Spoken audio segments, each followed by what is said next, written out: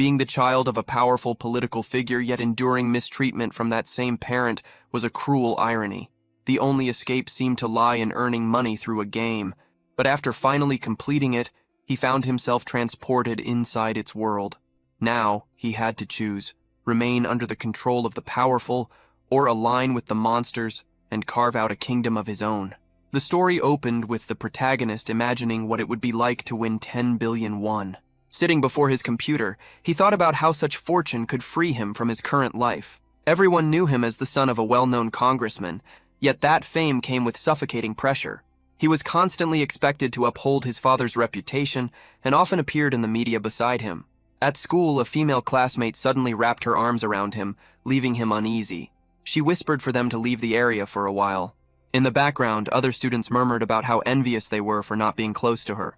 The girl led him into an alley where a few older boys waited. Together, they cornered him, questioning why he hadn't lent her more money.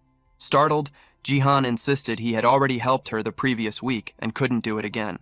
One of the boys stepped forward, threatening to expose him for running an illegal website. Cornered, Jihan retaliated by saying they were involved as well. The girl smirked and remarked that in that case, they would all have to confess. She knew the truth. If things went public, only Jihan would bear the blame. His father's reputation dragged through the mud. With a cold confidence, she stepped closer, telling him she knew he would figure something out. Later, at home, he slams the door, but he didn't expect it to his father be already waiting. The man approached, his demeanor suggesting he already knew what had happened. His gaze was sharp, his tone commanding as he warned his son not to do anything that could damage his name. Fear tightened Jihan's chest, cold sweat forming on his forehead. When he stayed silent, his father demanded an answer. Trying to stay composed, Jihan forced a smile, claiming he would not disappoint him. His father's response was cutting.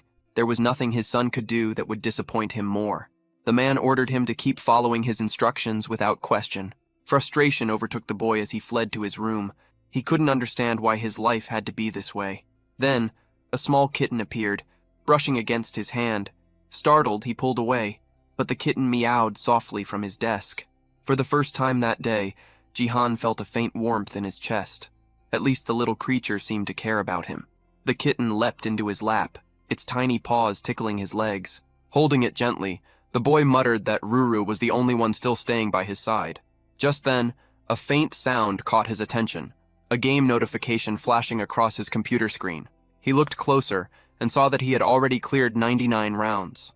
Only one remained, yet no matter what he did, he could never push through the final stage. Every attempt ended the same, with a game over.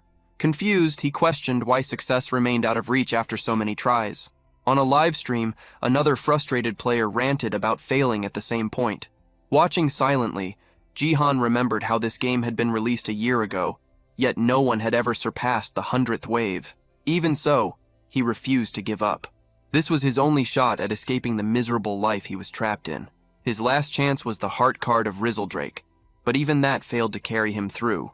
Nearby, a grocery bag lay open with a few items inside, including a pack of cat treats. Reaching for one, the kitten accidentally stepped on his phone. A red glow filled the screen. The disassembly option had been triggered. Jihan's eyes widened in shock as he realized what had just been taken apart, the heart of Rizzledrake itself. For a moment, he froze, trying to absorb what had happened. Losing that item meant starting all over again. Panic began to creep in, but before despair could take hold, another notification popped up. It mentioned something new, a fragment of the heart. That shouldn't have been possible. Dismantling an item never produced fragments. But if this was real, then maybe he could use it. Acting on instinct, he accepted the fragment and chose to merge it with the dragon's soul. A burst of crimson light erupted from the screen. In that instant, Jihan realized this was the missing piece, the true path to completing the game. The system restarted with the new item active. The next morning, he followed his routine and went to school, though he couldn't resist sneaking the game open behind a book. When he returned home, he continued playing, even walking through the streets with his eyes on the screen. It didn't take long for him to reach the 99th stage again. With the heart fragment in hand, victory was finally within reach. Focused and determined, he began the last level. A female knight appeared on screen, cutting down the oncoming monsters. He tapped the command, hoping this time it would work, and a bolt of lightning crashed down, annihilating every enemy in sight. For the first time, it looked like he would finally win, and he did. Triumph surged through him, and Jihan almost jumped from his chair in excitement. But the moment shattered when the door burst open. His father stood there holding a golf club. Startled, Jihan froze. The look on the man's face promised nothing good. The congressman spoke coldly, saying he'd received a call from classmates who had been blackmailing his son, threatening to expose his illegal activity unless they were paid off. Terrified, Jihan tried to defend himself, stumbling over his words as he apologized. But the deputy was already poised to strike, the golf club raised high. His eyes burned with malice, and the boy could only scream in fear. Tears streamed down Jihan's face as he trembled helplessly. Without hesitation, his father brought the club down, shattering the phone into pieces. The sound of destruction echoed like the end of a nightmare. When it was over, Jihan slowly pushed himself up, voice trembling as he asked about his cat, Ruru. The response he received was cold, that he wouldn't be needing the animal anymore. That single statement ignited something inside him. His anger surged, fists clenched as he glared at the man who called himself his father. The deputy sneered, demanding to know why the boy wore that expression. Sweat trickled down Jihan's face as he demanded to know where his cat was. The man's tone remained devoid of emotion as he explained that the cat was now with Jihan's mother, a woman long gone. The words hit like a knife to the chest. Shock left the boy speechless, his body stiff with disbelief. The deputy grabbed his head, forcing him to look up, and said he only needed to obey orders from now on. Finally, the man uttered a warning, not to disappoint him again. He added that he had once believed the boy capable of great things. Then, silence.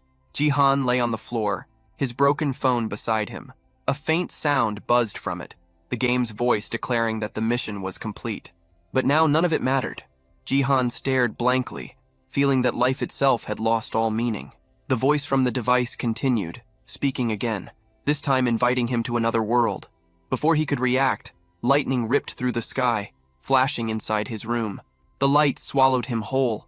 When the brightness faded, Jihan stood in the grand hall of a castle, the heart of the game's kingdom. People surrounded him, their eyes wide with awe. They called him the legendary knight, chanting that he would be the savior of their realm. Disoriented, he tried to make sense of it all. His tears wouldn't come. It felt as though every emotion had been wiped away. Before him stood a man with a long beard, the king. The ruler studied him and asked if he truly was the legendary knight. Then recognition hit. Jihan remembered that face, those words. They were identical to the game's dialogue. The man introduced himself as King Bayless Jordia III and explained that their kingdom was under siege by monsters. Before the king could continue, a servant burst in with urgent news about the invasion. Jihan remained silent, taking in every detail. The setting, the people, the dialogue, all exactly as he remembered from the game. Once the commotion settled, the king spoke again, declaring that the situation was dire and commanding Jihan to act. He urged the young man to assume command of the knights and defend the kingdom. Jihan rose to his feet, his voice steady but heavy. He told everyone to listen closely. His mind still reeled from the loss of Ruru, and as he thought of her, he admitted that even 1,000,000,001 no longer meant anything. The knights whispered among themselves, confused, calling him weak for a supposed hero. The king silenced them and promised that if Jihan fulfilled his duty, he would be granted whatever his heart desired. That promise caught Jihan's attention. He asked if the king truly meant anything he desired. The bearded ruler assured him there was no need to worry. He simply had to obey his commands. Those words struck a nerve. They reminded Jihan of Dan Gai, his father, a man who had forced obedience under the pretense of maintaining reputation. Now the king was repeating that same pattern. The realization burned through him, and he refused outright, shouting that he wouldn't do any of it. The king's expression darkened, his confidence faltering. In front of everyone gathered, Jihan spoke of the life he'd endured. He had always been surrounded by people who cared only for themselves. Every single one, including his father, had used him for their own gain. And now, the same thing was happening again. The king didn't want a hero, he wanted another obedient pawn. Jihan made it clear he would never be that again. The king stayed silent, though his displeasure was obvious. Cursing them all under his breath, Jihan pressed the option to reject the offer. The king's servant stood frozen, unable to believe what had just happened. Then, the screen in front of Jihan began to glow red. In the game's storyline, This color usually meant failure, the point where the monsters invaded the kingdom and the player failed the mission. But something was different this time. A new prompt appeared, offering another choice. The monster faction had been unlocked. Jihan stared at it in silence, the meaning sinking in. Was he being chosen to lead the monsters instead of fighting them? The king's voice broke through the tension, booming across the hall. He declared that every choice came with consequence. Addressing the court, he stripped Jihan of his title, announcing that he was no longer the legendary knight. His shouting grew harsher, declaring Jihan an enemy of the kingdom, a threat to them all. As the words echoed, Jihan remained motionless, weighing the reality before him. But time was short. The king's command for his execution had already been given. Even surrounded by drawn swords, Jihan stayed calm. Blades glimmered inches from his throat, yet he stood unfazed, certain that there was still a way out. Then it happened. A surge of crimson light burst from his body, filling the room with raw energy. The king's fury turned into confusion as the radiance intensified. Jihan's selection had been completed. The system granted him new, overwhelming powers, strength that surpassed human limits. From that moment on, his purpose shifted completely. His goal was no longer to save humanity, but to erase it. He would side with the monsters and burn the kingdom to the ground. The system's voice echoed once more, promising that if he succeeded in this mission, he would earn a rare artifact, one that could return him to his original world. That thought stirred a distant memory, the day his mother had brought him the tiny kitten, Ruru. He wondered if finishing this path could bring him back to that peaceful time. Pulled back to the present, he noticed the soldiers murmuring in fear, commenting on the strange, overwhelming energy radiating from him. The king was certain he'd glimpsed a monster's silhouette, a beast unlike anything he'd seen before. Jihan scanned his new reality, realizing this twist wasn't in the original game. Soon the main objective appeared: break the defenses and wipe out the humans. Despite the change, Jihan noticed his progress still tracked like the game. Following the usual sequence should spawn a random summoning ticket. Instead, an egg materialized. The system labeled it a random egg, and Jihan chose to hatch it. Another explosion rocked the hall as the shell burst and wings cut through the dust. Soldiers froze, sensing a summon had occurred. When the form finally emerged, Jihan was stunned. He had summoned Rezoldrak, but the creature that stepped out was only a baby dragon. Level 1, tiny and absurdly cute, even nudging his hand with its tongue. The sight of it pulled his mind back to his kitten, and a new power unlocked for him: the Eye of the Supreme. This ability revealed stats for monsters and items. Seeing the little dragon calmed the knights, and they took the moment as the signal to attack. Jihan, unsure if any of this was real, didn't care. He used the eye to read Rezoldrak's skills, and found it could unleash dragon breath. He ordered the small beast to use that power just as the soldiers moved in. For a heartbeat, he feared time had run out. What began as a tiny fireball swelled into a cataclysmic blast that wiped out everyone in its path. The blast tore through the palace wall, sending rubble raining down into the village. Standing before the ragged hole, Jihan felt a raw awe at the dragon's strength. The onlookers couldn't believe a single strike had done so much. They stared, trying to name what Jihan had summoned. Thrilled and grim, Jihan admitted it surpassed everything he had expected. If events continued, he'd eventually earn one of the knight's relics. He wasn't in any rush to go back to his ruined life. He would pour himself into this mission. Drawing the king's gaze, he fixed his stare on the man and declared his intent. He would bring about humanity's destruction, driven to claim the final prize. Amid the palace chaos, others nearby whispered, wondering what on earth had just happened. Nearby, a knight sprinted with everything he had, believing he could end the fight right there. Jihan commanded the dragon to fire again. The king's servant immediately shouted for the guards to protect their ruler, and the armored soldiers rushed to form a wall of steel in front of him. Jihan raised his hand, marking the target, while the small dragon began gathering power. His intention was clear: to wipe the king out completely. Meanwhile, the approaching knight closed the distance, while the others held their shield formation tight. Jihan waited patiently for his companion to finish charging its fire. Just as the energy was about to be released, the knight reached his king's side. Relief swept through the royal guards. There was no explosion, no devastation, only silence. The knight grinned, convinced the king was safe, but Jihan quickly realized something had gone wrong. The dragon's attack hadn't worked. Its breath hadn't built enough mana, and instead of a deadly blast, only a weak puff of fire came out. barely enough to scorch the ground, leaving behind a small cloud of smoke. Seeing this, Jihan decided the best move was to wait for the cooldown to end. But as night fell, a new threat stepped forward. He studied the man approaching, one of the elite knights, ranked S among the Zodiac Order, a towering, muscular warrior known as Ares. The remaining soldiers confirmed that the king was unharmed. That realization hit Jihan hard. The situation was turning against him. From afar, the king gave a cold command. Eliminate the enemy at once. Ares raised his staff, power radiating from it. Jihan braced himself beside his dragon, weighing his next move. He knew this knight's strength. It was nothing to take lightly. Without hesitation, Ares unleashed his skill, summoning a blazing wall of fire that roared toward Jihan. He understood instantly that escape was nearly impossible. The explosion ripped through the palace, tearing more sections apart. Even friendly knights were caught in the flames. But Jihan had managed to dive aside just in time. He remembered from the game that this attack only traveled in a straight line, easy enough to avoid if you knew what to expect. Watching the destruction, he realized the knight didn't care about his own comrades. Furious, Ares cursed the dodge and promised to burn a hole straight through Jihan's heart next time. Knowing that the attack needed time to recharge, Jihan saw his window of opportunity. He had to flee, but when he lifted his head, Ares was already closing in fast. Jihan's mind raced, searching for any possible move left.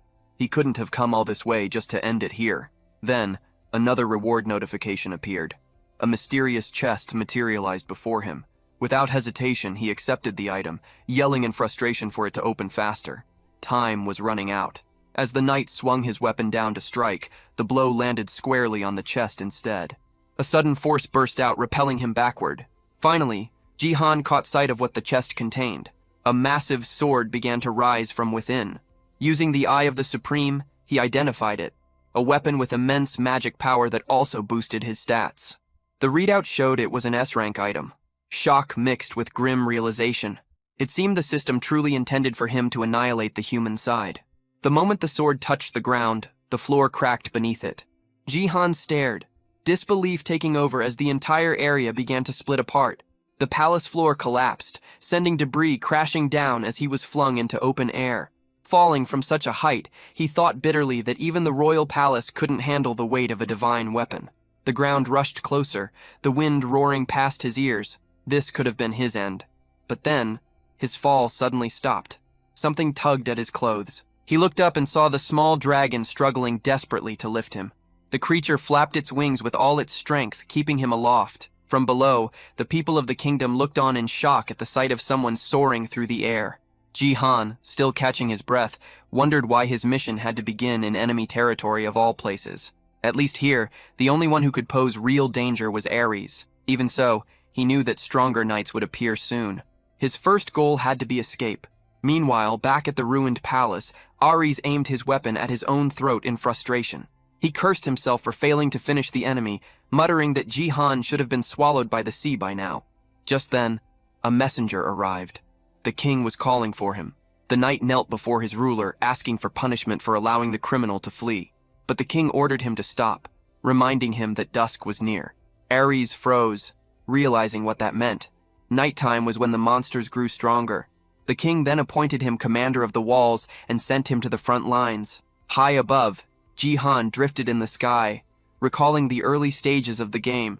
The same pattern of monster attacks, beginning with wild goblins. But with Ares present, he knew those beasts wouldn't make much progress at first. Then he noticed the ground approaching again. The baby dragon's wings trembled. It was losing strength fast. Despite its effort, Rezeldrak couldn't hold him any longer. Both of them plummeted sharply, crashing back toward the kingdom below. The crash sent both of them slamming into a stone pillar, the impact echoing through the ruined area. Despite the collision, Jihan emerged unscathed. Right beside him, a pair of boots lay abandoned. Without hesitation, he slipped them on. Before he could move again, a voice cut through the silence. A young blonde girl stood nearby, staring at him with suspicion. She didn't recognize his face. Her name was Lib, an S-rank knight. She immediately demanded to know who he was. Jihan recognized her instantly. In the game, Lib had been a crucial figure in stopping the 100th wave. Though scatterbrained at times, she excelled at dungeon farming and had grown powerful enough to take down monsters on her own.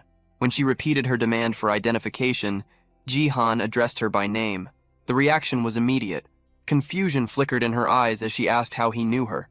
Jihan replied that he knew her well, having already gauged her worth. The words meant nothing to her, but for him, this was a warning. She was now an enemy, and he would have to deal with her sooner or later.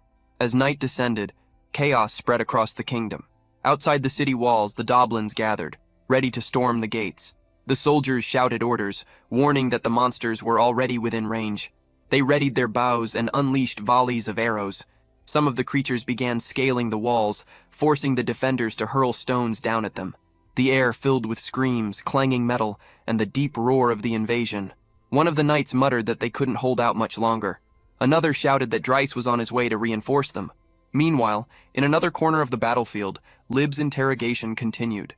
She warned that if Jihan refused to answer, she would act on her own. Jihan thought about eliminating her immediately, but realized it was impossible for now. He'd have to bluff his way through. He claimed to be an ordinary citizen from District 1, simply trying to assist in the defense. Before Lib could question further, his small dragon appeared beside him. The knight's eyes widened at the sight of the creature, her body tensing. It was, after all, a monster. Sweat formed on Jihan's forehead. Rezeldrak wasn't supposed to show up yet. The girl's suspicious look made it clear she was on edge, and he struggled to think of an excuse. But before he could speak, Lib stepped forward, sword raised defensively. She declared that she would protect him from the beast. The baby dragon tilted its head, letting out a confused, almost innocent expression. Lib's gaze hardened, but the creature didn't react aggressively. Slowly, she realized the little monster wasn't hostile at all. Then, a thunderous explosion erupted nearby, shaking the ground. Lib's attention snapped toward the noise, and Jihan seized the moment. He motioned to his dragon and bolted from the area, vanishing into the chaos of the night.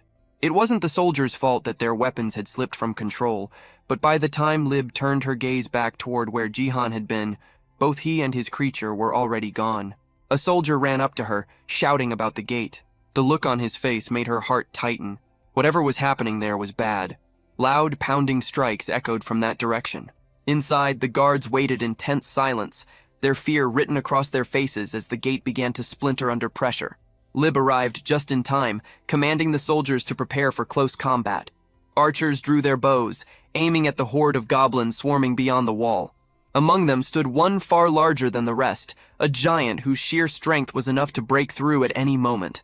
With a roar, the massive goblin swung its weapon, and the gate burst apart. Lib tightened her grip on her sword, calling her troops to charge. The soldiers braced themselves as the enormous creature led the invasion. But before the monsters could advance any further, flames burst across the battlefield. Riz appeared, his arrival catching even Lib off guard. Seeing the breach, he unleashed his fire skill without hesitation, engulfing the enemy ranks. The goblins screamed as the flames devoured them. Standing tall, Riz smirked at the devastation, remarking that the monsters still had a long way to go. High on a distant ridge, Jihan watched the clash unfold below. His goal now was no longer to protect humanity, but to see it burn. Beside him, his small dragon let out a curious sound, prompting him to rest his hand on its head. The creature's attention suddenly shifted upward. Rain had begun to fall. It looked eager to play in it, but Jihan held it back, not wanting it to cause trouble. Back in the kingdom, the humans celebrated a narrow victory. Lib felt uneasy, knowing she hadn't been the one to turn the tide this time. Far away, in the dark forest, Jihan noticed movement. Someone, or something, was approaching. He recalled that he had spawned far from the city walls, and realized he was now deep in monster territory. That made things complicated. He had no clear path forward. He had replayed the game hundreds of times before, and knew every tactic by heart. But this time was different. He'd have to rebuild from nothing. Then a thought struck him. Turning to his side, he spotted his small companion still nearby. Moments later, Rezeldrak darted off toward the opposite direction. Jihan followed his gaze and froze. On the forest floor, a colony of ants was working tirelessly, dragging pieces of food and dirt. One of them noticed the dragon's presence and froze in fear. Rezeldrak crouched low, watching them closely, fascinated. Pulling his companion aside, Jihan exhaled slowly and began thinking of his next move. Out of nowhere, a new mission prompt appeared before Jihan's eyes. The objective was clear. He had to create a faction of monsters. He paused, trying to figure out how to even start that. If he needed to recruit monsters like goblins, now would be the perfect moment, but there weren't any nearby. He wondered how he would even communicate with them if he found some. That was when something unusual moved in his peripheral vision. By the time he turned, it was already upon him. A sudden strike came fast. Someone was trying to kill him. The blade glinted inches from his neck, and a figure stood right in front of him. His eyes widened in confusion. Claws grazed his skin. When he focused on his attacker, recognition struck. The figure was a young girl, a beastkin, a hybrid between human and animal. Jihan instinctively labeled her as a rabbit, but her reaction showed she didn't appreciate that. She snapped back, insisting she resembled a fox instead, and even tried to justify it. Their argument lingered in the air, her irritation obvious. Remaining calm, Jihan studied her more closely and finally realized she truly did resemble an Arctic fox. The girl leaned closer, sniffing the air. Then she began circling him, her nose brushing against his clothes as she took in his scent. Her tone shifted. She admitted that while he looked human, his scent was undeniably that of a monster. That revelation startled Jihan. Moments later, 2 new notifications appeared. The first granted him the ability to communicate with other beings. The second gave him natural charisma, increasing how positively others perceived him. With that, Jihan understood why he was able to converse with her so easily. Still, the girl didn't seem entirely at ease. Her questions came rapid and suspicious. Who was he really? Jihan felt uneasy, wondering if the attraction skill wasn't working as intended. Then a sudden movement interrupted everything. A rope shot across his face, snapping past him and catching someone nearby. The sound of impact was followed by a cry of pain. 3 men emerged from the shadows, cheering as they realized they'd captured their target. Jihan froze, realizing how far things had spiraled. Judging from their words, he understood that he had been outside the human kingdom for almost a year. The fox girl, snarling, turned toward him with fury. She accused him of being human and of luring her into a trap. Her anger burned through every word as she shouted that she wouldn't fall for it. Wincing in pain, she demanded to know why they never stopped hunting her. Jihan quickly understood. There had been a misunderstanding from the start. The humans began pulling the rope again, and the girl's body lifted off the ground. The arrow lodged in her leg twisted as she was yanked upward. The largest man in the group braced himself, pulling hard on the line, but the girl seized the chance to retaliate, preparing to strike back with all her strength. Jihan stayed back and watched, waiting to see how things would unfold. The fox girl took a hard punch to the face, but the human attacker hadn't counted on a reply.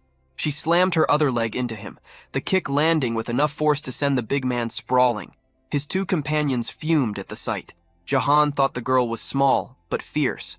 One of the men stormed over, cursing her for defending herself, and then stamped a boot down on her head to shut her up.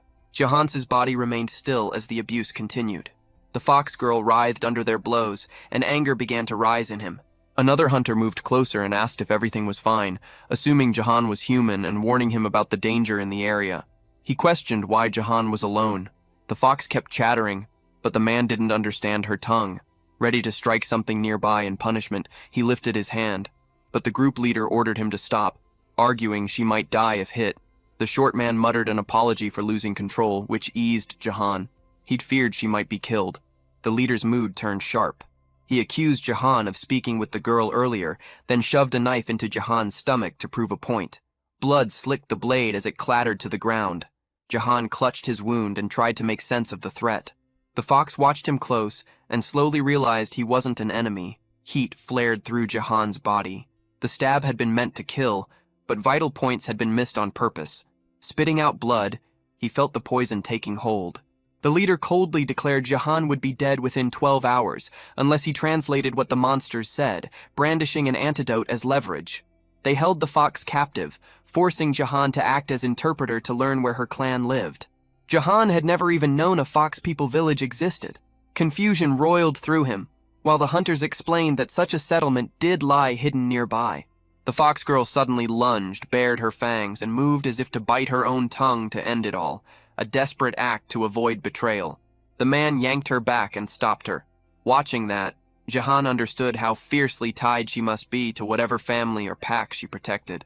The young girl's mouth was forced shut as the men mocked her, calling her a wild beast. The leader repeated that if she revealed her tribe's location, both she and Jihan might live. The word struck Jihan like a memory. He recalled that same cold, calculating stare from his old schoolmate. the one who used to blackmail him. Back then, he had lived under constant fear, always following orders, always being used. To everyone else, he was nothing but a tool to exploit. But this time, he refused to let things play out the same way. Despite the pain searing through his wound, he forced himself to move closer to the fox girl. He told her to lead them to the village, assuring that no one would get hurt. The men around him believed every word, convinced now that he could truly communicate with monsters. Lowering her head, the girl whispered that over 100 of her kind lived there, then asked if she could really trust him. Jihan held her gaze for a moment before admitting he wasn't on the side of humans. With one hand pressed to his bleeding stomach, he confessed he knew exactly how cruel they could be.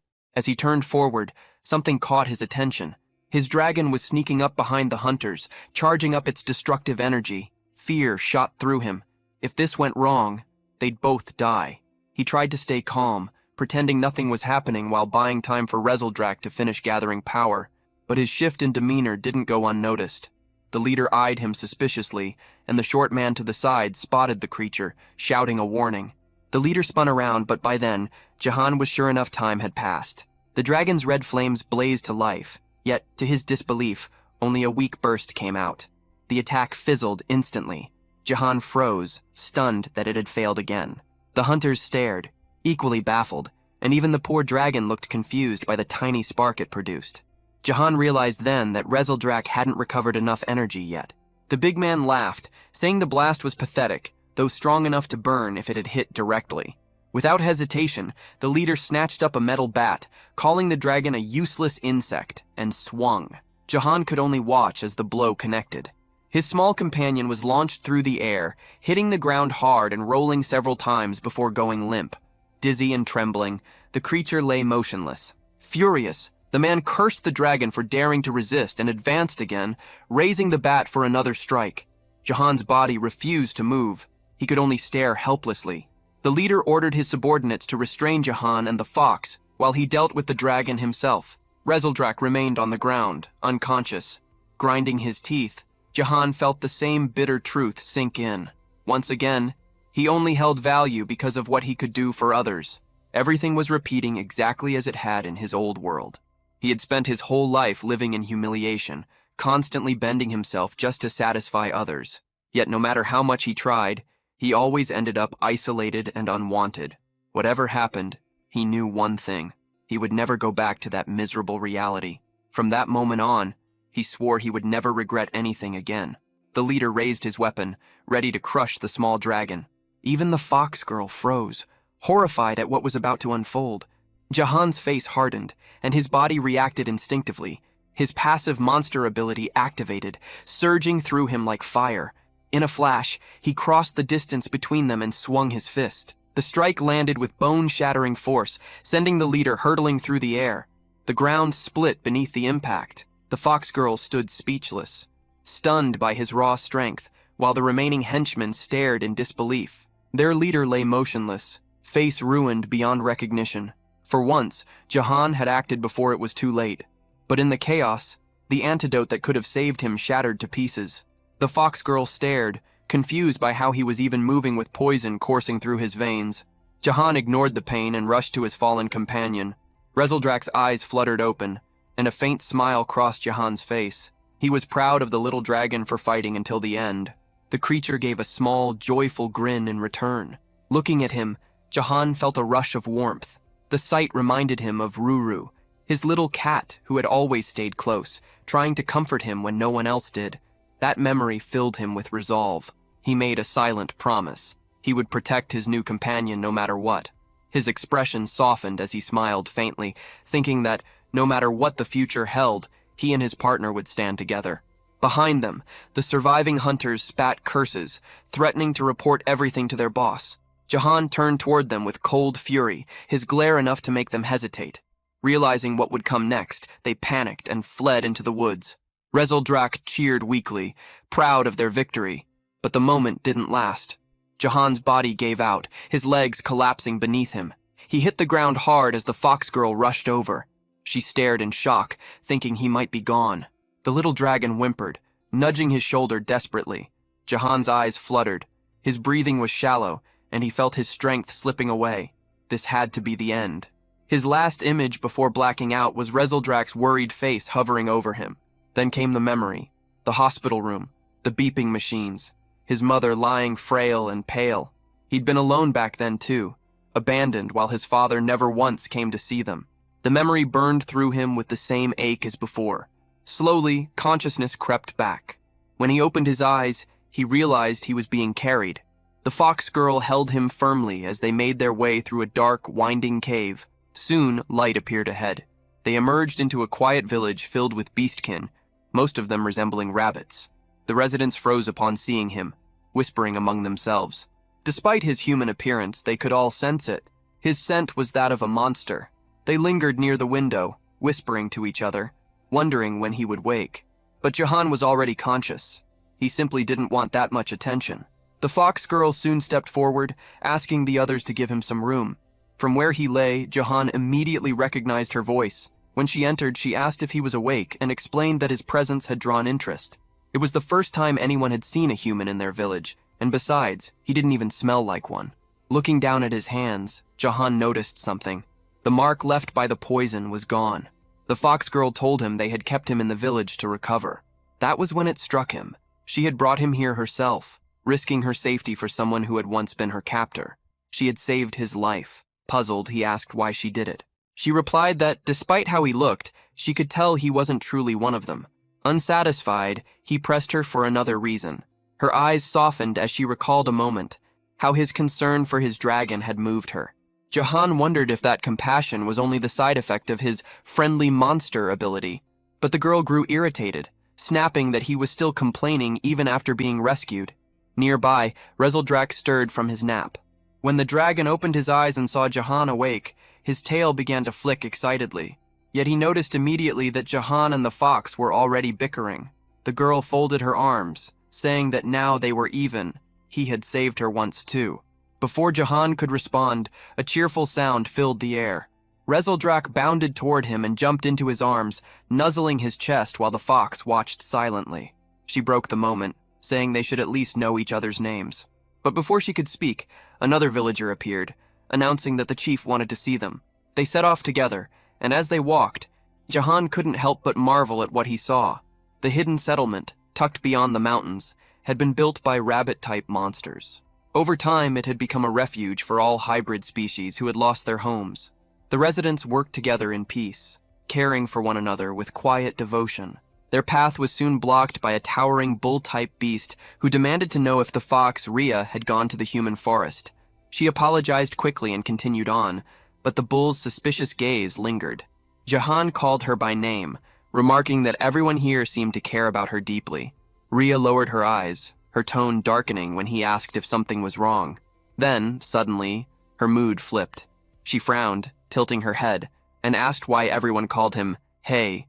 Stepping closer, she demanded to know if that was really his name. Caught off guard by her confusion, Jahan finally introduced himself properly. The name sounded strange, out of place in this world. Without hesitation, the fox girl gave her full name, Rylindrian Pernidae Celiard, before turning away, leaving Jahan standing there, completely bewildered. One of the small rabbit villagers asked if Rhea was feeling any better, and she replied that she was. Jahan noticed her mood had lifted. It seemed all she'd really wanted was to share her name. As he looked around, his thoughts drifted back to his main goal, building a faction of monsters. Lost in thought, he barely noticed when Rhea called for him to keep moving. Even now, she still called him, Hey, and that small detail bothered him. Still, he jogged forward to catch up. When they reached the village chief, the old rabbit suddenly announced that Jahan would now take charge of the settlement.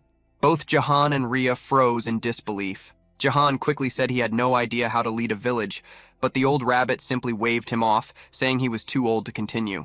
Rhea demanded to know if the elder was really making such a decision just because of a dream.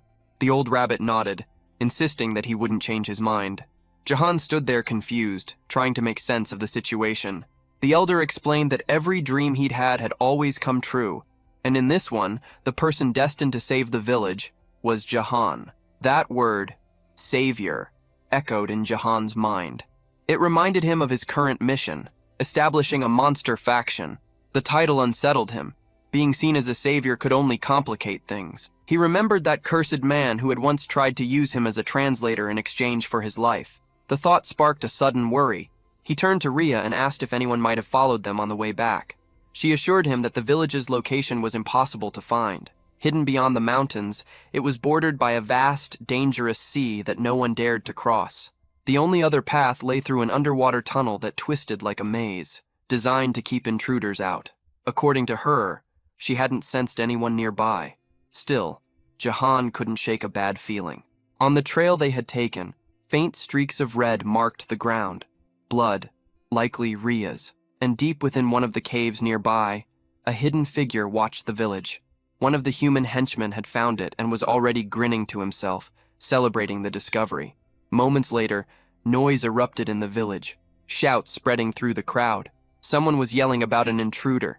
Jahan and Rhea both froze as the words reached them. A human had been found inside the settlement. The bull beast immediately grew tense, cursing under his breath, while one of the smaller villagers muttered in confusion. Jahan rushed forward, asking if the intruders had followed them. Rhea's face went pale. Shaken, she asked if the humans had been trailing her all along, insisting she'd made sure no one had. Then, guilt written all over her face, she began to apologize, saying it was her fault. But the bull shook his head firmly, saying it wasn't. The bull told Rhea not to blame herself, saying she'd simply been too weak to notice what was happening. Her friends echoed his words, trying to comfort her, insisting it wasn't her fault. Jahan's thoughts drifted back to the men who had ambushed them. There had been 3 of them. The short one, still in the village, grinned darkly and warned that the whole place would soon be burning. His voice carried a cruel edge as he revealed he was part of a group called the Screaming Hall. Within minutes, he said, 200 men would arrive. Jahan's brow furrowed. The name meant nothing to him at first. What was this Screaming Hall? Meanwhile, deep in the forest, the other 2 henchmen limped along, battered but alive. The leader of the trio stumbled into his superior's tent, still crying from the beating, demanding revenge. The man sitting before him didn't respond right away. He listened in silence as they explained what had happened. Then, one of them shouted that they had found the Fox village and could lead the way. The boss of the Screaming Hall smiled thinly, pleased with the discovery. He ordered his men to move out immediately. His servant, nearly shaking with excitement, rushed to prepare. Back in the village, the short henchman laughed to himself, boasting that he wasn't the only one who had made it this far. He explained that all 3 of them had followed Rhea through the forest. Their leader had told them not to return yet. It was the perfect chance to track the girl and find her people. His laughter turned cruel as he claimed that soon everyone there would die. The young fox looked confused, unable to understand his words, though she sensed the malice behind them. She turned to Jahan, calling his name in alarm. His expression darkened as he explained that their location had been exposed and reinforcements were on the way. Rhea froze, horror settling over her. Jahan's mind began to race as he tried to piece everything together. The name Screaming Hall stirred something familiar, a memory from the game Night Defense. In that game, players earned experience by fending off endless monster waves, but leveling alone wasn't enough to survive. There was another mechanic, the Adventurer's System, where players could send knights on missions through 100 stages, from the ruins of the wild goblins to the demon fortress. Jahan remembered the final part clearly, a stage involving the hideout of a gang called Screaming All, hidden behind a rocky hill. The story attached to that stage matched exactly what he was hearing now. Yet his anxiety grew. None of this terrain matched any stage he remembered. According to the game's map, this entire region was supposed to be destroyed. The short man broke the silence again, offering a deal. If someone released him, he promised that his boss would spare their lives. Jahan knew only he could understand the man's words, but he didn't need to translate. The hybrids could feel what those words meant. Rhea lowered her head, guilt weighing heavy on her shoulders. She whispered that this was all her fault. The captured man kept shouting, demanding to be freed. Jihan's expression hardened. He wasn't about to let the village be destroyed. While the short, obnoxious prisoner continued to rant, Jihan stepped closer. The man sneered and told him to translate his words for everyone else. But Jihan wasn't in the mood. His fist tightened, and with one swift motion, he drove it straight into the man's face. The blow sent the henchman flying, his scream echoing through the clearing. The bull hybrid stood frozen, astonished by Jihan's strength. Even the small rabbit villagers stared wide-eyed, stunned. Rhea, too, couldn't believe what she had just witnessed. The man lay motionless on the ground, barely conscious, while Jihan stood firm, ready to fight if it came to that. Ria's heart pounded as she heard him say he would do anything to protect them. But the bull stepped forward, explaining grimly that fighting was impossible. The village was filled with the weak, mostly women, children, and the elderly. Just then, the old chief appeared and called everyone together. As the villagers gathered, he raised his voice and made a declaration that left everyone speechless. Ji-han would be the new chief of the village. Far away, the mercenary gang advanced through the forest. Their leader's eyes gleamed as they reached the rocky hill. The reports had been true. The fox village was hidden right behind it. Grinning, he announced that this place would soon serve as their new base. With that, he ordered his men forward. Back in the village, the bull explained their situation. The enemy force was about 200 strong. Their own group was tiny. Only a few bull warriors, 2 young deer, 5 sheep hybrids, and 1 fox girl. Including the rabbits, their total barely reached 112. He asked Ji-han if they stood any chance. Ji-han replied bluntly that the enemy's strength was nearly double theirs. But then a thought struck him. Numbers weren't everything. He remembered how Ria had fought those men on her own, and realized that if she could handle 3 by herself, others might not be as helpless as they seemed. Even if the villagers lacked combat experience, hybrids were known to grow stronger when transforming into their animal forms. If everyone had even a fraction of Ria's strength, there was hope. He turned to the bull and asked how powerful she truly was. The hybrid scratched his chin, watching the fox play with the small dragon nearby, then admitted she was easily the strongest in the village. The statement left Ji-han silent. The bull added that even if every villager united against her, Ria would still emerge victorious. That truth sank heavy in Ji-han's mind. Knowing this, he realized he had to act fast. His head dropped slightly as he weighed the consequences. Compared to her, the rest of the villagers were practically defenseless. As they discussed their next move, the young fox mentioned that there was still time before the humans arrived. Ji-han frowned, not understanding how she could be so sure. She pointed to the short prisoner, explaining that she had asked him directly. Ji-han recalled that one of the henchmen had said their boss was searching for something he had lost. He turned to Ria, asking if she had any idea what that might be. The girl shook her head and said their village was nothing more than a small refuge for displaced creatures. Hearing that, Ji-han guessed the enemy might be using that as a convenient excuse for invasion. Before he could think further, the bull hybrid Tor called out that everyone had gathered. It was time for Ji-han to present a plan.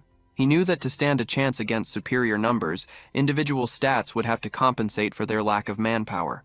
The strongest fighter among them was the fox girl. He'd confirmed that much. If she could handle 3 opponents at once, their odds might improve, but even then, he wasn't certain. He began to wonder if raw power depended on species, and thought how useful it would be if he could see everyone's stats. Then it hit him, the demon eye ability. Maybe it could analyze what he needed. In the game, he had triggered it by opening the status screen, so he attempted the same, but nothing happened. He frowned, frustration tightening his chest. Nothing appeared, and the silence around him only made it worse. A moment later, however, a faint red glow flickered before his eyes. An inventory window. It was empty. Still, one detail stood out. Its title wasn't the same as when he had played on the kingdom's side. That difference reminded him of something bitter. Back in the kingdom, he had obtained that incredibly powerful sword, the one strong enough to destroy the entire palace. Now he felt a stab of regret for having left it behind. Since the inventory window had appeared, he couldn't understand why the status screen refused to open. He went through his abilities in his mind. 4 passives. The demon eye that revealed information, the power to communicate with both humans and monsters, the charisma that attracted others to him, and finally, his monstrous physical strength that surpassed human limits. Annoyed, he muttered that he needed to make a decision soon. The fox tried to steady herself, saying she would follow his lead, her voice tinged with guilt. She blamed herself for the crisis and insisted she had to protect the village. Ji-han could tell the weight of that guilt was crushing her, and time was slipping away fast. Then suddenly his right eye burned with light. A crimson gleam flooded his vision. When he looked at the fox, lines of information flickered faintly across her face. Focusing, he realized he could lock onto a target. The realization hit him immediately. The ability worked through intent. It activated whenever he looked at someone and consciously decided what he wanted to examine. The red glow sharpened in Ji-han's eye, and a set of numbers and letters appeared before him. He saw his own classification. Rank B. A small surge of excitement hit him. That ranking matched an average knight's level in the game. Shifting his focus, he turned his attention toward Ria. Her stats appeared clearly, and one thing stood out. Her attack power far exceeded the rest. While she continued speaking beside him, Jihan wasn't paying attention. His mind was locked on the glowing skill window. A small heart icon caught his eye, and he wondered what it represented. Instinctively, he reached out to touch it. Only when Rhea flinched did he realize what he'd done. His finger had poked her nose. Trying to brush it off, he muttered that it hadn't been intentional. But the fox girl's face flushed with anger, and in the next second she lunged at him, claws out. After the brief scuffle, Jihan called for Tor, asking him to gather everyone in the village. A thin scratch now marked his cheek, but he assured them it was nothing serious. Soon the villagers assembled just as he requested. He needed them all in one place to analyze their stats. The process was long and exhausting, each scan draining his focus. When it was finally over, he exhaled in relief. The results confirmed what he had suspected. He could now tell who was strong and who wasn't. Even as a hatchling, Rezeldrak was still the most powerful among them. His attacks carried immense destructive force, though they drained all his mana in one burst. With that limitation, Jihan knew the dragon wouldn't be able to fight this time. That left only Rhea, a rank B, and Tor, who was rank C. The rest of the villagers fell into lower tiers, the weakest of all. Even without seeing the enemy levels, Jihan could guess the approaching mercenaries averaged around rank C. The realization tightened his chest. They were outmatched in every way, fewer in number, lacking proper skills and equipment. Under these conditions, defending the village would be impossible, but this wasn't a game anymore. The rules were different here. He looked around the settlement and began thinking. If he couldn't rely on stats, he could rely on the environment, create variables that wouldn't exist in a game.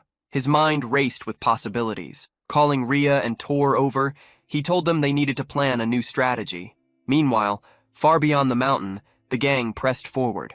Their leader walked at the front, flanked by 2 rabbit scouts moving ahead to check the path. The young male rabbit turned to his sister, whispering that they should return to warn the others. Before they could move, a sharp sound cut the air. The boy dropped instantly, struck in the head. The girl froze, horrified, staring at her brother's body lying motionless on the ground. The one who had struck him was the screaming hall leader himself. A cruel grin spread across the man's face as he stepped past the corpse, leaving the girl trembling. Tears welled in her eyes before she shut them tight and bolted, shifting into her rabbit form as she fled through the forest. One of the henchmen asked if they should chase her, but the leader waved him off with a smirk. His voice was low and venomous as he said there was no need. He was already spreading the infection. The village was in motion, every hybrid working together to put the plan into action.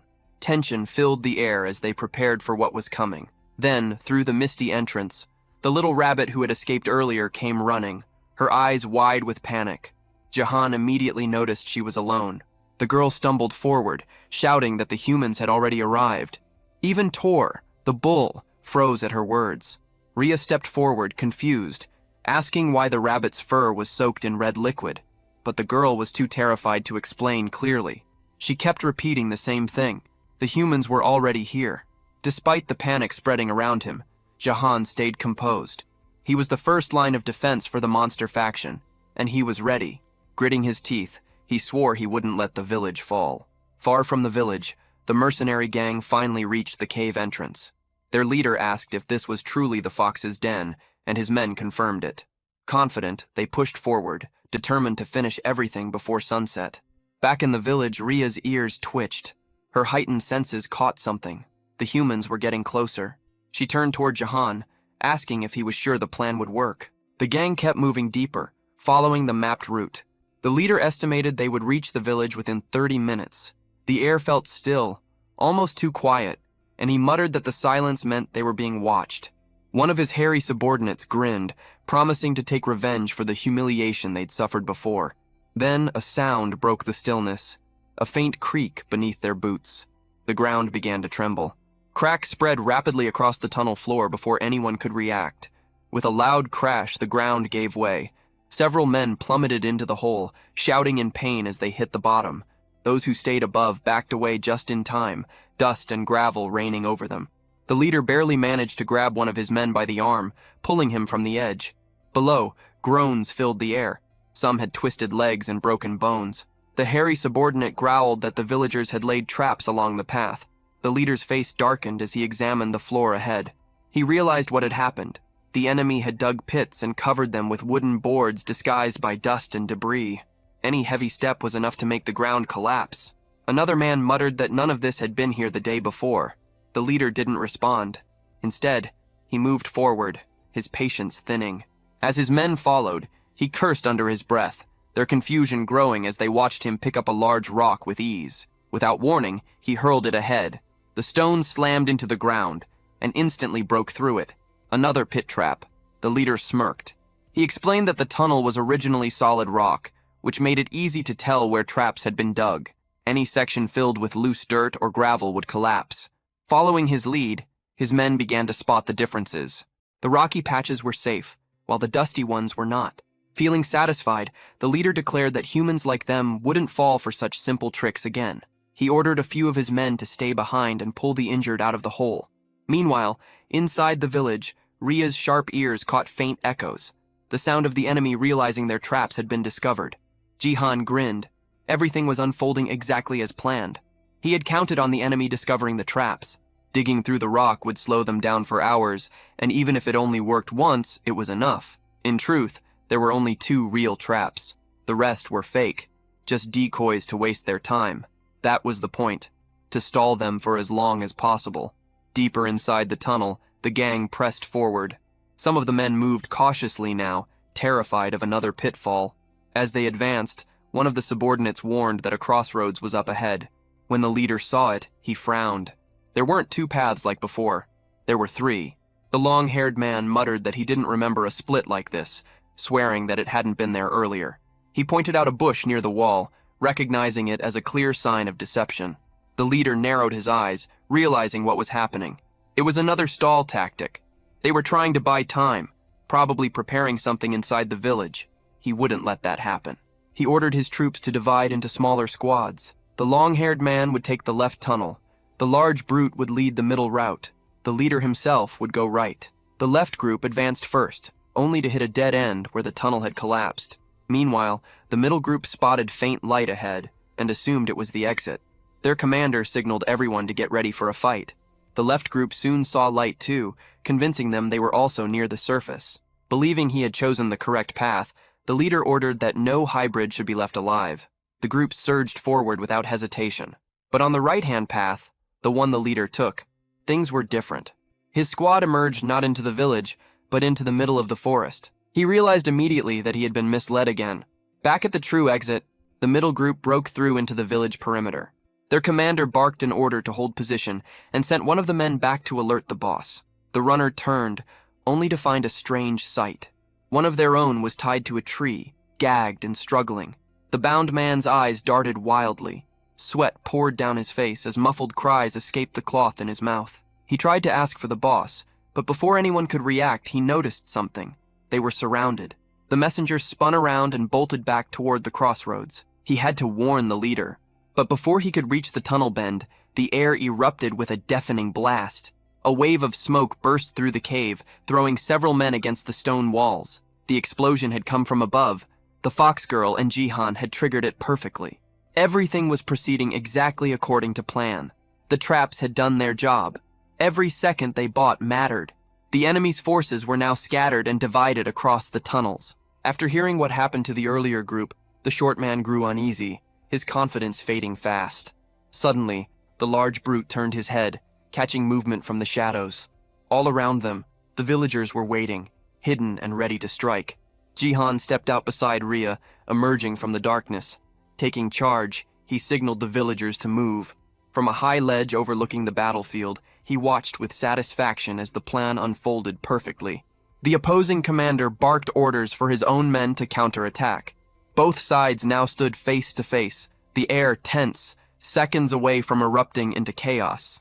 The mercenary leader hefted his massive hammer, preparing to crush anyone who got in his way. Jihan raised his voice, giving a single command.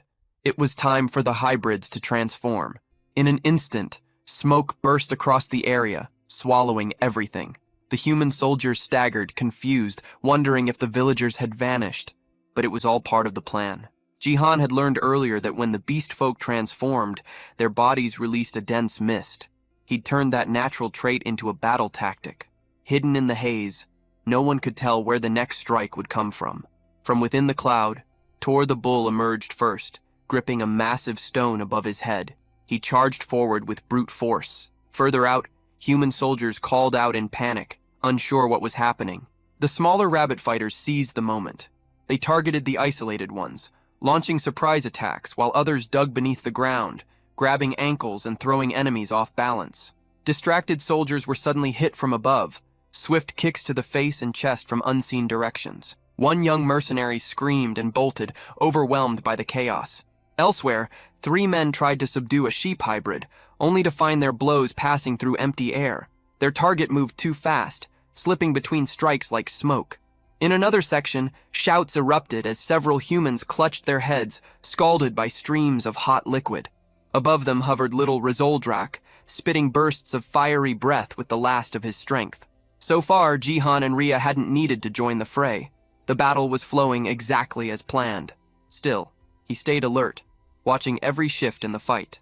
Nearby, the short man regrouped with 2 of his allies, weapons drawn. They aimed at the rabbits tunneling through the soil, hoping to catch them off guard. Seeing the danger, Jihan called for Rhea. The fox girl darted forward, a blur of motion. Even Jihan, who had seen her fight before, was stunned by her speed. She reached the group in mere seconds, but the short man behind them was already readying his crossbow. He fired. The arrow cut through the air, heading straight for Rhea. She saw it a heartbeat before impact, and to everyone's disbelief, twisted her body just enough to dodge it. Rhea shifted her stance, her body flowing with sharp precision as she readied her next move. Without hesitation, she launched forward, her legs slicing through the air and connecting hard with a man's face. He smirked, thinking he'd managed to block her blow, but her speed was beyond what he could follow. Before he could recover, she swept low, spinning from the ground and striking again. This time her kick landed clean, sending him crashing backward. Without stopping, Rhea pivoted toward the next opponent and drove her heel into his jaw, knocking him flat. The last one, the short man, cursed under his breath, demanding to know what she was doing. They squared off, eyes locked. Then, in a flash, she struck again. Her leg snapped upward and came down with crushing force, slamming his head into the dirt. Groaning, the man clutched his bruised face while the fox girl stood tall. In mere moments, she had taken all 3 down. Her cold glare swept over them, daring any to underestimate her again. Across the battlefield, the large brute took in the scene. His men were losing, badly. Rage twisted his features as veins bulged along his arms. With a guttural growl, he triggered his ability. His muscles swelled, doubling in size as raw power coursed through him. Jihan, watching from afar, recognized the transformation immediately. Only C-rank knights, or stronger, could wield active abilities like that. A burst of power that enhanced their physical strength. The rabbits nearby froze, trembling as the ground shook beneath the brute's steps. But the man's confidence vanished when a massive shadow loomed before him. A colossal hand gripped a fallen tree trunk, ripping it from the ground with ease. Standing there was Tor, the bull hybrid, towering at nearly twice the man's size. The brute's face went pale, words failing him. From his vantage point, Jihan observed the encounter with wide eyes. He hadn't expected Tor to be that powerful. His plan was unfolding better than imagined. Meanwhile, deep inside the cave, the long-haired mercenary grew restless. None of his allies had returned from the other tunnels. Muttering curses, he finally decided to move. Pointing toward the path the larger fighter had taken, he ordered his group to follow that route. Back in the village, victory was already sealed. Every remaining invader had been captured and buried. Jihan turned to Tor, asking if his legs were holding up after the fight. The bull nodded, though the exhaustion showed. Even though the villagers outnumbered their enemies, many were injured. But Jihan refused to slow down now. He could sense more soldiers approaching from the cave's exit. He called to Tor again, ordering him to prepare the next line of defense. The bull grunted and began distributing weapons to everyone. He turns away and brings Tar, one of his strongest allies, over to speak with him. Jihan then reveals a heap of weapons and has them handed out to every soldier. The fighters step forward and take their new gear without delay. At this stage, every ally is armed and ready to fight. Once he confirms that preparations are complete, Jihan triggers his special skill, known as the Eye of the Ruler. Through this power, he clearly sees that the attack strength of the group has nearly doubled. The white-haired boy feels genuine satisfaction and surprise at how effective it is. At the same time, A team of humans advances toward the village camp. Their leader feels unsure, certain that the hideout was meant to be there. Still, something feels wrong, since the entire area is silent. Moments later, he faces a disturbing sight as several people are found buried in the ground.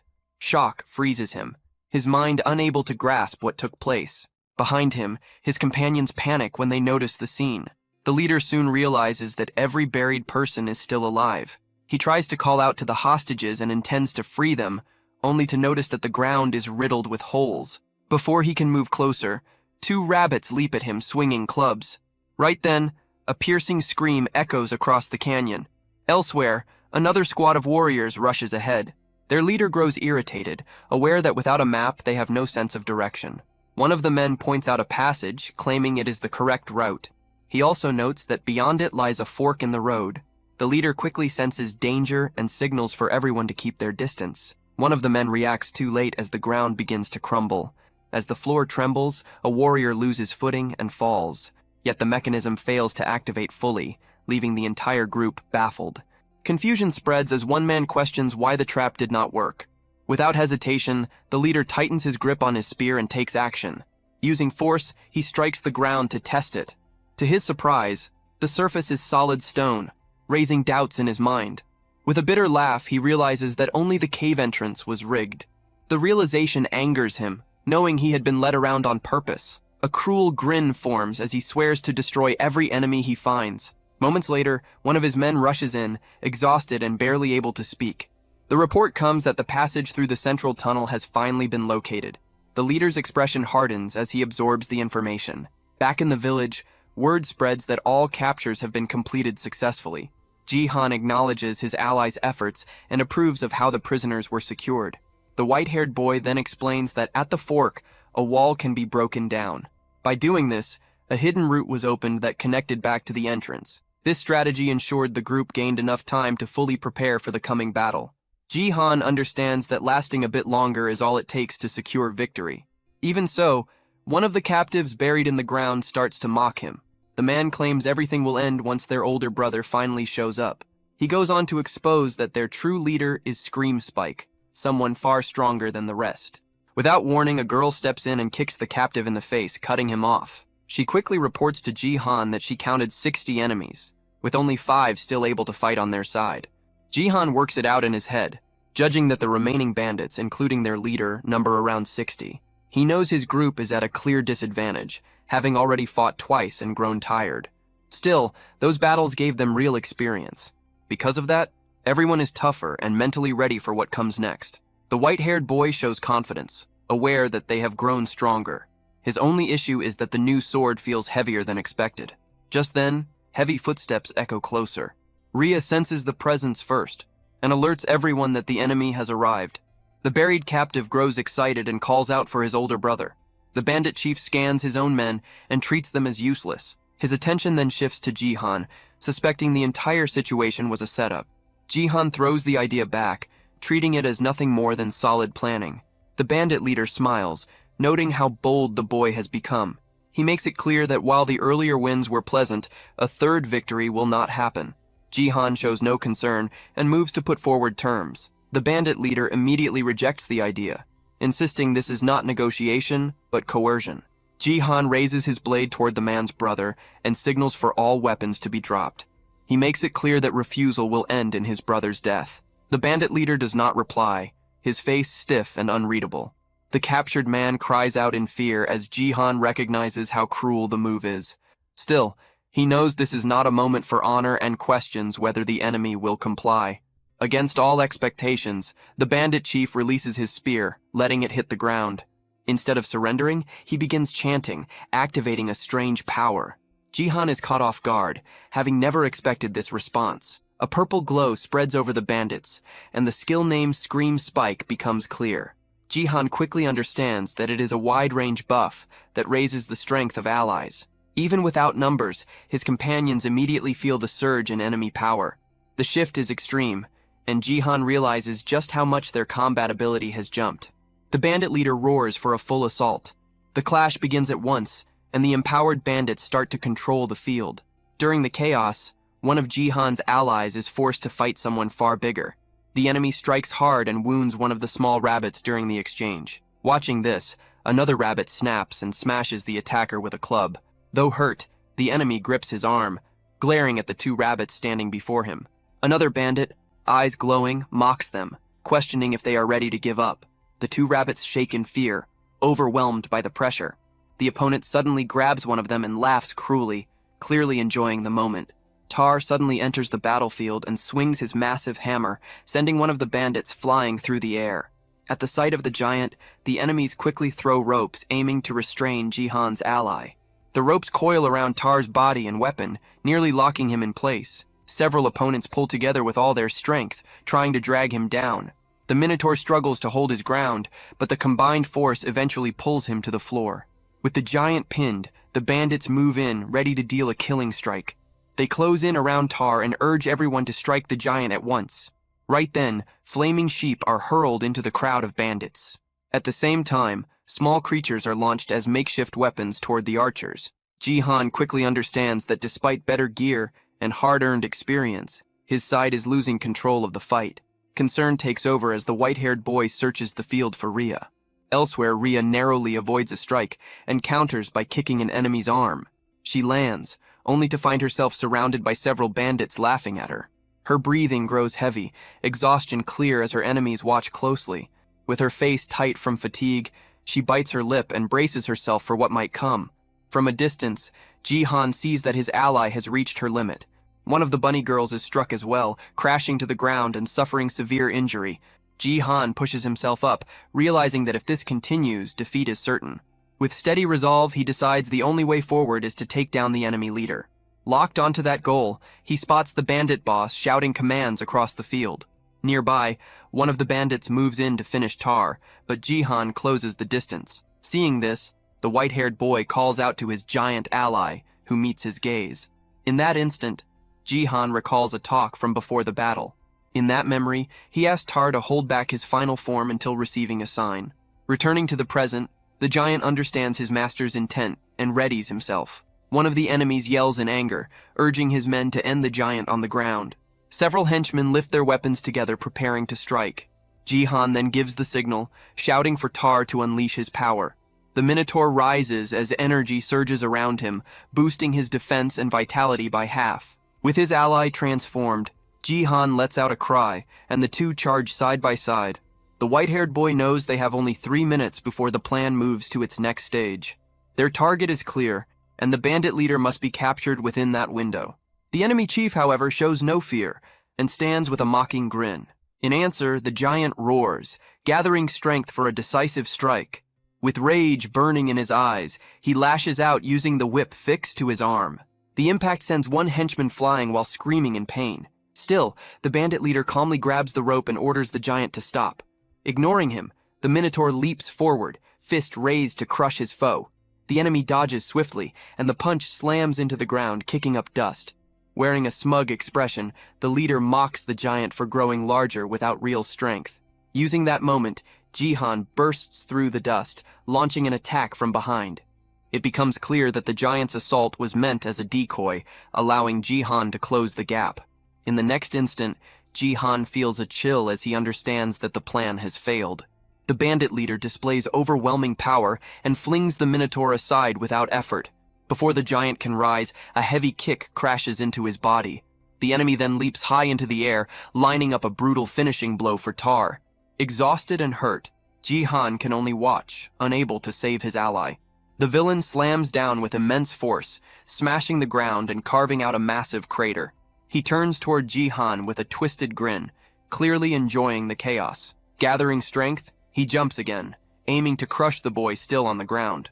Elsewhere, Rhea shows her skill and quickly takes down another foe. At the same time, Jihan fails to evade and takes a crushing hit head-on. Rhea cries out in despair at the sight, even as blood runs from her wounds.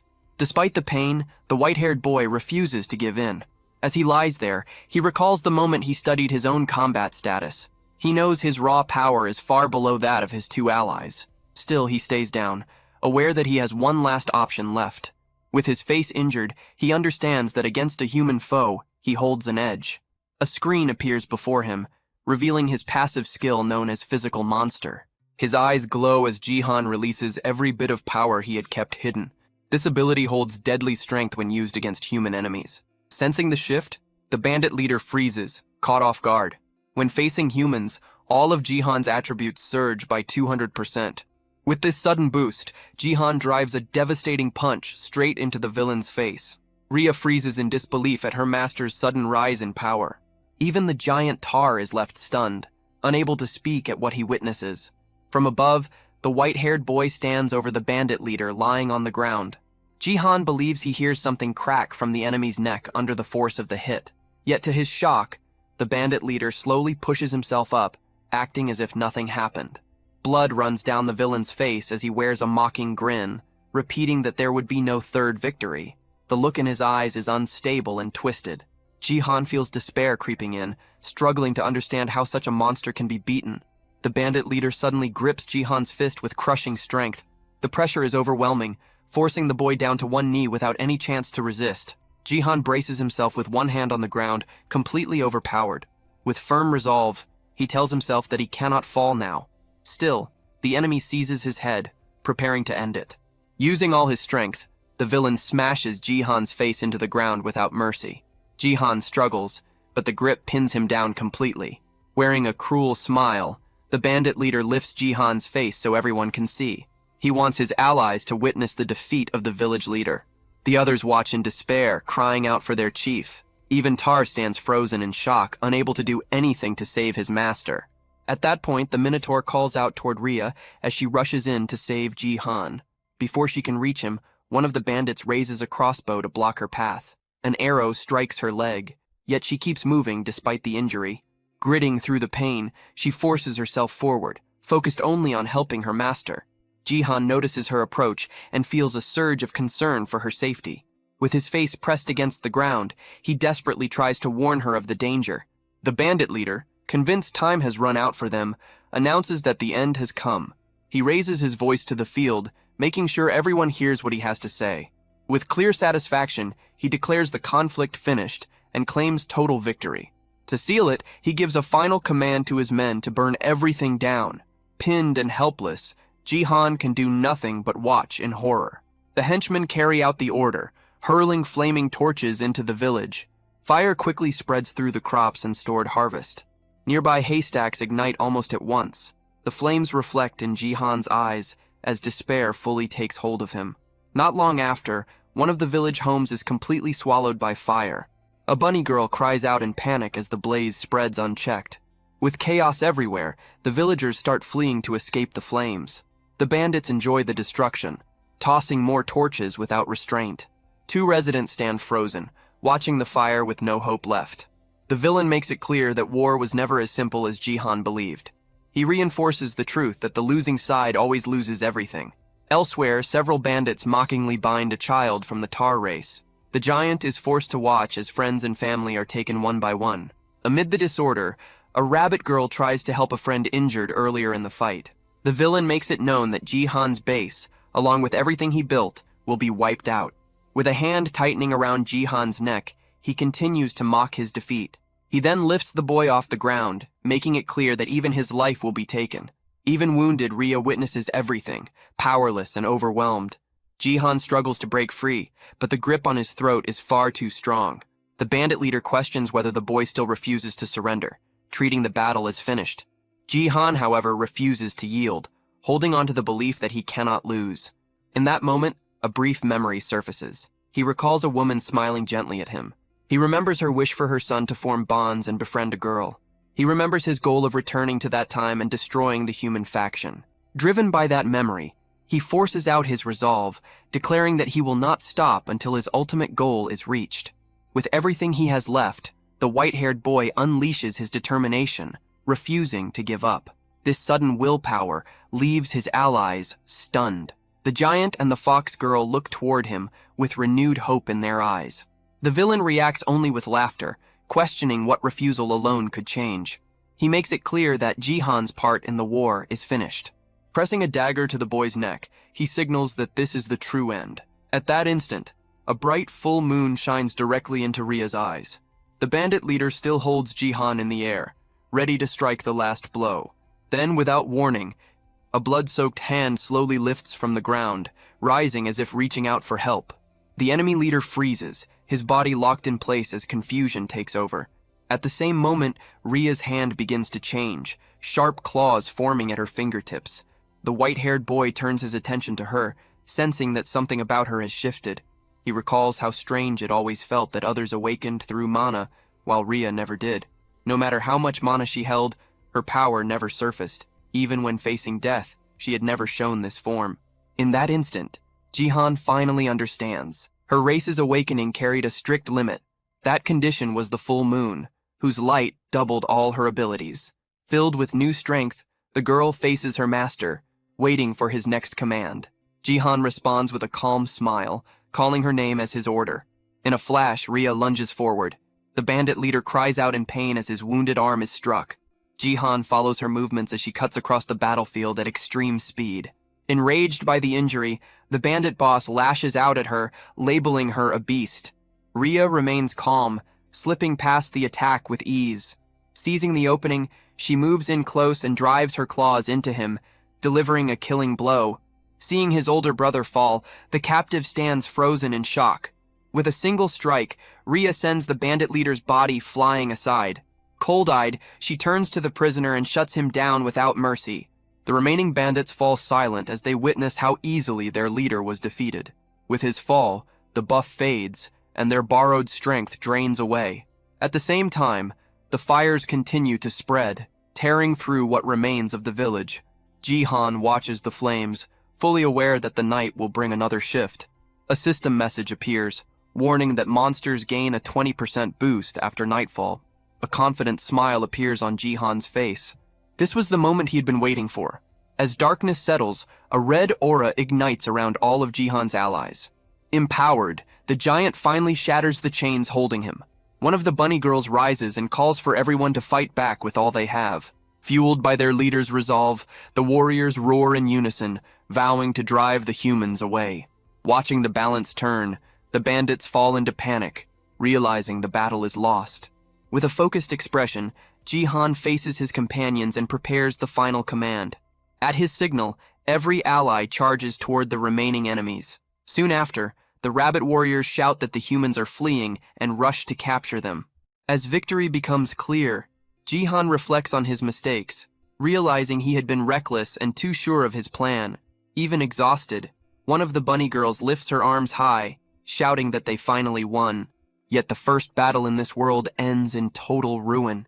Jihan stares at the aftermath, seeing that more than half the village has burned to ash. Many allies lie dead or badly injured across the ground. Tears streak down his face as guilt weighs on him, knowing he could have done better.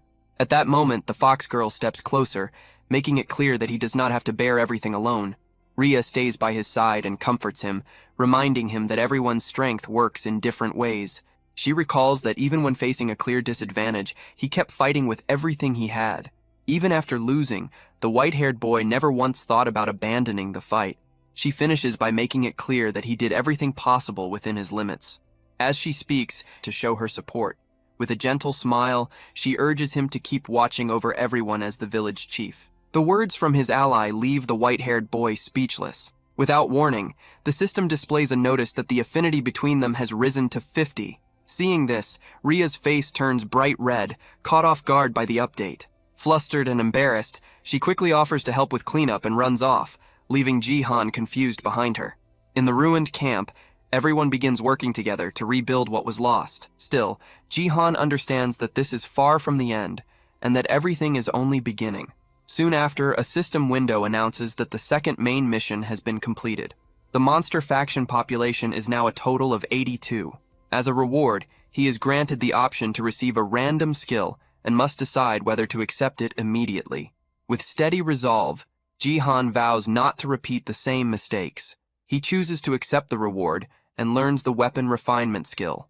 Several days pass and the village slowly takes shape again through everyone's effort.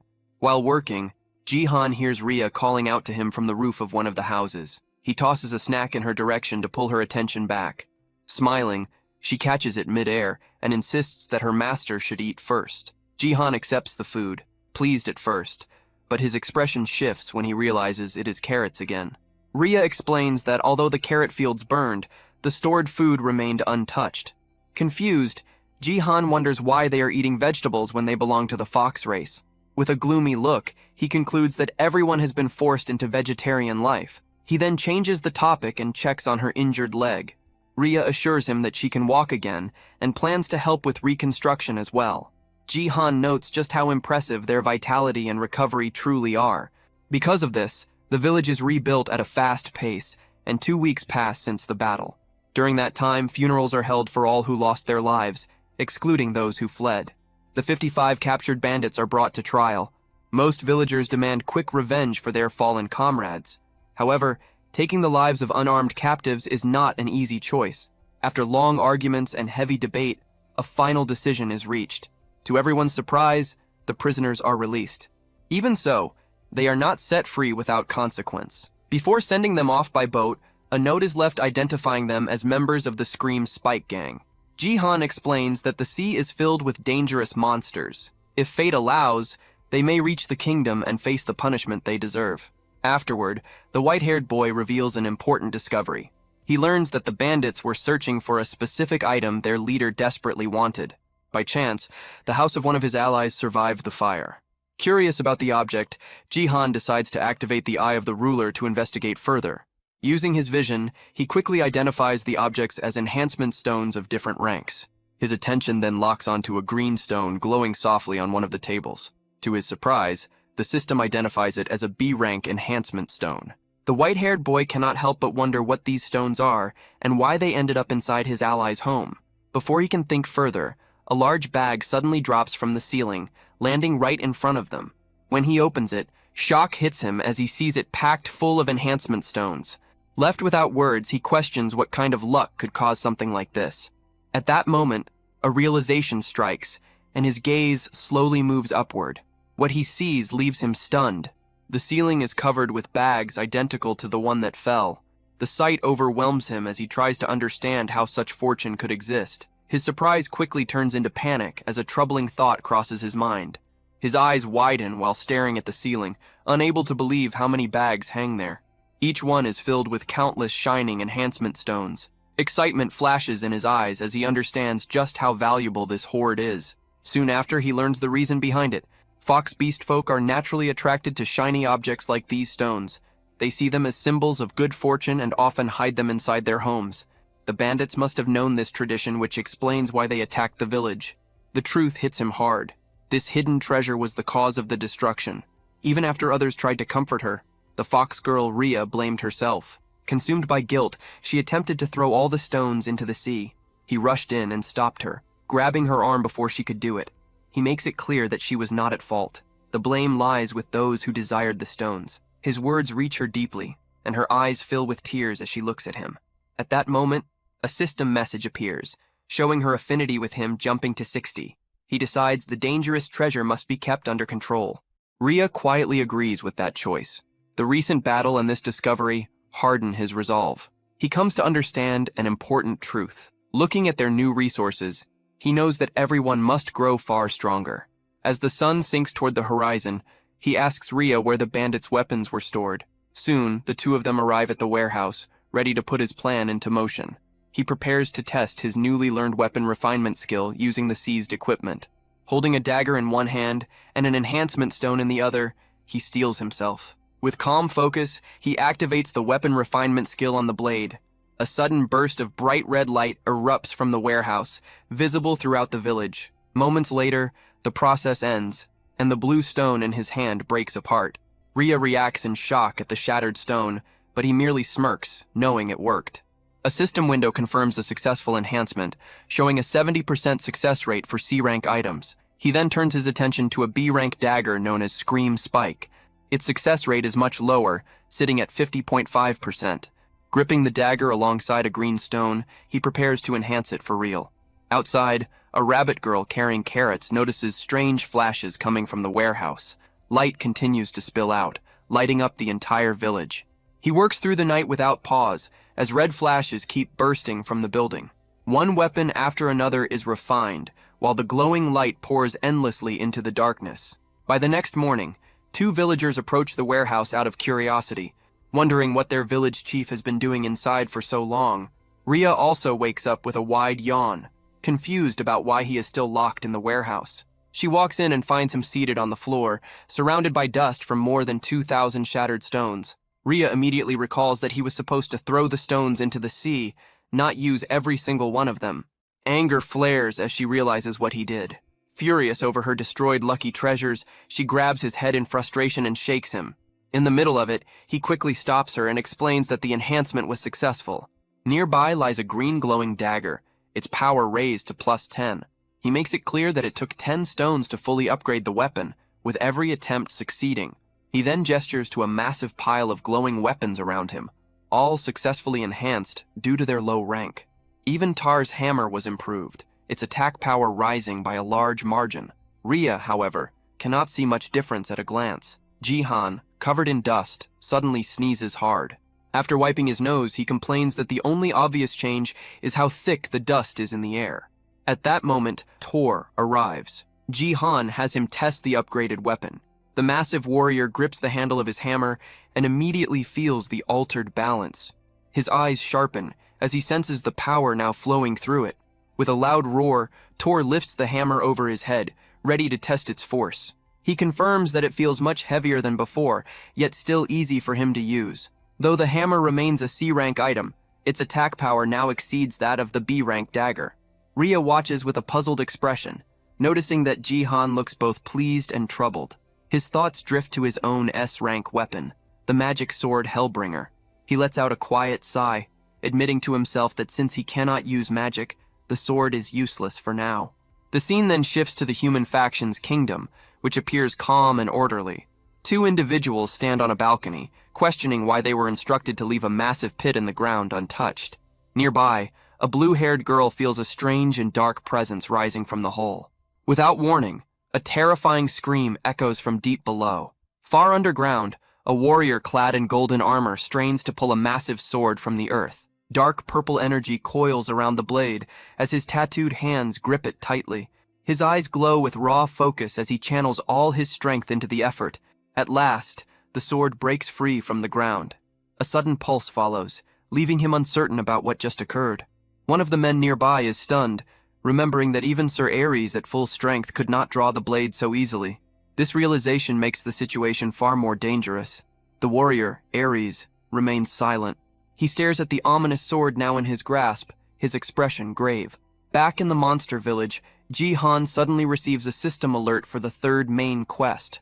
The mission demands the expansion of the monster forces. His population must grow from just over 80 to a total of 1,000. At the same time, a new party system unlocks. It allows groups of up to 4 members to form parties, granting shared experience and synergy bonuses. He sees the system as something close to an adventure mode from games and begins to plan the best possible party setup. With renewed focus, he informs his companions that they should head out and gather nearby monsters to join their side. However, the Minotaur Tar makes it clear he will not go, judging it wiser to remain behind and guard their home warren. The young leader quickly accepts that Tar is right. Taking the strongest fighters away would leave the village wide open to attack. This is not a game, and failure here carries real loss. If Warren is destroyed, the mission itself loses all meaning. He understands that full party synergy requires filling all 4 slots. At the same time, the village must stay protected. With Tar staying behind, he scans the remaining villagers, searching for possible companions. He looks over the beast folk one by one. Most of them are ordinary villagers, not battle-tested fighters. As they move about their work, their stats appear mostly the same, offering little guidance. The choice becomes harder than expected. Once his thoughts settle, the young leader approaches Tar and quietly shares his plan. The giant then gathers everyone together and announces that there are 77 beast folk present, not counting the leadership. Jihan watches with a steady expression, fully aware that he cannot choose carelessly for such a critical mission. He sits at a table beside Ria, who struggles to stay awake, and prepares to begin what he calls an audition named Show Me the Ability 77. Tar steps forward and explains that everyone must demonstrate their usefulness. From the 77 candidates, only the most capable will earn a place in the 4-person expedition team. The Minotaur calls for the first group, numbers 1 through 4, to step up. Ji-han makes it known that he is seeking someone with strong resolve, fit for exploration and carrying unique abilities. The first applicant can only shift nervously, unable to speak clearly. After hesitating, he admits he prefers to stay in Warren. The village chief immediately dismisses him without hesitation.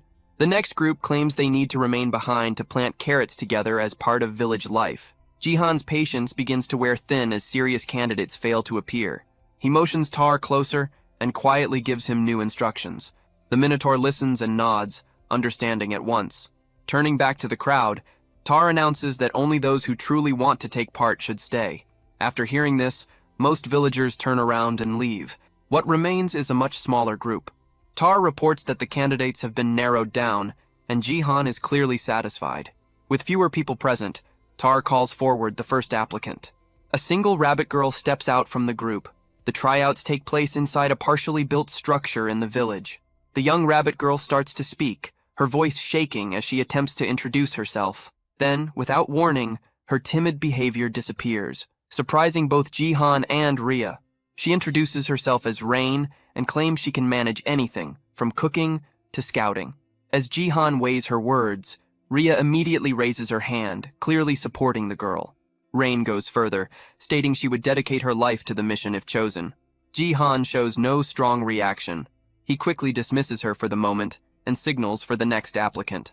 With a simple gesture, he marks her attempt as a failure and moves on. As Rain breaks down in tears, Ji-han signals Tar to bring in the next participant. He then makes it clear that the auditions have already ended.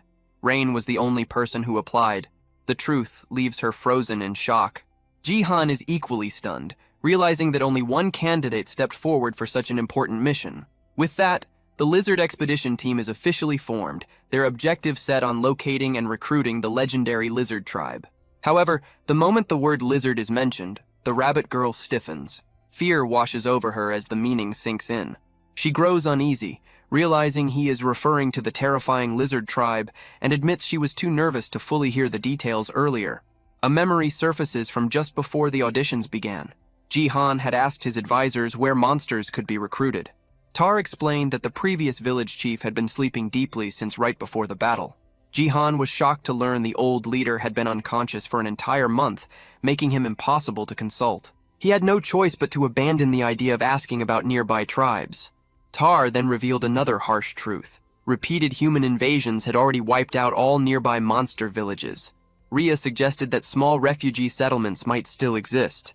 Ji-han immediately understood that such groups would never be enough. She agreed, stating that to face the human faction, only truly powerful monsters would matter. That was when Tar brought up a single remaining option. There was one strong tribe that had not submitted to the humans. However, he warned that they were extremely hostile and refused alliances of any kind. This formidable race was the lizard tribe, living deep within the swampland north of Warren. The swamp was described as dark, dangerous, and avoided by most creatures. Tar confirmed that the lizard tribe was likely the strongest race in the region. Their presence was so feared that even monsters went out of their way to avoid crossing their land. Ji-han listens without interruption. He already understands the situation. From his knowledge of the game, lizardmen were monsters that appeared around Wave 30. Their power was overwhelming, not just to monsters, but to humans as well, especially at this early stage. Only 2 weeks had passed since the first wave. Recruiting monsters meant for Wave 30 would completely change everything. Returning to the present, Ji-han asks Tar for the exact location of the lizard tribe. The Minotaur hands over a rough map, explaining they must cross 3 mountains and a river to reach a hidden valley. On paper, it looks close. In reality, Ji-han is already exhausted and cannot even see the first mountain yet. As he struggles forward, Rhea happily finds a DE rank enhancement stone hidden in the grass, showing no sign of fatigue. Rain, meanwhile, carries a heavy pack, refusing to fall behind. She is determined to be useful on this journey with her village chief and his strongest warrior. A strong sense of resolve fills her as she pushes herself, eager to prove her worth. Ji-han complains about how far they still have to go. To Rain, this feels like her moment. She pulls out a book packed with scouting records, confident she can locate their position exactly. But before she can explain anything, a loud roar echoes from a nearby mountain. In that instant, she realizes she spoke too late. One of her companions urges her to move faster, saying that once they pass the first mountain, the rest of the journey will go quickly. Rain tightens her fists, reminding herself that she must prove her value, even if it requires patience. After a long trek, the group finally reaches a narrow mountain pass, only to find the road ahead completely blocked. A rock slide seals the path. The moment she sees it, Rain's eyes light up. Clearing blocked paths is one of the rabbit beast folk's strengths, and this is her chance. Confidence shows on her face as she steps forward, determined to demonstrate her worth and awaken her ability. Just as Rain ascended into rabbit form, Rhea easily destroyed the rock with a single kick. Thus, Rain's chance to prove himself was annihilated. Rhea and Jihan advance, and noticing Rain's pause, Rhea looks back. She sees Rain transformed, and questions the reason. Rain replies that it was an accident. Jihan dismisses the issue, and tells her to move on with them. The group proceeds through the newly opened path. As they walk, Rain returns to her normal form and trails behind, feeling discouraged. She starts to think her help might not matter anymore. Suddenly, her long ears twitch. She senses something the others cannot. Rain stops in place and alerts her companions that movement is nearby. Jihan hears nothing at first. Rhea explains that Rain has sharp hearing, which is why she was assigned scouting duties. Jihan then recalls seeing her before. As a child, she was always alert, constantly watching her surroundings. A memory flashes through his mind of a younger Rain, bloodied and running through chaos with fierce eyes. He realizes she is the same determined child from back then, grown older but still carrying that same awareness. The sound finally becomes clear. It comes from hundreds of large, clawed feet pounding the ground. The source reveals itself as a massive group of rat-like creatures. With a serious expression, Rain identifies them as the rat tribe. Jihan connects it to the boom rats as they observe the large-scale movement from the cliff. Rain continues watching, puzzled by where such a massive group could be heading. Concern appears on her face as she traces their route. She notes that they are moving toward human lands, far outside rat territory. Looking ahead, she confirms their destination is the human faction's kingdom. Jihan understands at once that if the rat tribe is marching toward the royal palace, something major is unfolding. Rain adds that the movement is abnormal since rat villages are scattered and rarely unite. Rhea agrees, noting that such a gathering means something is seriously wrong. With a firm expression, Jihan decides they will follow the rat tribe. He needs to confirm what is happening. As they prepare to move, he calls on his small dragon companion, Rizzledrake, requesting help. Just as Jihan and Rhea start to run, Rain stops them. She struggles to keep up because her bag is too heavy. Frustration hits her as she feels like a burden again. Jihan pauses and considers a solution. He reaches toward the oversized bag on the ground and activates his storage ability. In an instant, the bag vanishes. Rain stares in shock, assuming it must be some kind of magic. A system window appears, showing the bag now stored in a large inventory slot. Jihan decides to review the details later. For now, he makes it clear that identifying this monster wave is their highest priority. With the burden removed and the issue resolved, Rain is finally free to move properly. The three of them leap from the cliff, descending after the massive army below. The scene shifts to the human kingdom. A loud bell rings through the city, announcing the coming of war. Panic spreads across the streets as a man runs past, yelling that monsters are swarming once more. In response, armored knights quickly form ranks and begin marching through the city. Their commander, the warrior Ares, drives them forward, aware that nightfall is near. Citizens line the streets shouting for Sir Ares to defeat the monsters and keep them safe. Amid the crowd, a young girl asks her mother why monsters continue to attack. The woman explains that monsters are violent and irrational beings, and that humanity must grow stronger to survive. Close by, a blonde female knight listens silently, her expression cold and resolute.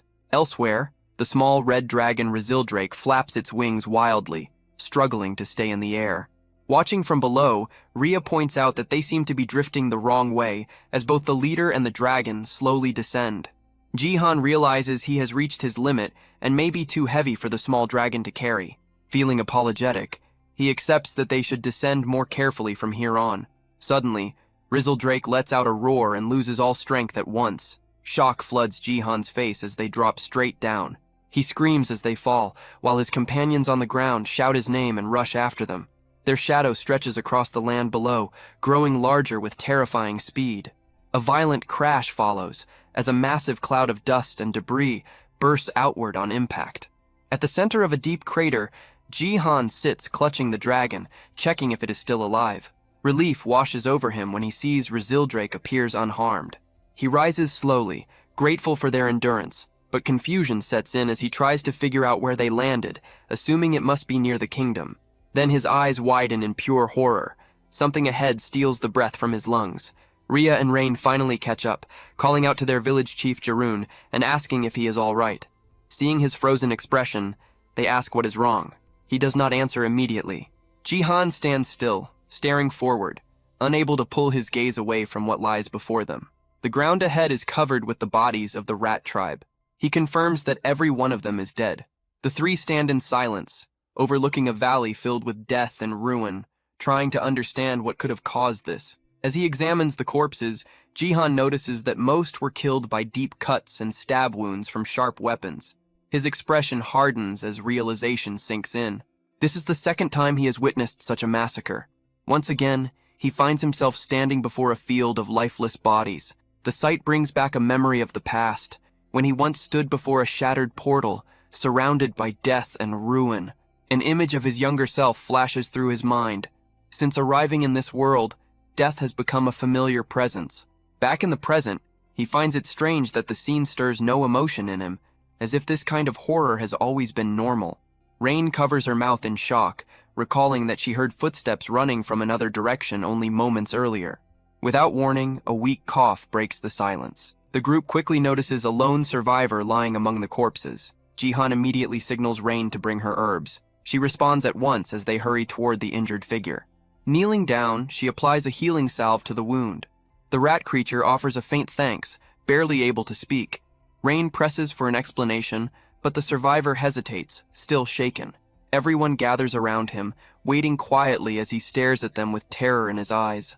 A memory grips the survivor. He recalls the face of a human warrior, a terrifying man marked by a single glowing blue eye. Trembling, he manages to say the word humans before his body locks up in rage and grief. Suddenly he screams in agony and lunges toward Rhea, accusing humans of slaughtering his people. Rhea stops him with ease, restraining him before he can strike. She forces him to look closely at them and settle down. The survivor turns his gaze to Jihan, confused. He notes that Jihan looks human, yet something about him feels monstrous. Rhea assures him that Jihan is not like the others. Jihan steps forward and explains that they followed the rat tribe. He asks the survivor to tell them what happened. With a serious look, he waits for the answer. The rat creature lowers his head and recalls how they were attacked by humans in armor. They were knights from the human kingdom. Hearing this, Jihan's eyes narrow as the weight of the truth settles in. A memory unfolds, showing the rat tribe facing rows of knights. The attack came without warning. The survivor remembers their leader giving an order, but his words are drowned out by screams and steel clashing. The scene turns brutal. Knights tear through the rat tribe without mercy. The rats are cut down one after another, unable to fight back. As his story ends, the survivor explains that the humans killed them all for no reason. Jihan and the others are left shaken. The vision shifts again. A rat messenger races through the darkening sky, flying with urgency. He lands roughly before the rat leader and delivers his report. 8 villages have already been wiped out by humans, his eyes burning with fury. The rat chief explodes in rage, questioning what crime his people committed to deserve this. He declares that they cannot endure it any longer. At the same time, atop the walls of the human kingdom, a commander orders the archers into position. Ares stands prepared beside the female knight. Together they provoke the approaching monsters, daring them to come closer. The rat leader swells with rage, vowing revenge for every fallen comrade. A massive force of monsters from many tribes roars in response. United by fury and despair, the horde surges forward, charging straight toward the gates of the human fortress. Back in the present, the survivor explains that he was able to figure out the human's motive by observing one specific man. This knight wore a ring on his lip and carried a look filled with hatred. Through him, the true reason behind the massacre becomes clear. The survivor remembers that knight walking calmly across the battlefield, paying no attention to the chaos or the dying around him. All the killing happened for one simple reason. He bent down and picked up a small purple stone from the ground. Jihan's expression hardens the moment he understands what it was, an A-rank enhancement stone. As night falls over the human kingdom, the sky sinks into a dark, heavy blue. The female knight watches the horizon and notes that the sun has fully set. This marks the start of the battle. The rat army's eyes ignite with purple light as darkness strengthens them. A system notice explains the change. All their stats increase by 30%, but their ability to think clearly disappears. From the castle walls, the human commander gives the order. Archers unleash a massive wave of arrows, blackening the sky as they fall toward the charging monsters. The arrows strike deep, piercing rat after rat. Even so, driven by rage and empowered by night, the horde keeps moving forward. The commander then shifts tactics and orders the archers to focus on the monster at the front. A warrior steps forward on the wall, raising a shining golden sword. He prepares a skill and releases a vast wall of fire. Flames surge outward, cutting off the monster's path. The rat leader stares into the fire, purple eyes glowing, showing no fear as the attack reflects back at him.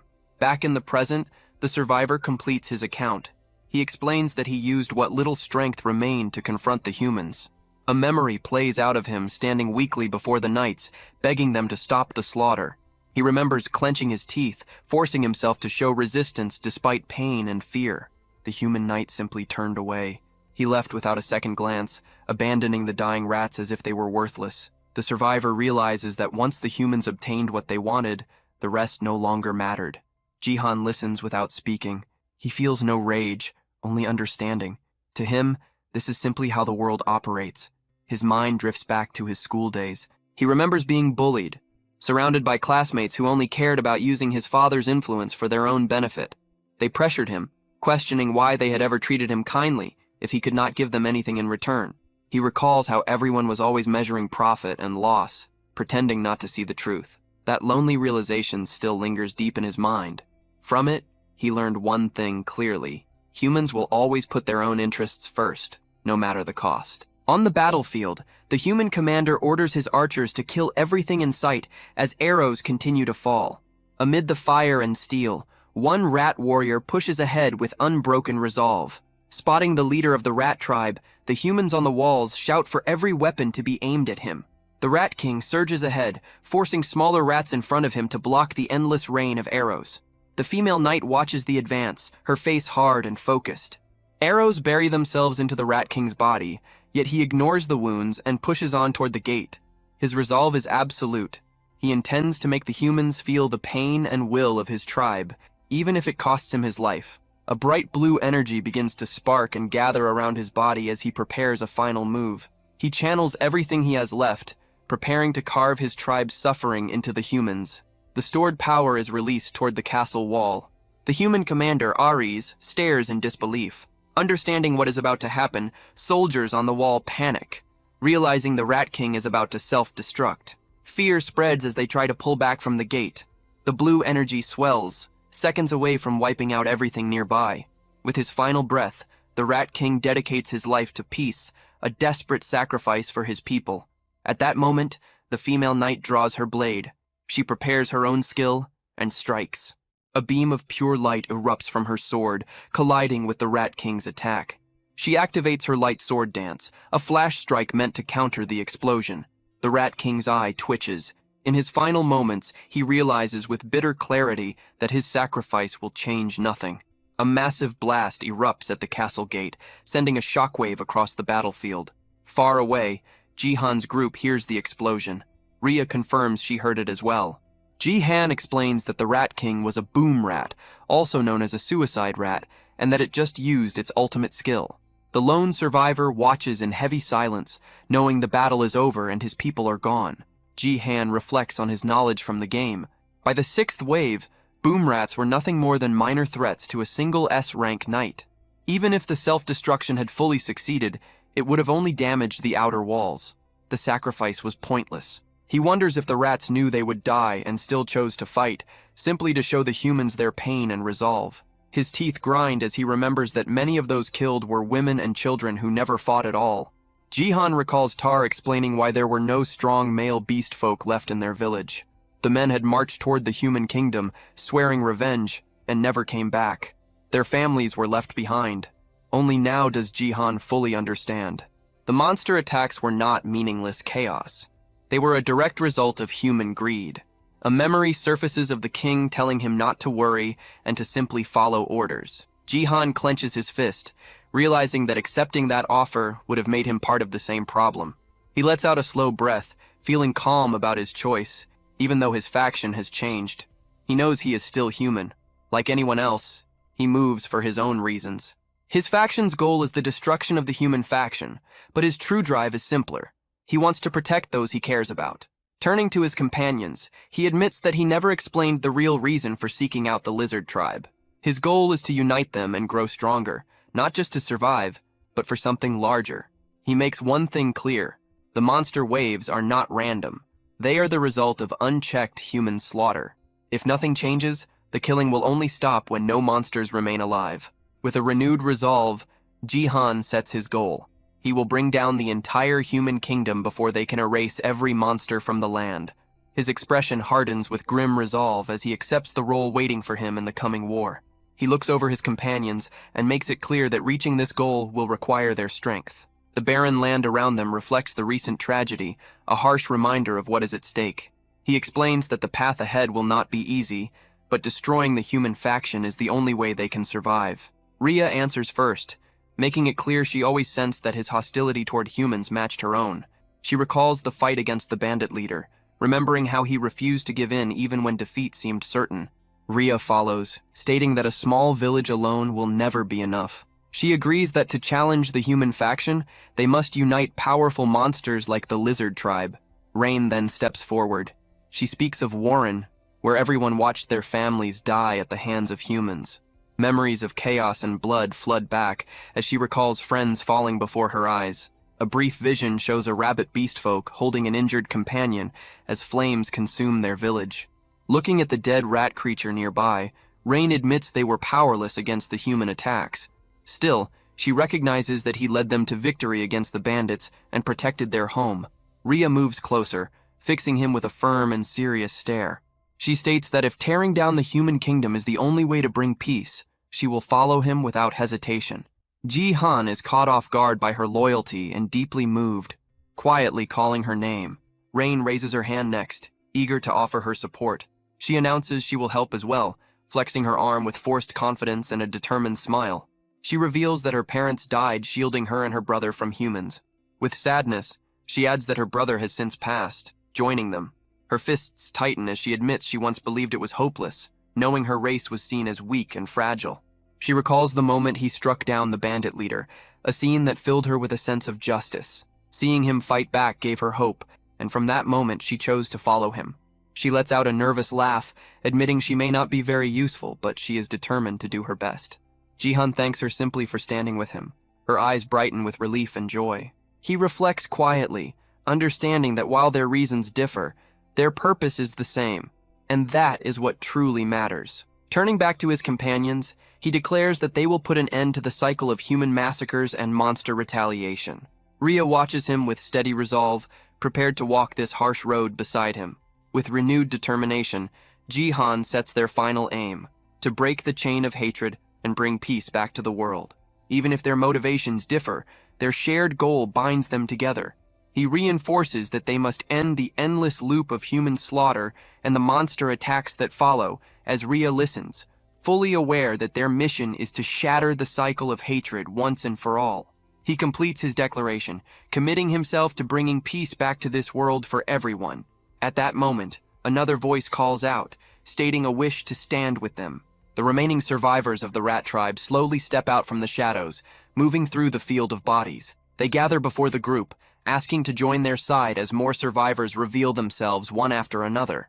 Later, Jihan learns the reason behind their sudden trust.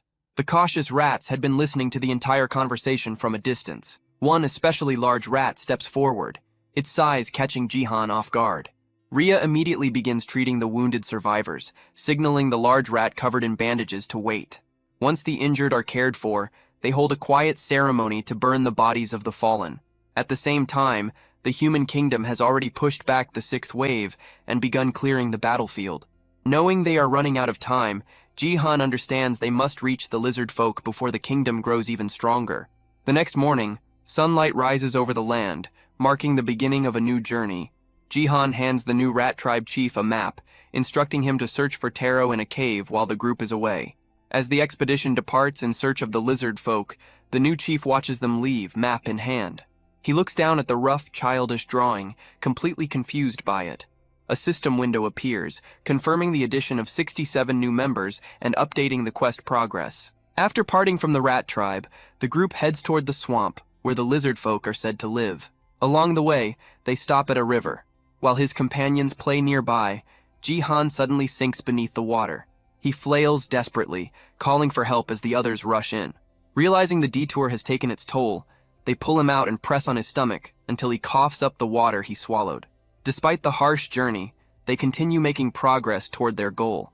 Later, they encounter a wild goblin standing guard at the entrance of a cave. Jihan decides to recruit it, handing over the same crude map he previously gave the rat chief. The goblin stares at it in total confusion. A system notification appears, confirming the successful recruitment of 40 goblins into his faction. They soon encounter the Taro tribe, and Rain is surprised to recognize the muscular beastmen she once knew. After another successful recruitment, 12 more members join the growing faction. Their journey is suddenly halted by the appearance of a massive, squishy blue slime. Jihan is stunned to realize it is the Slime King, the boss of the 7th wave, leading its kind straight toward the human kingdom. He runs forward and spreads his arms, desperately trying to stop them. The Slime King continues moving and absorbs Jihan into its soft body. He struggles inside before pushing himself free, warning that heading that way will lead to their deaths. It turns out the slimes had lived peacefully in a cave near the river until humans forced them out. They were simply migrating to find a new home, unaware their chosen path would lead to destruction. Jihan offers them another route to a much larger cave, showing the Slime King his simple map. After a long discussion, he finally convinces the slimes to follow him instead and join his faction. His faction count surges by 793 members, leaving him only 6 short of his goal of 1,000. As the sun sinks low, Jihan is completely worn out, complaining that he cannot take another step, and Rhea agrees with him. Just as they consider stopping altogether, Rain notices something in the distance and points it out with excitement. The group looks ahead and sees 2 massive mountain peaks outlined by the setting sun. Standing at the edge of a cliff, they realize they are finally close to the land where the lizard folk are said to live. Jihan's stomach growls loudly, and he decides they should rest for the day and eat something. Hearing his complaints about hunger, Rain treats it as her chance to be useful. She eagerly pulls out a bag, proudly revealing that she carried fresh food all the way from Warren. When she opens it and reveals a bundle of carrots, Jihan groans in disappointment at seeing the same meal again. He grumbles that he is sick of carrots and wonders if there is anything else edible in such a large forest. Rhea quietly extends her hand, offering him something she gathered nearby. He looks down and recognizes the small red fruits resting in her palm as wild berries. He eats one, and his expression changes immediately as the sweet taste spreads across his tongue. Relief and joy wash over him as he enjoys real sweetness after so long. He asks Rhea if she already knew about the berries, and she confirms it casually. Rain then suggests cooking the carrots instead of eating them raw.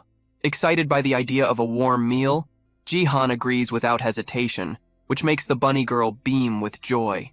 Before long, a familiar and comforting smell drifts through the air as food simmers over the fire.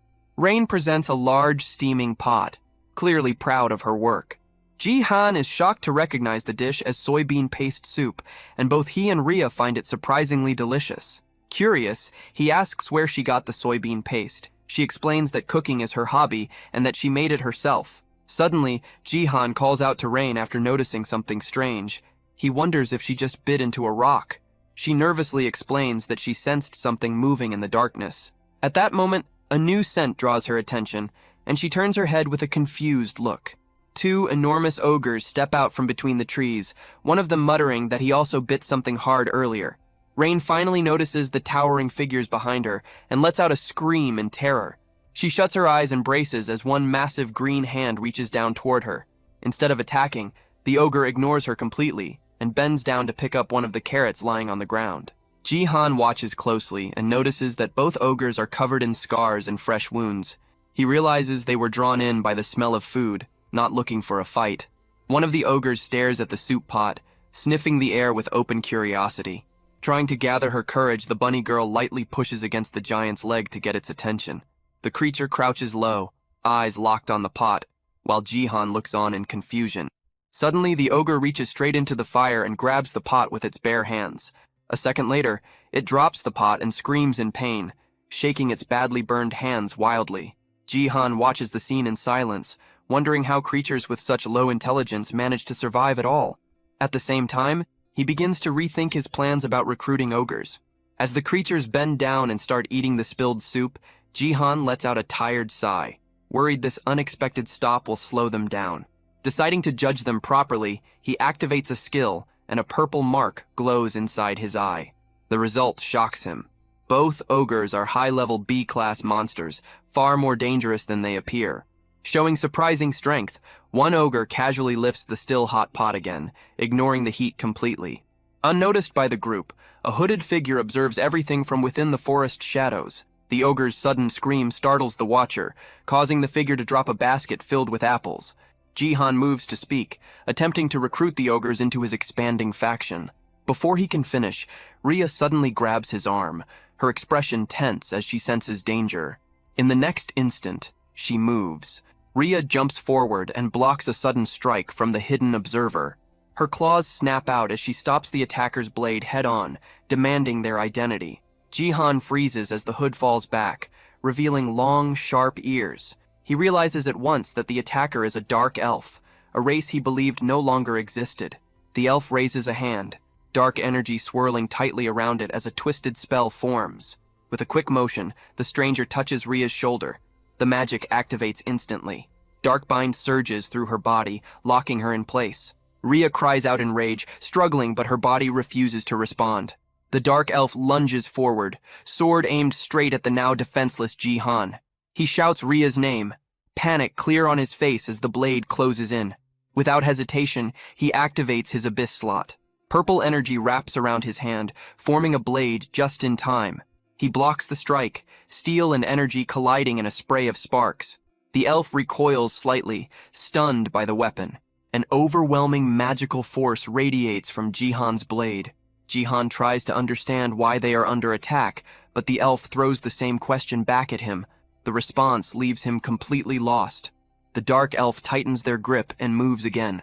Their weapons clash once more as the fight turns serious. Jihan struggles to keep up, the elf's skill and raw power pushing him hard. The elf blocks his strike cleanly, their swords locking together. With brute force, the attacker breaks the bind and lifts their sword again. Jihan recognizes the posture instantly and prepares himself. A wave of dark energy erupts. Dark slash tears forward, ripping through trees and ground alike. Jihan barely avoids it. The attack crashes behind him, splitting the earth open in a violent explosion. He turns just in time to see the deep lie in the ground left behind. Breathing heavily, Jihan steadies himself, weapon ready. Across from him, the dark elf stands with blood running down their face. The elf is clearly shocked he survived the attack, but quickly suppresses the reaction. Jihan again demands an explanation. This time, the elf accuses them of harming the ogres. The claim leaves Jihan stunned. He struggles to understand what the elf means. Then he remembers. The wounds covering the ogres' bodies when they first appeared. The dark elf points sharply at one ogre, demanding an answer for its burned hands and earlier scream. Jihan hurriedly tries to explain that the ogre burned itself by grabbing the hot pot. The explanation only makes things worse. The elf twists his words, fury rising, and brands him a liar. Desperate to clear up the misunderstanding, Jihan turns to the ogre and seeks confirmation. He asks the creature directly whether his group caused those injuries, and the ogre denies it.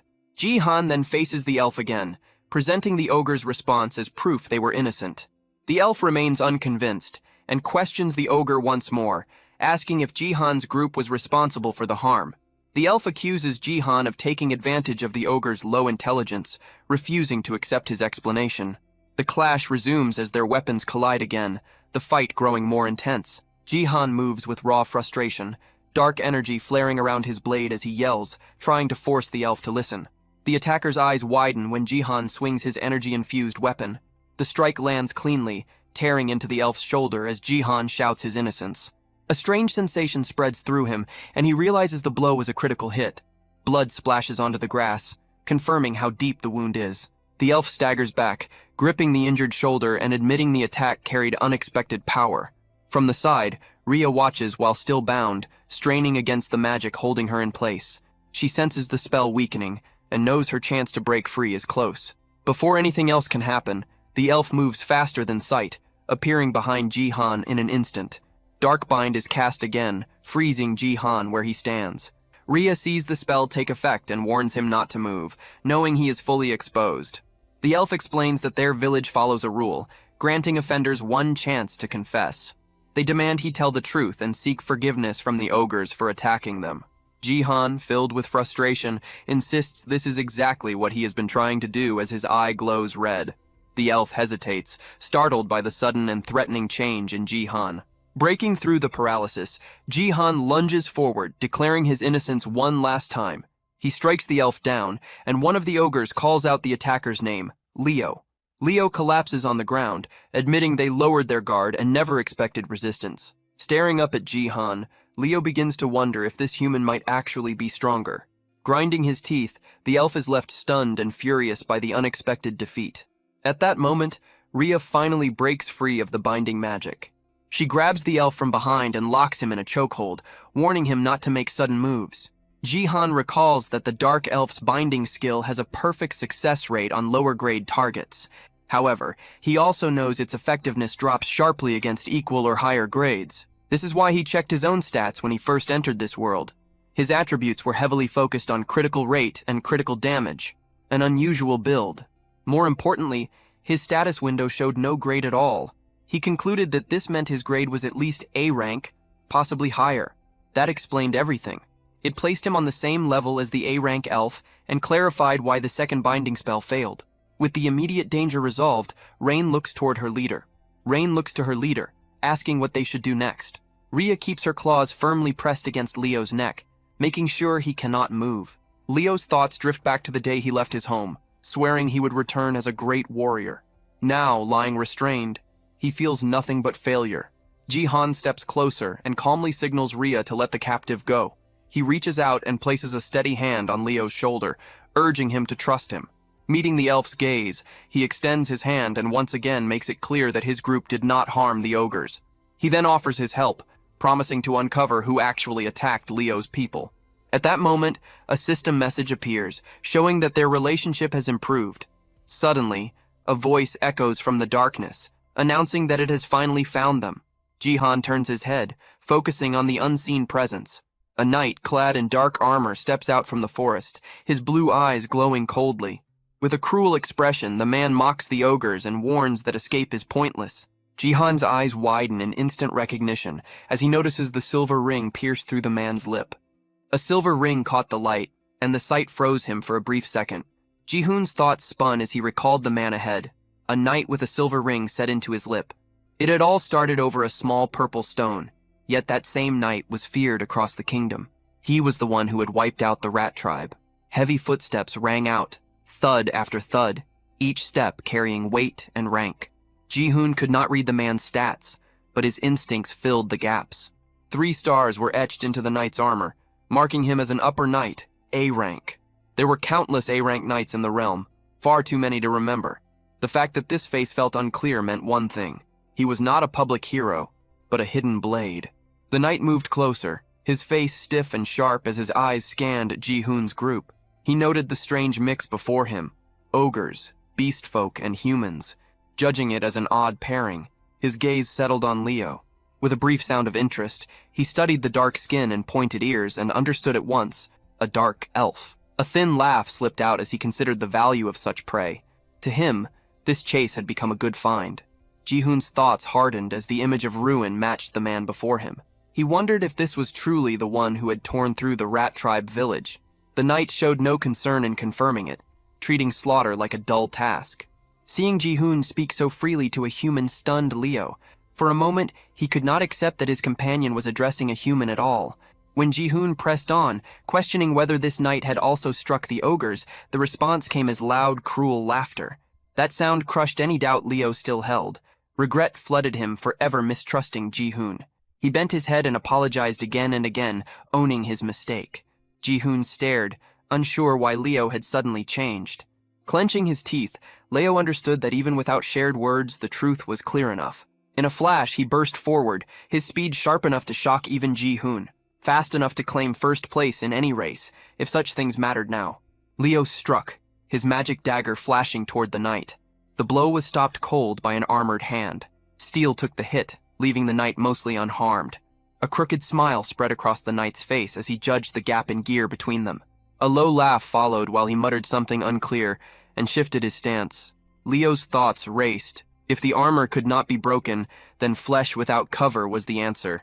He charged again with full force, slicing at the side of the knight's neck. The blade cut true. Pain broke through as the knight let out a rough sound and spat curses at the lesser race. He answered at once, driving a brutal punch forward, packed with enough force to shatter bone. Leo managed to block the strike despite the pain, forcing his body to take the shock head-on. Driven by rage, he attacked again with his dagger, aiming for the knight's chest, but the armor proved far tougher than he had expected. The blade shattered in his grip, and the sudden break left him frozen for a split second. Before he could recover, the knight answered with a crushing blow that sent Leo flying into the ground. The knight exhaled hard, thinking that he had gotten carried away. He reminded himself that this target was valuable property and should not be damaged too badly. The word property made Ji-hoon frown at once. Leo's body shook as he tried to stand, gathering every bit of strength he had left. The knight stopped him by pressing a boot down on his leg, pinning him in place. With a cold smile, the idea was repeated in his mind. Leo was merchandise. The knight then looked at Ji-hoon and the others, judging them the same way, only cheaper. He did not care why they were here, but if they belonged to the kingdom, they should already know how popular monster shows had become. The term monster show echoed in Ji-hoon's thoughts, leaving him confused. The knight looked down on him, treating him as an ignorant human who did not even know such things existed. Then understanding hit him. The knight's eyes widened as he finally recognized Ji-hoon. His mood shifted at once, turning sharp and excited as he laughed, now recalling who stood before him. It was the so-called legendary knight. The hunt had turned far better than expected. Rare ogres, a young dark elf, and even a human tritar with a royal bounty tied to his name. Filled with pride, the knight decided that he would personally take them all back to the kingdom. Without delay, he charged straight at Ji-hoon, aiming to end it quickly. Ji-hoon tightened his grip on his sword and prepared himself. As the knight closed the distance, Ji-hoon struck first, but the attack was stopped by a bare hand. The knight noted with interest that the sword itself looked valuable too. Ji-hoon questioned whether all of this was truly ordered by the king. The answer came without warmth, making it clear that the king's will was law. Ji-hoon thought bitterly that acting openly cruel must make things easier, leaving no room for guilt. The knight took that thought with a grin, seeing it as fitting for a traitor. Nearby, Rizzle lay fast asleep, calm and untouched by the violence around him. Without warning, Rhea rushed forward and slashed the knight's arm with her sharp nails, drawing blood. Watching this, Leo's thoughts drifted to party rules, how experience was shared but depended on effort. He wished even now that more of it could flow to Rhea. Ji-hoon turned his focus to Rizzle, urging him to be ready if things went wrong. The only answer was a loud roar that shook the air itself. The knight mocked them as uncivilized beings, though he admitted they made good entertainment. Muttering under his breath, he called on an earth-based power. The ground responded at once. Stones rose and gathered around his hand, sealing it inside thick, hardened rock. Ji-hoon's suspicion was confirmed. This was an earth attribute skill. With his arm now wrapped in solid stone, the knight steadied himself and prepared to strike again. He roared in rage over the damage done to his armor, fuming about its cost and how it had been scratched at all. Then he swung with brutal force, unleashing a fist made of earth that slammed toward Ji-hoon and Rhea, the impact rattling the ground beneath them. Ji-hoon focused as the A-rank knight, Lockhand, pressed the attack. He followed every motion, sensing the raw strength behind the strike while also noticing its flaw. The size of that stone-covered weapon made it slow. Against the awakened Rhea, it was a bad pairing. Even so, Ji-hoon understood that letting the fight drag on would only make things worse for them. At that moment, Rhea dropped from the top of a tree, her body aimed straight at the knight. Lockhand met her without hesitation, lifting his massive rock arm and trying to crush her mid-air. Rhea slipped past the blow, landing on a nearby beam and twisting her body. Her claws flashed, ripping through his arm in a sudden counter. Lockhand froze, stunned, as blood spilled from the torn flesh.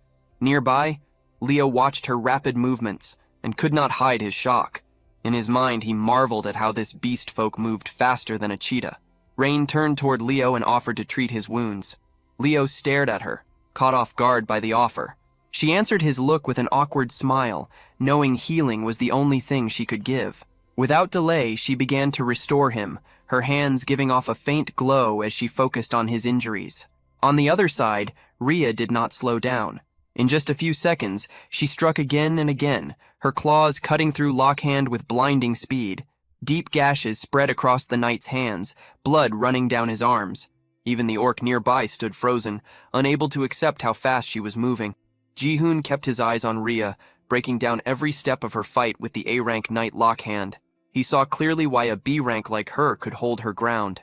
The gap in speed was overwhelming. She was fighting on skill alone. Still, Ji-hoon knew that every transformation had a time limit. Without warning, Lockhand swung his stone arm wide and threw a heavy punch. The blow landed cleanly, smashing into Rhea with crushing force. Rain's cry cut through the noise as panic took hold. Rhea was hurled into a tree, crashing hard and letting out a low groan. Ji-hoon's face hardened as the thought crossed his mind that this might be the end. He shifted his footing, steadying himself. The angle of his next strike had to be exact. If he misjudged it, Rhea would be caught in it as well.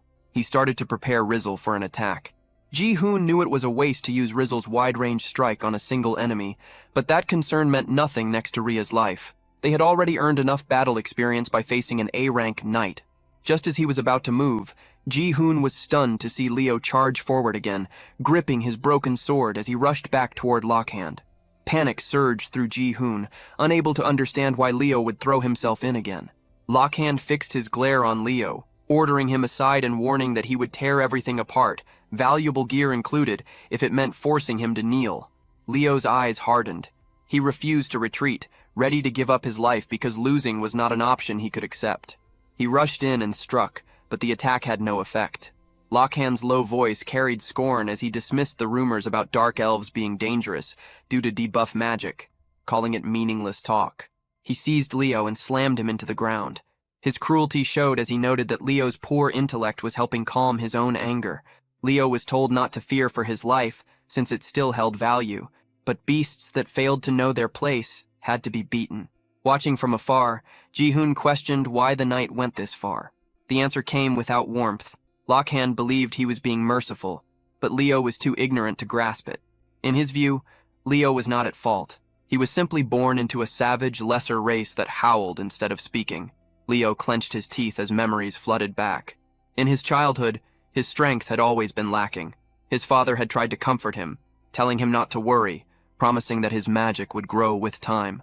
Yet as the years passed, nothing changed. Whispers followed him everywhere, saying the chief's son had less magic than a child. People questioned how someone like him could be the heir of the tribe. Unable to endure the shame, Leo had left his home. As he walked away, he swore he would return stronger and walk the same path as his father.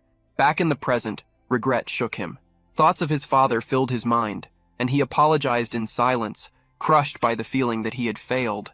Ji-hoon called out to him and threw his sword in his direction, urging him to take it.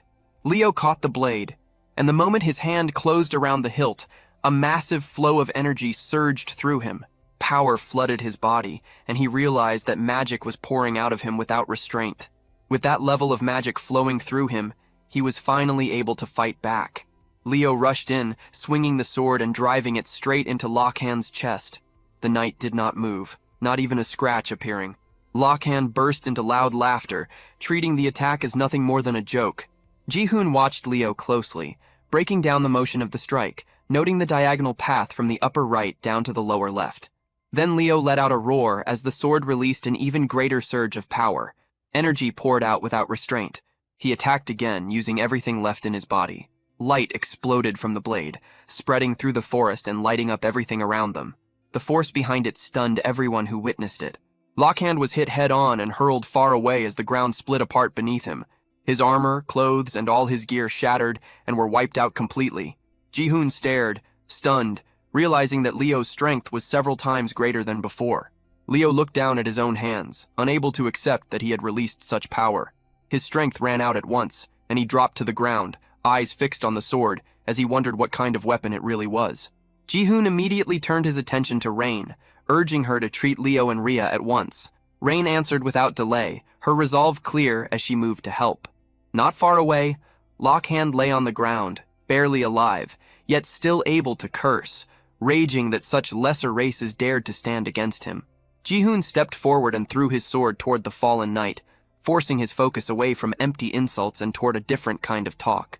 Ji-hoon's gaze sharpened as he showed calm interest in the kingdom itself. He pressed the blade tight against Lockhand's neck, making the threat clear without words. From that moment on, any lie or refusal would carry a price. Ji-hoon began questioning him at once, first demanding to know the number of soldiers in the kingdom. Lockhand answered that when archers and foot soldiers were counted together, the total exceeded 3,000. Ji-hoon followed up by asking about soldiers like Lockhand who operated outside the royal palace. Lockhand admitted he did not know how many subjugation forces existed. Ji-hoon pressed further, questioning what those forces were meant to do. Lockhand's eyes darkened as old memories surfaced. The scene shifted to the past, to a moment when he had been summoned by the ruler himself. Back then, he had stood before the king, addressed as Senior Knight Lockhand of the Royal Guard Oth Division. Lockhand had answered the summons with respect, and the ruler had stated the need for stronger arms. He had been ordered to wipe out everything surrounding the kingdom and recover whatever was required. The scene returned to the present as Lockhand continued explaining to Ji-hoon.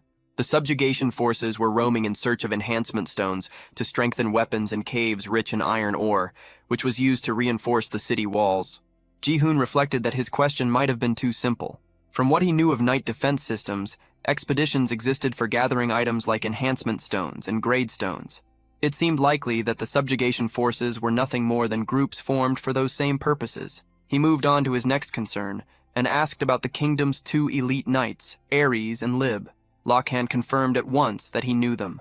Ji-hoon pressed further, asking about their level, or more precisely, how many skills they could use, since early progression could be judged by skill count. Lockhand stated that both Ares and Lib were capable of using 2 skills each. Ji-hoon processed the answer and concluded that neither had reached level 20 yet. Lockhand then let out a mocking laugh, pointing out that Ji-hoon's focus on troop numbers and elite knights made it seem as if he were setting his sights on the kingdom itself. Ji-hoon showed no hesitation, treating that idea as irrelevant. Lockhand laughed even harder, ridiculing the thought that such limited information could be enough. He scoffed that breaking through walls guarded by elite knights would never be easy. Then he dropped a detail Ji-hoon had missed. There were not only 2 elite knights. Ji-hoon froze, instantly understanding the weight of that statement. He recalled how, in knight defense, the maximum number of elite knights allowed before the game ended was 7. Choosing which S-rank knight to summon during the first wave often decided whether the run would succeed. He remembered the structure clearly, the steady climb from wave 1 up to wave 15. Yet now, in this early stage, barely past wave 6, the kingdom already possessed more than 2 elite knights. Lockhand revealed their names with calm certainty. Artillerist Akur and Fanatic Archeon. That made 4 elite knights already known. Ji-hoon found himself unable to speak, his thoughts racing as the gap between the game and reality became clear. Unlike a game, this world did not reset.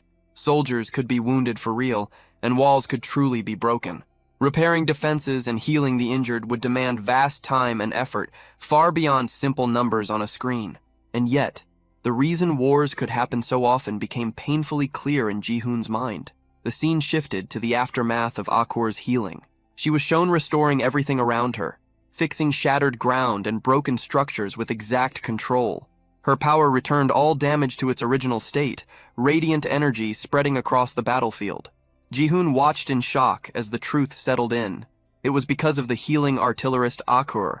His thoughts raced further as he accepted that even the sage Archeon existed in this world. There were already 4 S-rank knights, and the fear grew that there might be more. The situation felt absurd, a reality so extreme it was hard to grasp. From the kingdom's side, this world was set to an easy mode. From Ji-hoon's side, trying to break through such power meant facing an ultra-hell mode. Lockhand noticed Ji-hoon's frozen state and reacted with open mockery. Ji-hoon steadied himself, deciding there was one final thing he needed to know. A sharp realization struck him. There had never been legendary knights in the game. The only player had been him. He was an existence that did not belong to the system at all. He sought to understand what a legendary knight truly was, and how Lockhand had summoned such a being. Before that thought could fully form, a sudden rain of arrows poured down toward him. Panic spread as Rain reacted to the attack, realizing they had been surrounded by a large force of humans. Leo stared in disbelief, wondering if Lockhand had reinforcements. From the forest emerged the Royal Guard Oath Division. Their armor gleamed as they raised their weapons, all aimed at Ji-hoon. They ordered him away from Sir Lockhand. Despite his burned and broken state, Lockhand formed a cruel smile and activated his skill. Stone Earth regeneration took effect, his body slowly repairing itself. He reaffirmed himself as a knight of the Great Kingdom, making it clear he would not give up information easily. Anyone who learned the kingdom's secrets would die there, and Ji-hoon's corpse would be personally delivered back. Ji-hoon remained calm. He already knew about the kingdom's movements through the Rat tribe. Around 100 soldiers had attacked their village. If their commander failed to return soon, those same soldiers would head this way searching for him. Ji-hoon had been waiting for that outcome as well. Lockhand reacted with anger, dismissing it as a lie. Ji-hoon continued without emotion, pointing out that if Lockhand truly was their commander, then every one of those soldiers was weaker than him. Lockhand demanded how Ji-hoon could be so sure. Ji-hoon answered with nothing more than a confident smirk, knowing the reason was simple. It was all based on experience. Lockhand's face twisted in disbelief as the meaning of the word experience sank in. Without giving him another second, Ji-hoon turned his focus to Roselle, signaling that it was time to move. The creature answered with a deep roar as Roselle Drac fully awakened its strength. Lockhand reacted with mocking laughter, dismissing the idea that such a small monster could pose any threat. Ji-hoon pushed Roselle forward, ordering it to seize them all. Roselle opened its jaws wide and released its dragon breath. Fire burst out in a violent wave, swallowing the Royal Guards whole. A system window appeared at once, flashing new alerts. Party synergy effect activated. Magic-type monsters' attack power increased by 20%. Even while burning, Lockhand showed disbelief, unable to accept what was happening. Rain, Leo, Rhea, and the orcs stood frozen, eyes wide, watching Roselle's overwhelming power erase everything in its path. After a short while, the flames died down. Roselle's strength drained away as exhaustion set in. Another system notice appeared. Mana depletion penalty. Fatigue increased. Ji-hoon walked up to the worn-out creature and patted its head in approval. Roselle managed a weak smile, breathing hard but clearly satisfied. Ji-hoon's thoughts turned inward as he reviewed the fight. His level had risen at a shocking pace. Still, the total experience felt lower than expected for the number of enemies defeated. He guessed most of them had been low-ranked knights. Even so, he judged the result as a solid gain. As he looked around, something unsettling caught his eye. The burned royal guards began to change. Their bodies hardened, turning stiff and clear until they became crystal stones. Ji-hoon picked one up and studied it closely. He noted that enhancement stones did not break, even under a dragon's breath. With that confirmed, he ordered everyone to collect the spoils. Rhea and Rain agreed at once and rushed off to gather everything they could find. While they worked, Ji-hoon opened the system window and checked the stats of Roselle, Rhea, and Rain. He confirmed that experience within a party was shared, but divided based on contribution. Rain, who had only healed during the fight, had still gained 17 levels. Rhea and Roselle, who fought directly, had risen by 10 and 7 levels. From this, Ji-hoon concluded that rank played a role in experience gain. He glanced over at Rhea, Rain, and Roselle, all busy picking up enhancement stones. Even with the unclear balance of experience sharing, he felt relieved. Roselle had reached level 10. Its MP had increased sharply, and a new skill had appeared. Ji-hoon froze when he recognized it.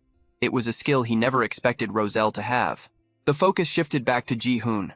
His thoughts turned to Leo, and he felt that something between them was still unresolved. The internal counter in his view read 64%. He questioned why Leo had fought with such desperation, even putting his own life at risk to protect the ogres and shield Rhea. Leo stayed silent, weighed down by regret. Inside, he apologized to Ji-hoon for everything that had happened.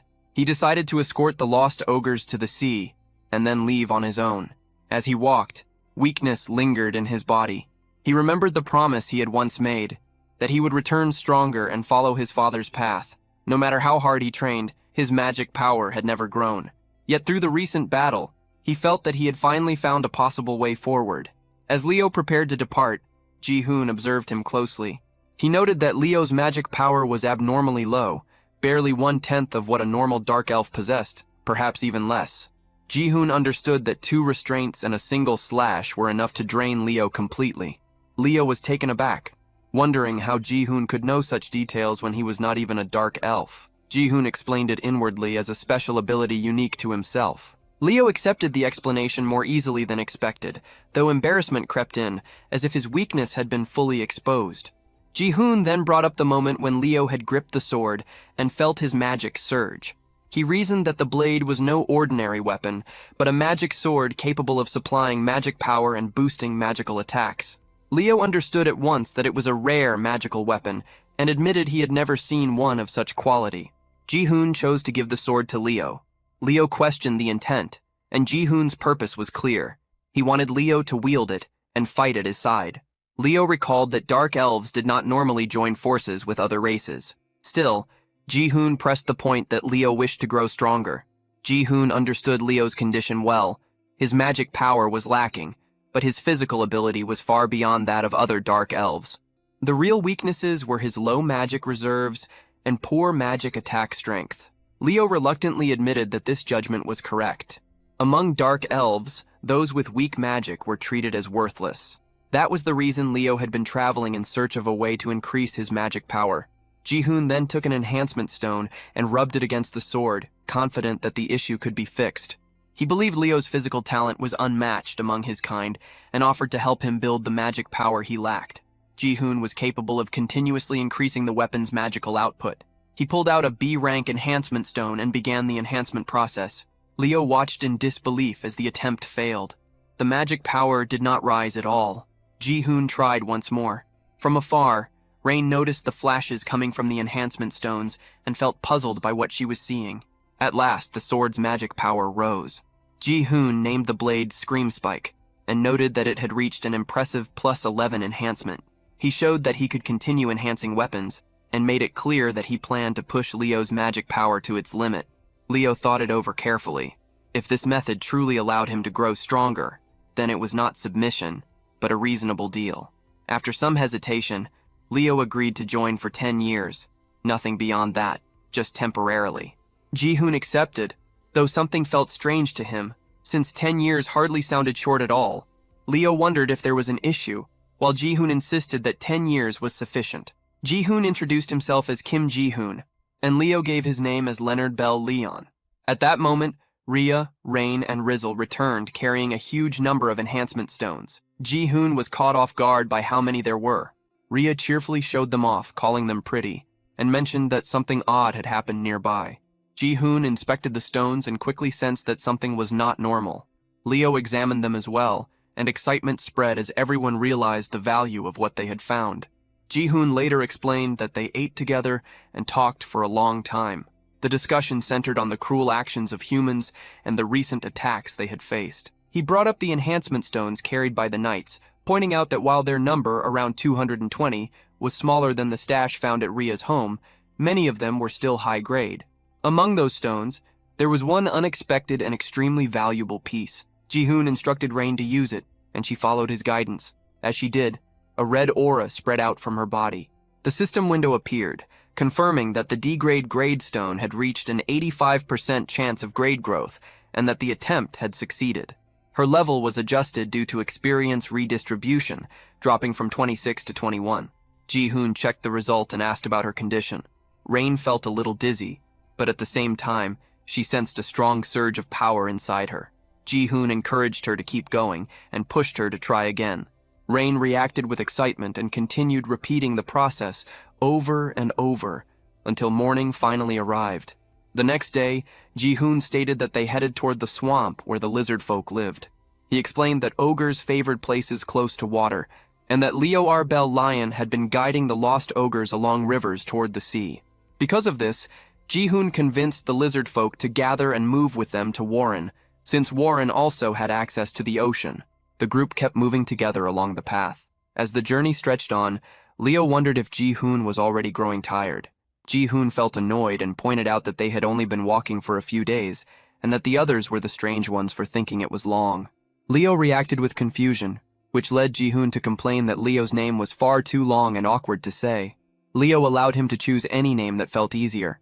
Ji-hoon settled on Bell, a choice that caught Leo off guard by how much it shortened his full name. Without warning, Rain pointed ahead, signaling something in the distance that might be their destination. She felt an uneasy presence coming from that direction. Leo shared his concern, admitting that gathering the lizard folk was a smart move, but also stressing that they were a race as strong as dark elves. Because of that strength, they would never easily submit to anyone.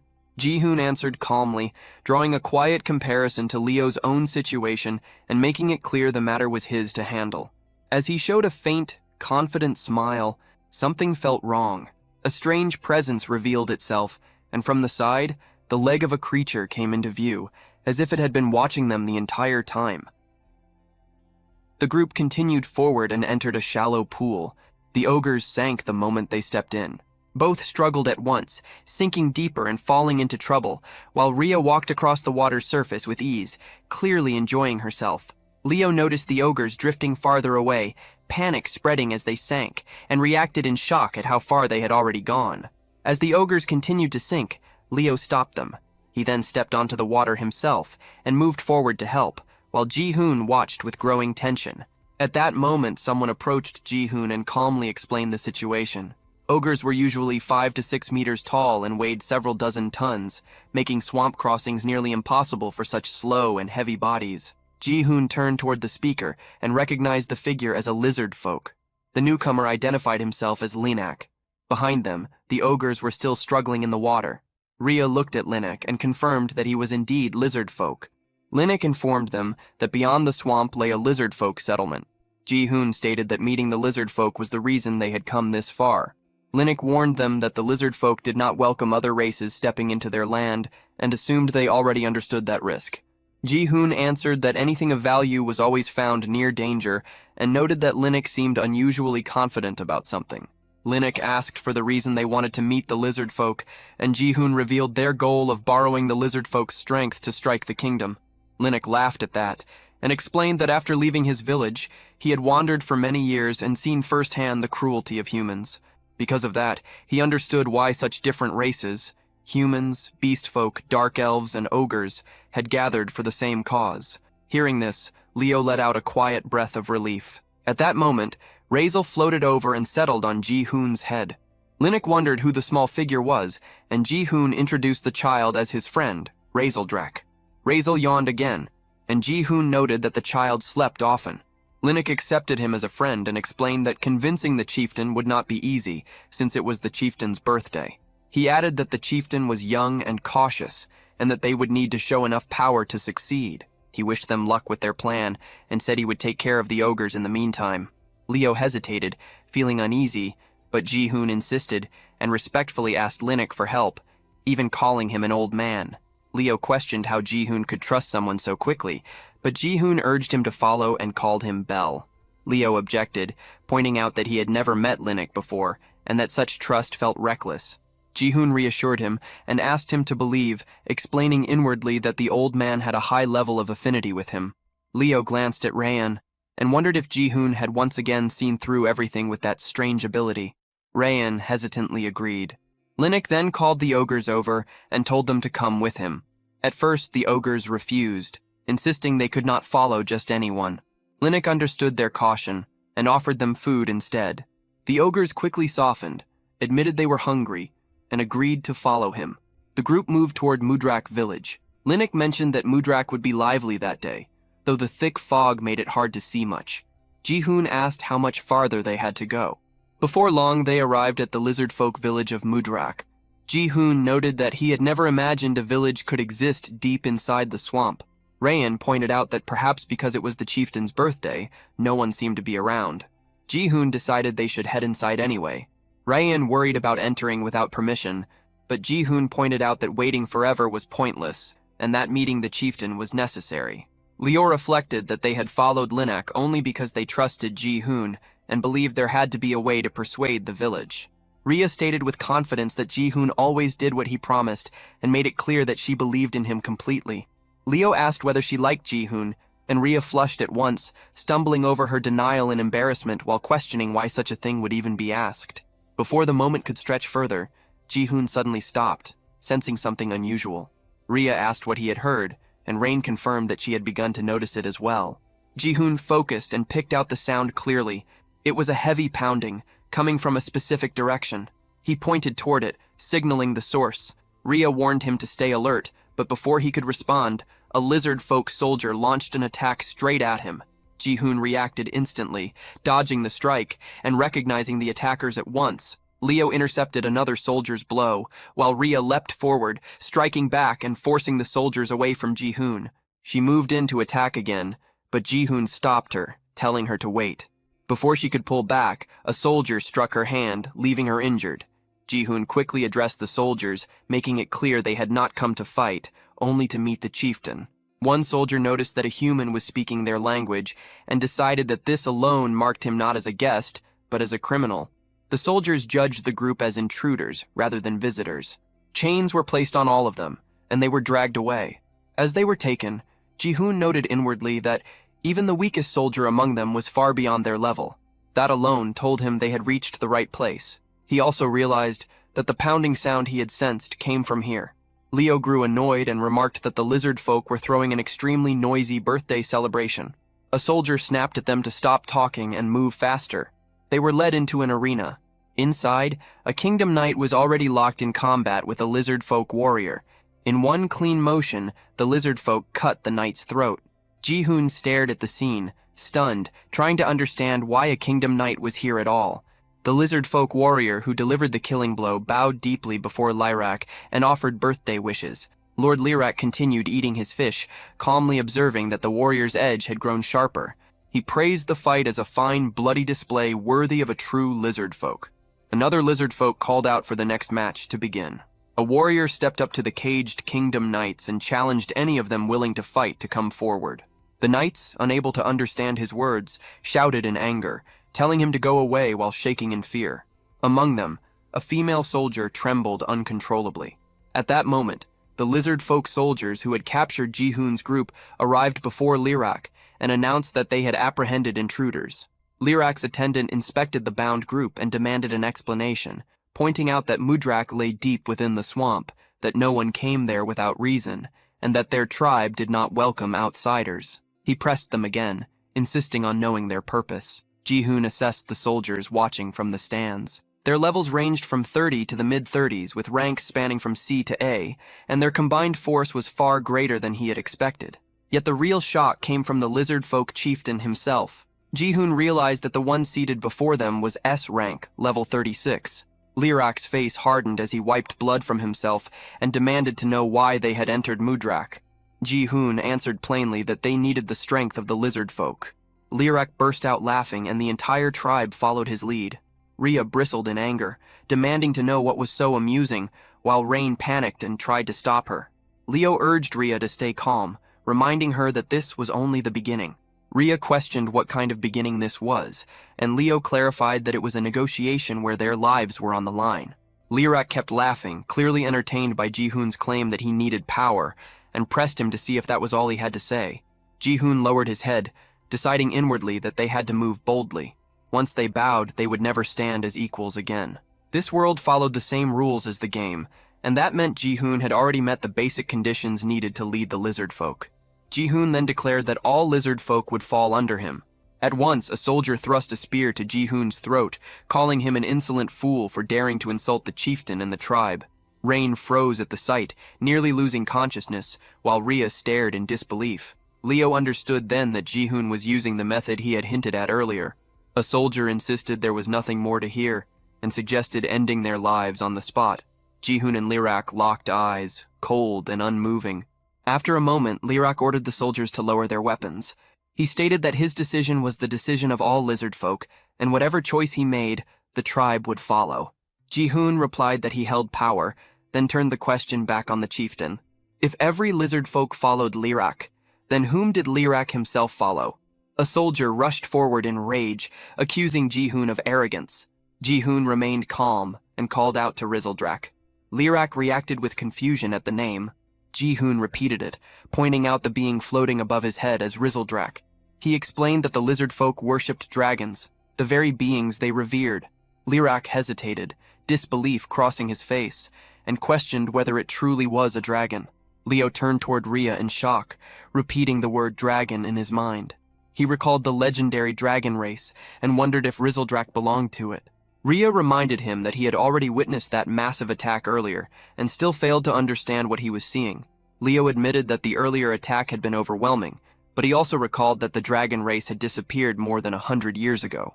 From his parents' stories, dragons were described as massive beings with huge wings, capable of wiping out entire villages with a single breath. Because of that image, he could not accept that the small creature floating before him was truly a dragon.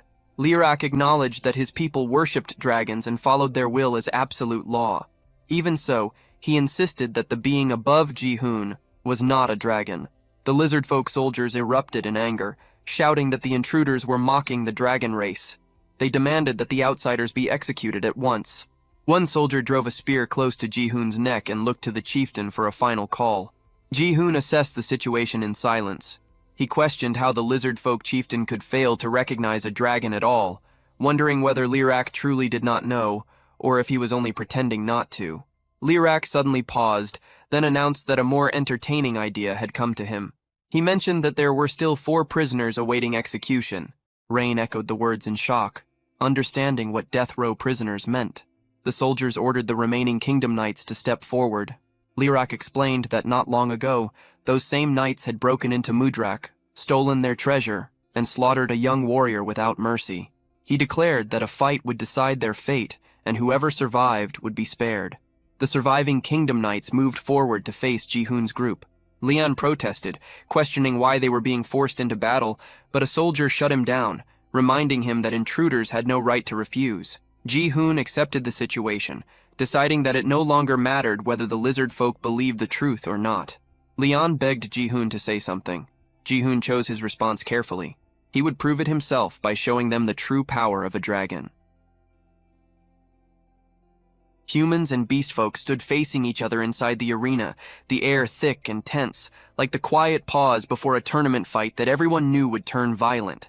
Among the humans, a yellow-haired knight stared at the beast folk with smug confidence, talking as if victory would really spare his life. Beside him, a heavily armored knight thought grimly about his situation. He had been meant to die, yet now there was a slim chance to survive, as if fate had flipped into a twisted gamble with slightly better odds. Their meaningless chatter grated on their female teammate, whose irritation showed clearly as her patience with their arrogance ran thin. The armored knight then sized up the beast folk with cold judgment, dismissing everyone except the dark elf as weak, delivering his opinion like an unwanted ranking announcement. The yellow-haired knight stepped forward eagerly, claiming the first fight for himself and calling for an opponent. He provoked them openly, throwing insults and labeling the beast folk as savages.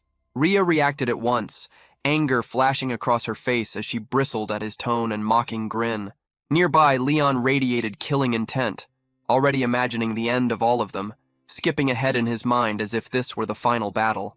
At that moment, the lizard folk duel instructor addressed everyone and laid out the rules. The fight would be one-on-one, and the loser would die immediately. The arena was no longer a stage, but a place with no return. The yellow-haired knight turned to Ji-hoon and asked for the rules to be explained. Ji-hoon conveyed them plainly. After hearing them, the knight casually invited anyone to step forward, treating the duel like a light spar instead of an execution. Ji-hoon watched the knights closely and began judging them by their star count. There were 3 A-rank knights present. The one standing at the front, however, was only mid-B rank. Ji-hoon instantly marked him as the weakest one, the kind of enemy that pretended to be dangerous while clearly not measuring up. With that in mind, he turned to Rain and suggested that she take the fight. Rain froze, caught off guard, doubt rising as she questioned herself. Ji-hoon reassured her, certain that she had grown strong enough and needed to trust that strength. Rain thought back to the power she had received from the chieftain. She realized that something within her had changed since that day. She could no longer stay in the back forever, carrying supplies while others bled and fought. With resolve settling in, Rain stepped forward. If she was going to fight someday anyway, then she would face it now. As the duel was decided, everyone else cleared the arena. Only the 2 fighters remained, and the space suddenly felt wider, emptier, and far more dangerous. Ji-hoon glanced toward Liarch, recalling the earlier words about how the lizard folk worshipped dragons and followed their chosen will as absolute law. Back in the present, Jihoon looked at Liarch again and reflected that he already held two solid proofs that Rizal was a dragon. He knew he could expose the truth right away. Still, with Rain's recent rise in rank, this duel was a rare chance for real combat experience, something that could not be skipped or fast-forwarded. Inside the arena, the yellow-haired knight stared at Rain in disbelief, clearly shocked that she was the one facing him. Rain stood there nervously, her fear obvious in her stiff posture. The knight judged her at once, recognizing her as a rabbit beast folk, what he believed to be the weakest race of all. He thought that even if he won and lived, there would be no honor in defeating someone like her. Rain trembled as she looked at his harsh face, fear almost visible through her ears. Then the duel began. The yellow-haired knight activated his power, deciding that a single strike would be enough, since anything more would stain his family's name. He stepped forward and unleashed his Thunder God sword style, releasing a powerful lightning slash aimed straight at Rain. A sharp blast tore through the arena, smoke and shockwaves spreading outward.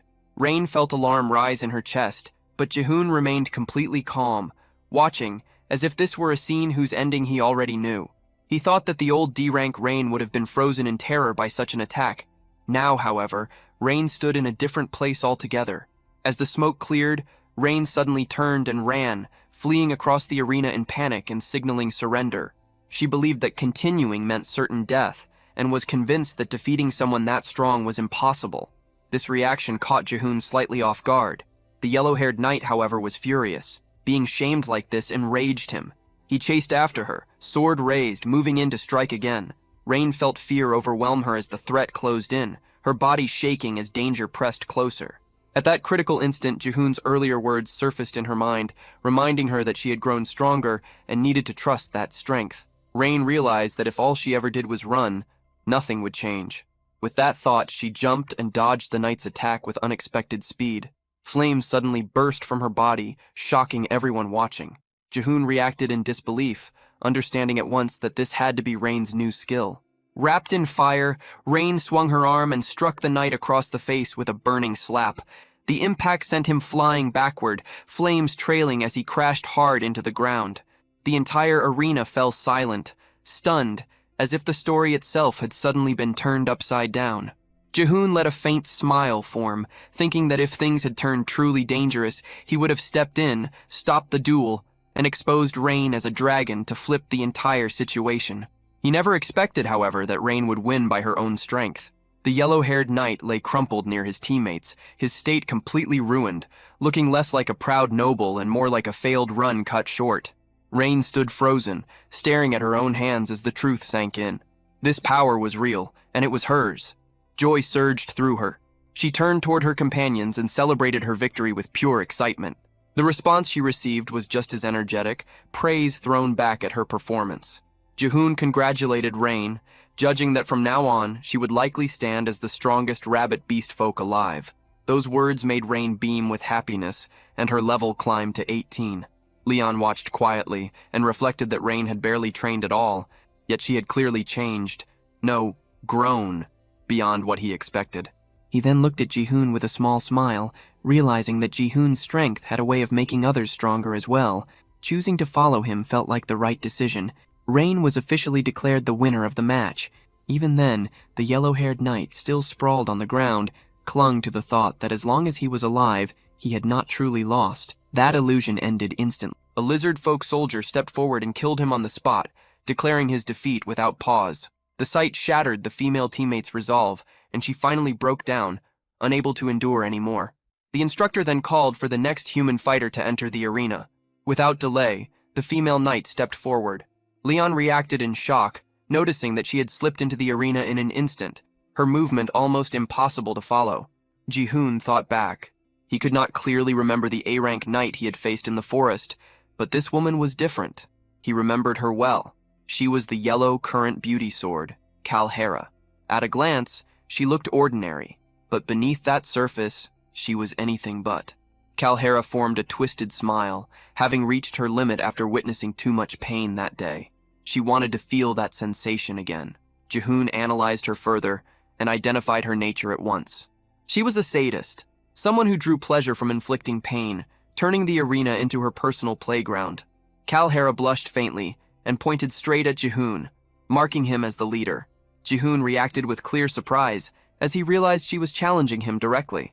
Rhea watched Kalhara closely and felt uneasy. Something about that woman was wrong, especially the way she stared at Jihoon with such a disturbing expression. The fight instructor turned toward Jihoon and asked what Kalhara had said. Jihoon answered calmly, explaining that Kalhara wanted to fight him. Hearing this, the instructor told Jihoon that if he intended to fight, he should step down into the arena himself. Jihoon began to think carefully. Kalhara was a knight from the upper tier of A rank, and on top of that, she was fully armed with specialized A rank equipment. Even among A rank knights, she stood on a completely different level. Logically, taking such a risk made little sense. Still, no matter how strong Kalhara was, she could not endure a dragon's breath at that distance. All Jihoon needed was to shut down her high-speed movement skill, Current Shift. His tools were simple: his durable body and Risaldrak's single-strike power. If he won, the experience gained would be enormous. The thought crossed his mind whether he should attempt it. Jihoon then stated that he always fought together with Risaldrak. Kalhara reacted with interest, seeing this as something that would double the fun. Before moving, Jihoon borrowed Belle's sword. Leon warned him that the woman was dangerous. Jihoon acknowledged this and walked toward the arena without hesitation. As Jihoon moved, Liarch, resting atop his head, glanced at Risaldrak and was pulled back into memories of his childhood. He remembered his mother telling him that their people had once been saved, and that those beings had shared their power with them. She had said that when Liarch grew older, he too would be able to use that power. Back then, the young Liarch had wondered if that was really possible for him. Returning to the present, Liarch dismissed those thoughts as foolish nostalgia. Before the battle started, Jihoon raised an important concern. He asked what would happen if spectators among the lizard folk were killed during the fight. Risaldrak answered coldly that the arena was far too large for humans to fight properly and gave the signal to begin. Kalhara looked at Jihoon with a faint smile, her thoughts dark and twisted. She weighed whether she should stab him or slice him apart, her imagination drifting in a way that felt closer to a nightmare than a duel. After deciding, she raised her sword forward, satisfied with her choice. Leon watched anxiously and noticed something off about her stance as she gripped the blade, even from that distance. Without warning, Kalhara activated yellow current thunderbolt magic inside her sword and hurled it forward at terrifying speed toward the guards.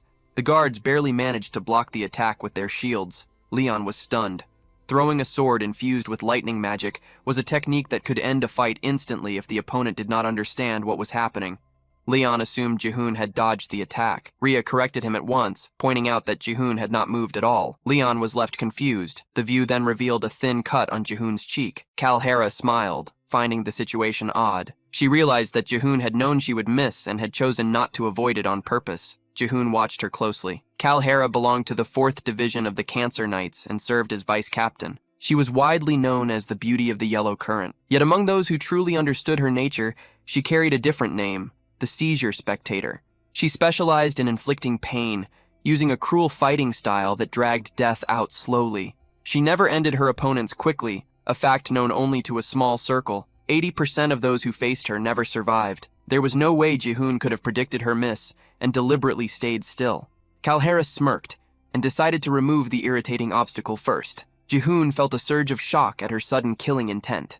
She grinned again, convinced that this reaction proved she was right, and launched another strike. Jihoon barely avoided it, deflecting with his sword. Leon immediately understood how bad the situation was for Jihoon. Jihoon had no ranged weapons and no long-distance magic. Rhea argued that he only needed to dodge and counterattack. Jihoon told Rizal to stay right behind him. Leon pointed out that Jihoon was nowhere near as fast as Rhea. The only way Jihoon could deal damage was through a direct charge. With no hesitation left, Jihoon rushed straight at Kalhara. She welcomed him with a warped smile, eager to savor every expression he would show as he suffered. She formed an electric ring around herself using yellow current lightning. The shock hit Jihoon instantly. Rhea cried out in alarm. The Lizardfolk King watched without any visible reaction. Jihoon groaned as electricity tore through his body. Kalhara laughed openly, enjoying the look on his face as he endured the pain. She wanted to see what expression would come next, pushing him to show her more. Jihoon broke the situation down in his mind. Electric Ring was a skill with heavy magic consumption. Kalhara would likely enjoy it until her opponent was close to collapsing, then stop. But once it ended, the pain afterward would be far worse than what he felt now. Calhera kept laughing, fascinated, wondering how it felt as his blood vessels were torn apart. She wondered whether the sensation stung him or thrilled him, driven by a need to know what he felt. Jihoon realized that he had already endured the assault for 10 seconds. Calhera's current level was no higher than 29. That placed her maximum magic power at around 1500. Current Shift consumed 400 MP. Electric Cloud used 100 MP. Electric Ring drained 50 MP per second.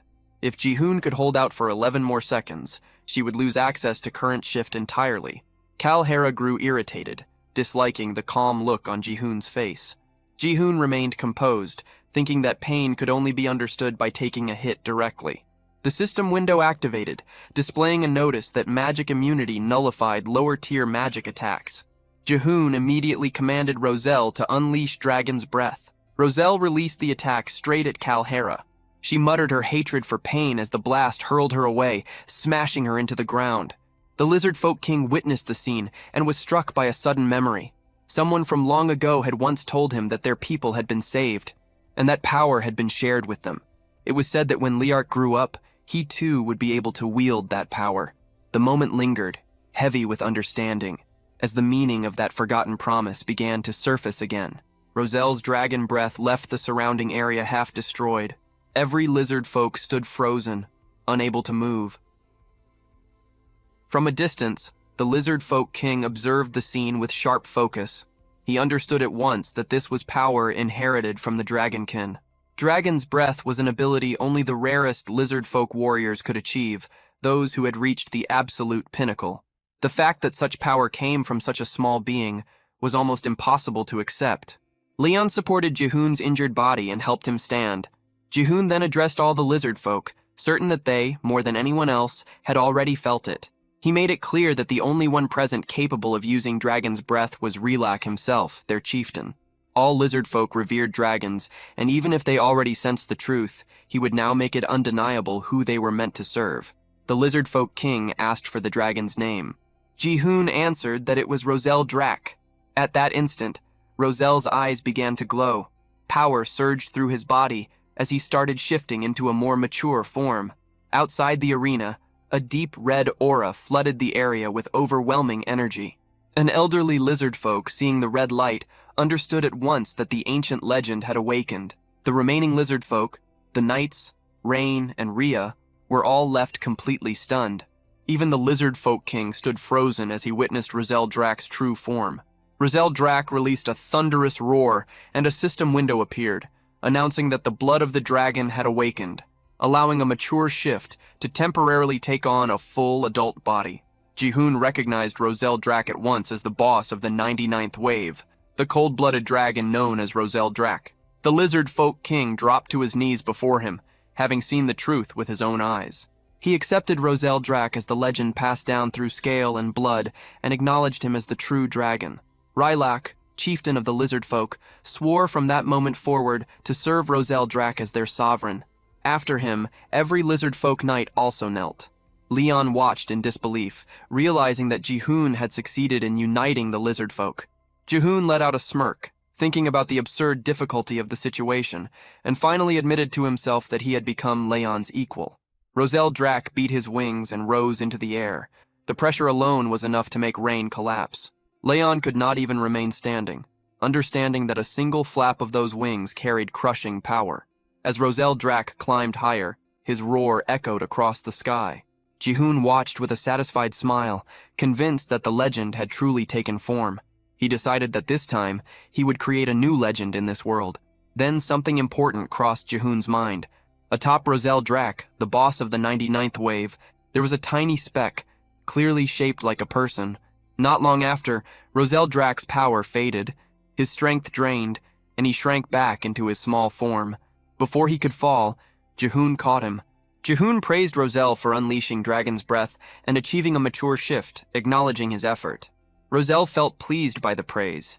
Jihoon noted that the transformation had only been temporary and far too brief. A system window appeared, announcing that the main quest had been completed. Another faction expansion had been cleared, reaching 255 out of 1,000, exceeding the requirement by more than 100 and raising the chance of high-tier rewards. Exceeding the target by over 200 further increased those chances. A reward was granted in the form of a random grade stone with the option to claim it immediately or later. A stone emerged from within Roselle. Jihoon recognized it as a grade stone capable of upgrading an A rank into an S rank. Another system message followed, stating that upon reaching level 10, Jihoon's existence was now defined by his accumulated achievements. Confused, Jihoon wondered what that meant. The system clarified that he was now a third kind of being, neither human nor monster. He could hear the screams of the fallen and draw their power into the real world. With that, his new classification was revealed as a soulbinder. His HP and MP values appeared alongside the change. The scene flowed smoothly into celebration. The lizard folk prepared a massive feast. Relok invited everyone to eat freely, treating them as honored guests. Gratitude was shown toward Relok in return. Leon noticed Jihoon eating far more than usual and questioned it. Rain answered that the chief must have been starving, so it only made sense. The sheer amount of meat left everyone stunned, and excitement spread as they rushed toward the food. Leon and the others joined in without hesitation, unable to resist. Before long, everyone finished eating, completely full. After the meal, Jihoon asked where Rizal was. Leon pointed toward the temple. Jihoon looked up and saw the lizard folk fanning Rizal with leaves, feeding him, calling him the Dragon King, and asking if he needed anything. Jihoon was shocked to realize this had been going on the whole time. Leon pointed out that it looked like the lizard folk were following Rizal, not Jihoon. Jihoon laughed it off, treating it lightly, and saying they were simply honored guests, nothing more than visitors. He did not care, as long as someone followed them. He claimed that Rizal was him, and he was Rizal. Leon questioned what that was even supposed to mean. Jihoon brushed it aside, calling it just one of those things, and suggested they rest for the day since tomorrow would be busy. Suddenly, Leon sensed something, and said someone was watching them. Jihoon replied that he could not see anyone. Leon looked at Jihoon's expression and commented that he looked frightening. The scene then shifted to the kingdom. An injured knight stumbled back into the castle, muttering that he had to report what happened. From the castle walls, soldiers noticed him and stared into the distance. The following morning, the castle's residents examined the raft that had carried the bandits driven off by Jihoon. Meanwhile, the group of bandits is escorted by a castle knight. As they complain of thirst, their request for water is denied, with the explanation that their only right at the moment is to wait for the king's decision. The bandit leader then notices a poster bearing Jihoon's face, and it does not take long before the group arrives at the castle. Standing before the king, some of the bandits beg for forgiveness, while the guards order everyone to remain silent and feel ashamed for stealing the king's treasures and begging for mercy. After that, the situation becomes an outright affront. Suddenly, the doors of the hall open again, and the warrior who managed to escape the lizard folk lands enters. The king's advisors ask why Arkor, the warrior's name, has come alone, since he is a subordinate of Rock Hands. Arkor explains that he returned alone because none of the others survived. His entire group was wiped out. The advisor then asks who was responsible, and Arkor explains that he survived only because he was positioned in the rear, and that the one responsible for the attack was the legendary warrior summoned by the king. Alongside a small flying monster, this revelation leaves the king completely stunned. Arkor continues his account, saying that because of injuries to his leg, he had to remain still until the monsters fell asleep. Before leaving, he overheard the plans of the group led by the legendary hero, whose intention was to gather monsters and attack the king's empire. The advisors debate the fact that the legendary warrior is alive, and are confused to learn that he is amassing monsters. Arkor is then asked where the legendary warrior is, but he cannot say for certain. He is interrupted by the bandit leader, who claims they are in the Fox Cave. The king asks him to repeat himself, and without hesitation, the man declares that he knows the legendary warrior's hideout. The king immediately orders his advisors to gather all elite knights at the castle. He declares that a punitive force will be formed, led by the elite knights. The subordinates waste no time carrying out the king's orders, much to the bandit leader's delight, as he will finally have revenge for what happened to his brother. Before long, Ares is interrupted from organizing the defenses to receive the royal summons that the king is calling everyone together. Urus also has his training cut short for the meeting, and little by little the message reaches each of the heroes, including Bianca, who hardly appears old enough to be an elite warrior, and who is interrupted while practicing her painting. At last, the message reaches Sir Cancer as well, who seems to be in a private moment, his bath interrupted. He is not shaken by the situation. On the contrary, he expresses excitement at the news that something interesting is finally happening. Back in the lizard folk lands, Leon prepares to depart to meet Mudrak and then return to the group. Before he can leave, Rain shows interest in accompanying him. Jihoon asks why Rain wants to go with Leon, and she explains that the lizard folk lands are too damp and slimy and that she wants some fresh air. Jihoon is surprised by her reasoning and asks whether Rhea would like to go as well. She promptly refuses, saying she is fine where they are. As the group splits up, Rhea asks whether the clothes Jihoon is wearing are new. The hero explains that he borrowed them since his own clothes were completely destroyed during the battle, and the lizard folk said they had some human clothes stored away. Rhea remarks that the outfit suits Jihoon well, leaving him embarrassed. As they walk on, the pair is surprised by a guard giving orders to a prisoner. Jihoon asks what is happening, and the guard replies that it is nothing important. Jihoon ignores the incident and continues on, while the guard finds it strange that the hero addressed him by name. Before Jihoon can walk away, however, the prisoner calls out to him, claiming he only needs to use the bathroom. Jihoon sympathizes with the situation and helps the prisoner, taking responsibility for resolving the matter. Before leaving, he even asks the other prisoners whether any of them would like to go as well. They reply that they do not need to. After that, he turned toward the knight, clearly surprised that the man was still breathing after losing. The knight showed gratitude for Jihoon's help, but Jihoon brushed it off, treating the need to relieve oneself as nothing unusual. Soon they realized the place had no proper bathrooms. With no better option, they moved into a narrow back alley. When they arrived, the knight froze, which made Jihoon understand that privacy was needed. Jihoon told Rhea to step away and said he would keep watch alone, since her presence could make things awkward. The knight insisted there was no plan to escape and asked both of them to clear the area instead. Jihoon and Rhea moved aside and waited near a building, casually acknowledging the lizard men who passed by. Rhea questioned whether prisoners on death row deserved this level of care. Jihoon explained that showing kindness now would make them less guarded later. He added that execution was unlikely, since all high-ranking knights came from noble families. That made them valuable captives. Hearing this, Rhea felt relieved, admitting she had assumed Jihoon was acting kindly just because they were human. At that moment, a snake slid up behind the knight. A sharp scream followed, and Jihoon and Rhea rushed over to see what was happening. What they found stunned them. The knight was actually a woman. She revealed that ordinary women were not allowed to become knights, so she had disguised herself as a man to enter the order. They escorted her back to the cell and walked away while continuing their discussion. Meanwhile, deep in the forest, Leon and Rain moved through the swamp. Rain commented on Leon's unexpectedly gentle nature, pointing out how concerned he seemed about the monsters. Leon replied that he had made a promise and intended to take responsibility by guiding them properly. As they advanced, a strange figure suddenly appeared in their path and questioned their presence in the area.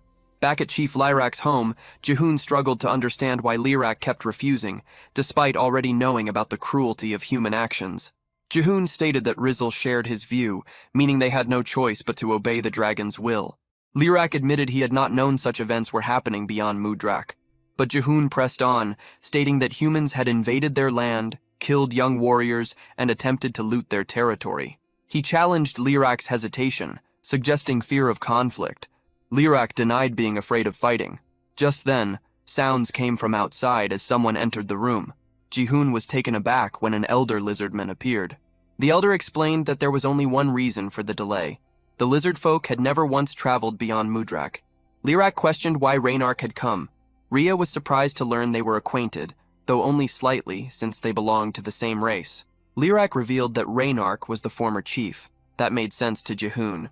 When he had checked the lizard folk's status before, there had only been 2 S-rank individuals. Lyrak explained that the position of chief was decided through combat, and the one who lost was forced to leave the tribe. He questioned why Raynark had come back after losing. Raynark made his intent clear by returning as a challenger and demanding another duel. The speed at which everything unfolded caught Jihoon off guard. Soon after, they moved into the battle arena. The situation surprised him, but it also worked in his favor. This was a rare chance to see the real fighting strength of the lizard folk. Lyrak showed no restraint. He made it clear that there was no forgiveness for those who failed to know their place and triggered his primeval transformation. his body swelling and reshaping into a massive T-Rex. Reynark answered in kind, declaring that he would prove the strength of someone who had fully adapted to their surroundings. As Jihoon watched, he noticed several lizard folk dressed as priests standing around the arena. There were 4 of them, placed evenly apart. He quickly realized they were setting up a barrier. During his own duel, nothing like this had been used. The priests later clarified that a chieftain's duel without protection could destroy the village itself. That explanation reminded Jihoon of something important. Lirak was capable of using dragon breath. In a fight where that kind of power could be unleashed freely, a barrier was not optional. It was necessary. Jihoon opened his system window. After the battle with Kalhera, 2 more party members had been added. He considered adding the Elder as well, but it was still impossible. Lirak had not joined the Warren faction yet, which meant he was not officially an ally. Still, this battle itself had value. Watching Lirak fight meant gaining experience from an S-rank, high-level monster. Lirak questioned whether one defeat had not been enough for Reynark and made it clear that shame should have kept him away. Once again, he showed no mercy and fully activated his transformation, towering as a colossal T-Rex. Reynark answered by activating his own ability. At the same time, the priests sealed the arena completely. The barrier shocked Jihoon. It was so dense that not even smoke could escape. When Lirak transformed, thick smoke flooded the space inside. The amount was overwhelming, far beyond anything Jihoon had seen when the Rat Tribe members had awakened. Then Reynark transformed as well. Another T-Rex emerged. Sweat formed on Jihoon's back as he took it in. 2 massive beasts now faced each other. Lirak slammed his foot into the ground and charged forward, jaws wide open as he aimed to crush Reynark in a single bite. Reynark dodged at the last moment and twisted his body into a counterattack, snapping his own jaws toward Lirak. Before the bite could land, Lirak whipped his tail sideways. The impact sent Reynark flying straight into the barrier with a heavy crash. Lirak did not slow down. He rushed in again, both monsters forcing their power higher. As the clash continued, Lirak's arm expanded further, growing thicker and heavier, and he drove it down, smashing Reynark's head hard into the ground. Jihoon quickly saw that the Elder stood no chance against Lirak. Even though Reynark's level was higher, the gap between them was clear. Among S-ranks, their stats were built differently. Lirak's raw physical strength was far beyond anything else on the field. Reynark, however, held the advantage in magic power, surpassing Lirak in that area alone. Without warning, lightning flooded the entire barrier. The 2 stood facing each other again, Lirak's hold finally broken. Reynark acknowledged how much stronger Lirak had become since their last fight, but Lirak showed no reaction, only fixing him with a cold stare. Reynark reflected on how he had been driven out after losing his title and forced into the outside world for the first time. Accustomed to darkness and damp ground, the open world had been brutal. Harsh sunlight burned away the moisture in his skin, and the heat and bloodshed of monsters pushed him into madness, dulling both his senses and judgment. That was when Jihoon realized his mistake. He had not thought about the role of the environment. He had finally gathered allies, but leaving the swamp would weaken them. Still, Reynark believed adaptation was possible. That idea made Lirak uneasy, as it implied abandoning Mudrak itself. Lirak remembered the stories Jihoon had shared about other villages beyond their land, yet he knew better than anyone that not all lizard folk could adapt as Reynark had. As chief, he carried the weight of their survival. He could not gamble with the lives of his warriors for a reckless choice. Reynark challenged that thinking, suggesting that the power inherited from the dragon was meant for more than simple self-defense. That thought stirred memories in Lirak. His mother's old tales spoke of dragons who saved their people and shared their strength. It made him wonder if their role was not only to endure, but also to protect others, just as they once had been protected. Still, Lirak held firm. Authority belonged to the chief alone. If Reynark wanted to prove anything, it had to be done through strength. The Elder shared that belief. This was the way it had always been. Both sides began gathering dragon breath. Reynark fully awakened as he watched the power rise. In the next instant, both unleashed their attacks. The collision shook the arena, the ground trembling under the force. Fear spread as power gathered too tightly in one place. Then it snapped. The energy went wild, exploding outward. The blast tore through the barrier and shot into the sky, shaking the land so violently that many believed an earthquake had struck. Far away, Leon and Rayan sensed it coming from the arena. Worry hit them at once. Leon rushed ahead, leaving Rayan to handle the orcs. Back at the arena, Jihoon saw how close the barrier had come to breaking from the shock alone. Still, all eyes searched for the result. Thick smoke covered the battlefield. Slowly, it thinned. Only one lizard man remained standing. He claimed his place as chief, making it clear that even a single defeat would never be accepted. Lyrak stood over Raynark, trident lowered to his throat, waiting for his final stance. Raynark accepted the outcome. He believed the lizard folk were strong by nature, and that strength would allow them to adapt, no matter what future awaited them. Raynark understood that from the very start, his goal had never been the position of chief. What he had seen beyond their land was the real issue, and his only wish was to keep that same disaster from reaching Mudrak. Jiwon came to understand that every wave existed for a reason, especially after witnessing what had happened to the rat tribe. In the game's original flow, the lizard folk were meant to invade the nearby kingdom around the 30th wave. That event was likely tied to the outcome of this very battle. Raynark's efforts had worked.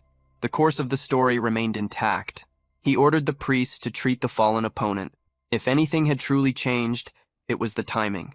Jiwon had forced the story forward earlier than it should have been. At that moment, another system window appeared before Jiwon, catching him completely off guard. An emergency quest had been triggered. The mission was clear: stop the expeditionary force. The alert showed that S-rank knights were already on the move, leaving Jiwon confused about how things had escalated so fast. Leon rushed over, demanding to know what was happening. Jiwon told them that Warren was in danger.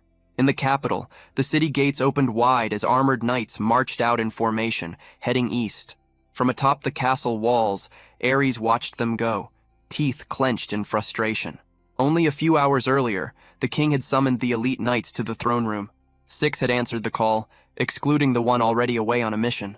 Present were Ares of the 1st Hamal Knights, Uros of the 2nd Aldebaran Knights, Bianca of the 3rd Gem Knights, Cancer of the 4th Tark Knights, Lib of the 7th Zubanel Knights, and Akur of the 11th Saddle Squad Knights. The king explained that a legendary knight was gathering monsters and declared Uros the commander of the subjugation force.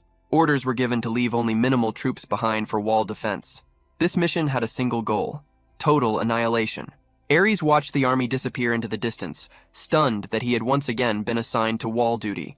Akur and Cancer remained behind as well, with Cancer openly complaining about having to walk on dirt. Ares questioned her presence, recalling that she had mentioned losing contact with her subordinates sent north. Cancer dismissed the concern and turned it back on him, hinting that he might be worried about her.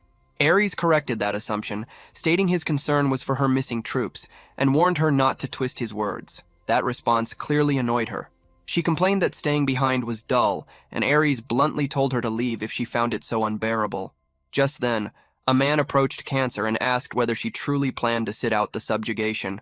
If so, he needed to know whether her existing schedule should remain unchanged. Cancer stood there, unsure what the man even meant, until he explained that her day was already packed with shows and social events.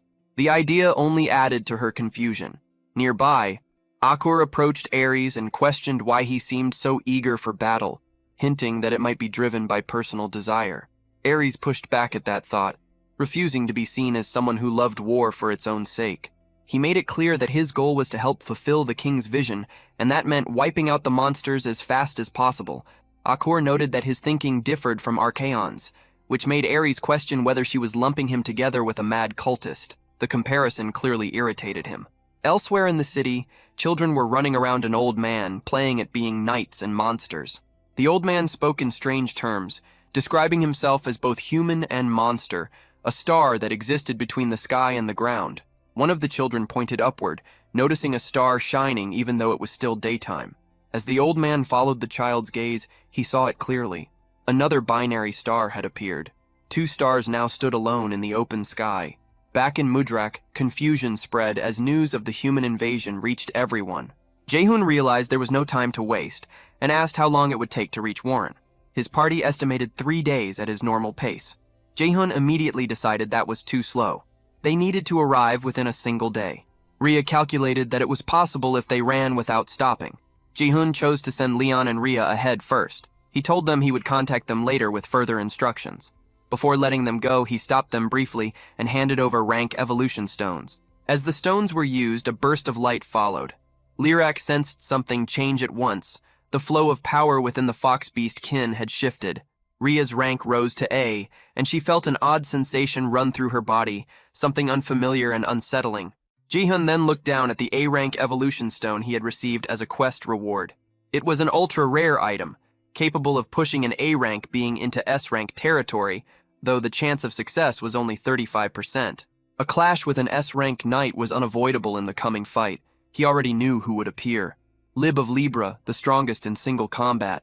To stand a chance against Lib, they needed an S-rank melee fighter with extreme speed. There was no other option. Jae-hoon silently wished for the stone to work. Soon after, Leon and Ria departed, heading out first to assess the situation and react as needed. Still, Jae-hoon knew that scouting alone would not be enough. To truly win the war, they would need a powerful army to lead it. Lirak then asked whether the humans were truly attacking. Jae-hoon explained that by now, many races must have gathered in Warren. Beastkin, rat tribe members, slimes, goblins, and others would all be there. That was why he was worried. After hearing this, Lirak made his decision. He said that he would go as well, catching Jae-hoon completely off guard. He ordered the priest to gather the warriors and declared that he would lead them himself as they left Mudrak. Hearing that eased Jae-hoon's tension. The priests objected at once, warning that Lirak's condition was unstable and that he needed at least a week of treatment before moving again. Lirak ignored the concern. His decision was already made. This would be their first war beyond Mudrak, and he believed the chief had to stand at the front. Right after, blood spilled from his mouth as he coughed. The priest grew alarmed, pointing out that he had taken the full force of a dragon's breath head-on and needed rest above all else. At that moment, Dairak stepped forward and offered to lead the warriors in his place. Jae-hoon evaluated him. Setting aside the two S-rank chiefs, Dairak was clearly the strongest among the A-ranks. His level stood far above the rest, marking him as the most likely next candidate for chief. Lirak acknowledged that Dairak was more than capable of replacing him. Dairak answered with absolute resolve, stating that he would claim victory even if it cost him his life. Lirak accepted that resolve without hesitation and told him to fall on the battlefield if that was what it took. Dairak took those words seriously, declaring that he would never bow to the environment itself. Jae-hoon then headed toward Rain. She mentioned that she had seen Leon and Ria sprinting earlier and sensed that something serious was happening. When she turned around, she froze. A full lizard folk force stood assembled behind her. Ji-hoon explained that they were moving toward Warren. Rain worried about the goblins left behind, but Ji-hoon reassured her that the lizard folk would handle them. Dairak then told Jae-hoon to climb onto his back, stating they would move at full speed. A female lizard folk approached Rain and told her to do the same. With that, the group set off across the open plains under the bright sun. The moment they stepped into the light, the lizard folk felt their skin dry and crack as moisture drained away. Unease spread through the ranks. Dairak pushed them forward, telling them not to fear the sun. They were Mudrak's elite. The warriors lifted their heads and surged ahead, charging toward their goal. 50 of Mudrak's finest fighters moved as one, all A ranks level 30 and above. They would win through strength, not numbers, sending a clear message to the human army to wait. They were on their way. If the scene shifts to Bianca, she is holding the shadow nail, a weapon shaped from her own shadow. Without hesitation, she drives it into the ground. It is a skill known as shadow nail. By embedding a nail made of her own shadow into another shadow, Bianca can return to that exact spot whenever she wishes. As she watches the weapon slowly sink into the earth until it disappears completely, Bianca murmurs to herself that as long as light exists, shadows will never vanish. Then, as if expecting a response, she calls out to Ryan, the nail. At that moment, Lib appears behind her, asking whether this is the place Bianca intends to mark. Even so, Bianca does not turn around. Her gaze remains fixed on the shadow on the ground, a strangely defined silhouette with the outline of a young boy. Lib's close presence makes Bianca tense. Her voice comes out unsteady as she asks Lib to step back a little, explaining that if someone is too close when she uses her ability, Ryan will end up manifesting. Without arguing, Lib retreats a few meters and apologizes, asking whether that distance is sufficient. Only then does Bianca turn around, scratching her head in a nervous gesture, and confirms that it is. Before silence can settle again, a voice echoes from the distance, calling out to them. Lib turns toward the source of the call and looks at the armored soldiers approaching, commenting that they have fallen well behind the vanguard. At the front of the group stands a bearded man with an imposing presence. He wields a massive hammer and a shield adorned with bull horns. Raising one hand, he orders the march to halt. Bianca is the first to speak, asking what happened and warning that there is something strange about the forest. The man scans the surroundings carefully before replying that the enemy was likely hiding, waiting for nightfall, an approach guided more by instinct than by intelligence. In the next moment, the entire army stands still, staring at the shadow of an animal cast atop a tall mountain. Uros watches the scene in silence. As the army remains frozen in place, the shadow at the mountain's peak begins to condense, gradually taking on a defined shape. Little by little, it reveals itself as a white wolf, marked by a scar beneath its eyes. Its open jaws expose sharp fangs, leaving no doubt about what it is: a direwolf. Its red eyes blaze before a powerful howl echoes across the forest. At that call, an entire pack of wolves emerges beside it, all howling in unison, making the very air tremble. In response, the army raises its spears, and fear spreads among the soldiers as they recognize the creatures before them. The assessment is swift. There are hundreds of them, perhaps close to 1,000. Orders follow immediately to hold formation as units reorganize. The front line advances, the flanks are secured, and the shield bearers move into position. Soldiers brace themselves, kneeling with spears leveled forward as shields lock together, forming a solid wall. Bianca watches from beside Lib, unease creeping in. It is still daytime, and provoking a battle seems unnecessary. The mission does not demand this confrontation, and blocking the creatures from the fortress would be a far more advantageous strategy. Even so, it is clear that the wolves understand this logic just as well. Doubt hung in the air. Were they truly monsters, or merely creatures reacting to the human threat? At the top of the mountain, the wolves' leadership revealed itself. The decision was made swiftly, treating the moment as a rare opportunity. Without further hesitation, the command to attack rippled through the pack. The black wolves charged down the mountain at full speed, howling as they rushed toward the army. The order to withstand the impact was followed to the letter. Moving at tremendous velocity, the creatures' bodies slammed against the wall of shields, making the formation shudder. Even under the pressure, the line held. Remaining upright became an act of sheer strength. Then the wolves adopted a new tactic. Those coming from behind leapt over the formation, casting threatening shadows over the soldiers below. The moment of impact was brutal. Spears were thrust upward, piercing the creatures midair and halting the assault. The counterattack came without hesitation, and the battlefield descended into chaos. Wolf blood splattered in all directions. The scene shifts to a village some distance away from the forest. In the distance, a column of smoke rose among the trees, thin, but clearly visible against a sky that was beginning to change color. Atop one section of the wall protecting the village, Ares yawned as he watched the mountain landscape ahead and the sun slowly sinking toward the horizon. The calm of the late afternoon felt strange to him. The silence seemed excessive, and he reflected on the fact that the sun was already setting without anything happening, wondering if they truly would not come that day. Meanwhile, among trees with lush green foliage, white smoke began to rise from within the forest, breaking the harmony of the scenery. The next scene reveals a blood-covered sword, piercing thick, white, blood-soaked hide, kicking up a cloud of dust on impact. It was the white wolf. The blade had struck it cleanly. Its eyes no longer held their former fierce red glow, and with great effort it murmured words in a different language, words that carried the meaning of a silent accusation. The one standing before it was a calamity. It was Lib who had delivered the blow.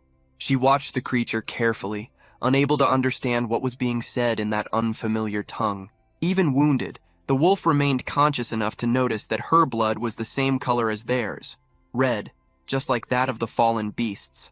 A short distance away, Bianca pressed a small blue cloth against her nose, visibly uncomfortable. The stench repulsed her, confirming what she had always believed. The consequences of war were nothing but filth, decay, and exhaustion. All she wanted at that moment was to return as soon as possible. Among Uros's soldiers, the casualty report was delivered. Out of a total of 583 men, 82 had been wounded, and 1 had died in combat. Uros reacted with immediate orders. The creatures' bodies were to be burned, the wounded sent back to the castle, and the advance was not to be halted.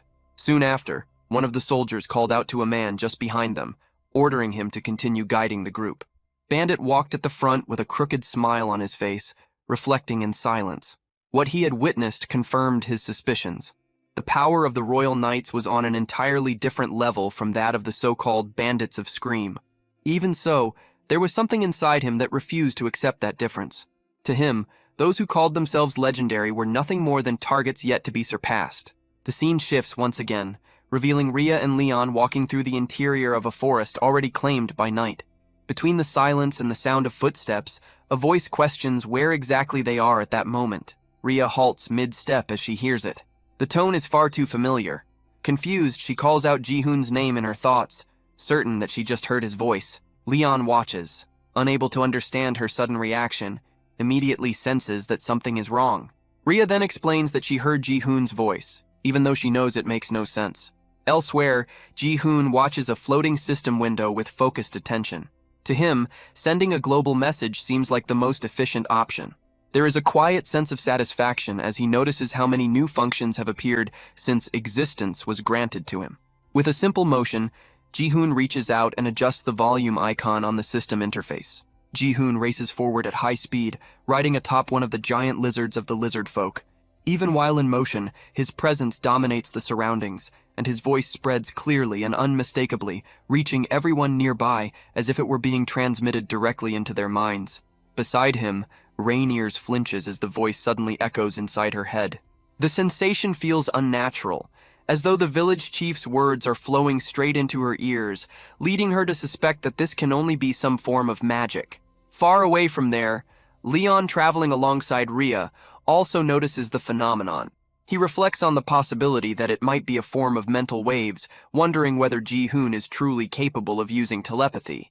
Ji-hoon's voice asserts itself once more, now making it clear that the strategy will be explained immediately. The scene then transitions to the sunrise emerging between the mountains, bathing the landscape in soft hues. Nearby, slime creatures with eyes and mouths move in an orderly fashion. They carry logs of wood in their mouths, forming a line that leads into the depths of a cave. One of them signals that the load should also be taken to the village, while another confirms the instruction without hesitation. Not long after, Ria and Leon burst out of the forest at a run. Both urgently call out to the Bullman Tor, who stands holding an axe with unwavering grip. Upon seeing her, Tor reacts with surprise, instantly recognizing Ria. The scene shifts again, now showing Lord Uros, Bianca, and Lib positioned at the front of the army. All of them watch the horizon intently. In the distance, it is possible to make out a village hidden within the mountain itself. Uros evaluates the remaining time, estimating that 2 more hours will be sufficient. His orders are clear and decisive. The vanguard is to be assembled, the troops spread into a wide formation, advancing while completely surrounding the mountain. There will be no survivors. The objective is total annihilation. In response to these orders, a system interface appears, indicating that 100 knights have assembled. The mission is listed as the protection of Warren, accompanied by a countdown beginning at 1 hour and 59 minutes. The promised reward is a random S-rank item. The scene returns to Ji-hoon, who continues advancing while analyzing the situation. He realizes that their speed has dropped. At the current pace, it would take at least another half day to reach Warren. In silence, Ji-hoon reaches out mentally to Ria and Belle, placing his hopes in them to accomplish what must be done. Beyond the forest, the mountains once again dominate the landscape, and a thought takes shape in his mind, questioning whether this was truly the village chief's strategy. The focus then shifts back to Ria, Leon, and Tor. The three remain alert when someone suddenly bursts out of the forest, running in desperation and shouting that the enemies are spreading out and advancing from all directions. As they grasp the severity of the situation, Tar and Ria freeze in place. The reality is unavoidable. They have run out of time. A screen opens with a reward notification appears, announcing a random S-class item, followed by a countdown that reaches its final second. Immediately after, a start signal appears. The scene then shifts to the army positioned behind Lib, Uros, the leader of the thieves, and Bianca, all facing the massive entrance of a rocky cave stretching out before them. The opening seemed even larger than before, which immediately unsettled Uros. He felt as though the cave had somehow expanded over time. That impression led him to question whether a hidden village truly existed inside. The thieves' leader, visibly tense, confirmed that there was indeed a village within the cave. He emphasized that the place had always been filled with traps, and that after so much time, new defenses had certainly been added. In response, Uros slipped a hand into his pocket and pulled out one of the cards he carried with him. The card displayed the symbol of a lightning bolt above the figure of a bull. As he looked at it, he frowned, irritated by the bad luck of drawing that particular card. He then turned to Lieb and ordered her to advance with the 50 Zubenli knights he had brought, assigning them as the front line. Lieb accepted the command without hesitation. The thieves' leader reacted with concern, surprised that only 50 men would be sent forward. He questioned whether it would not be wiser to attack with the full force available.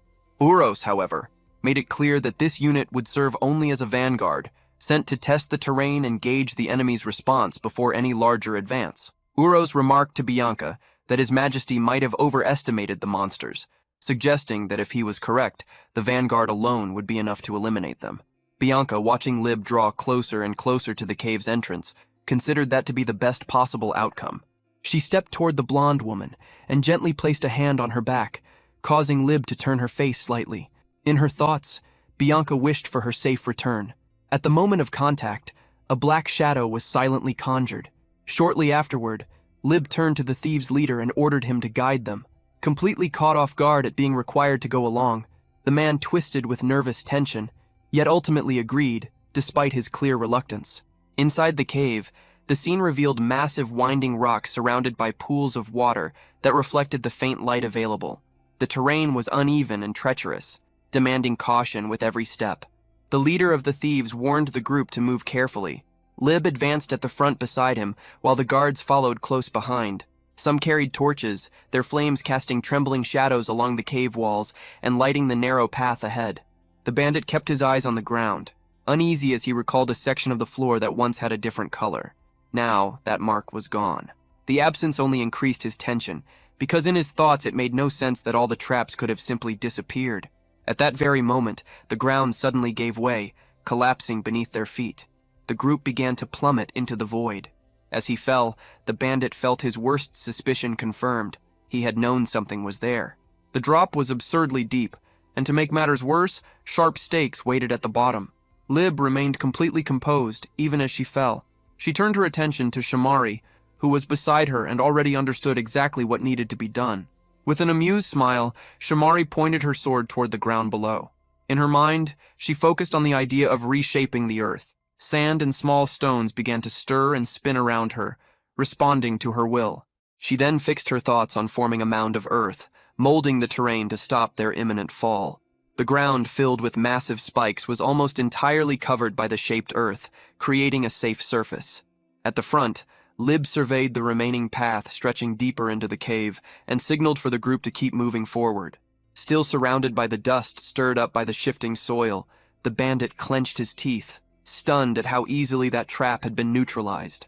Now walking behind the others, he froze when he noticed a crater opening in the ceiling of the cave, chunks of rock beginning to fall from above. Shocked, he realized that no such trap had ever existed there before.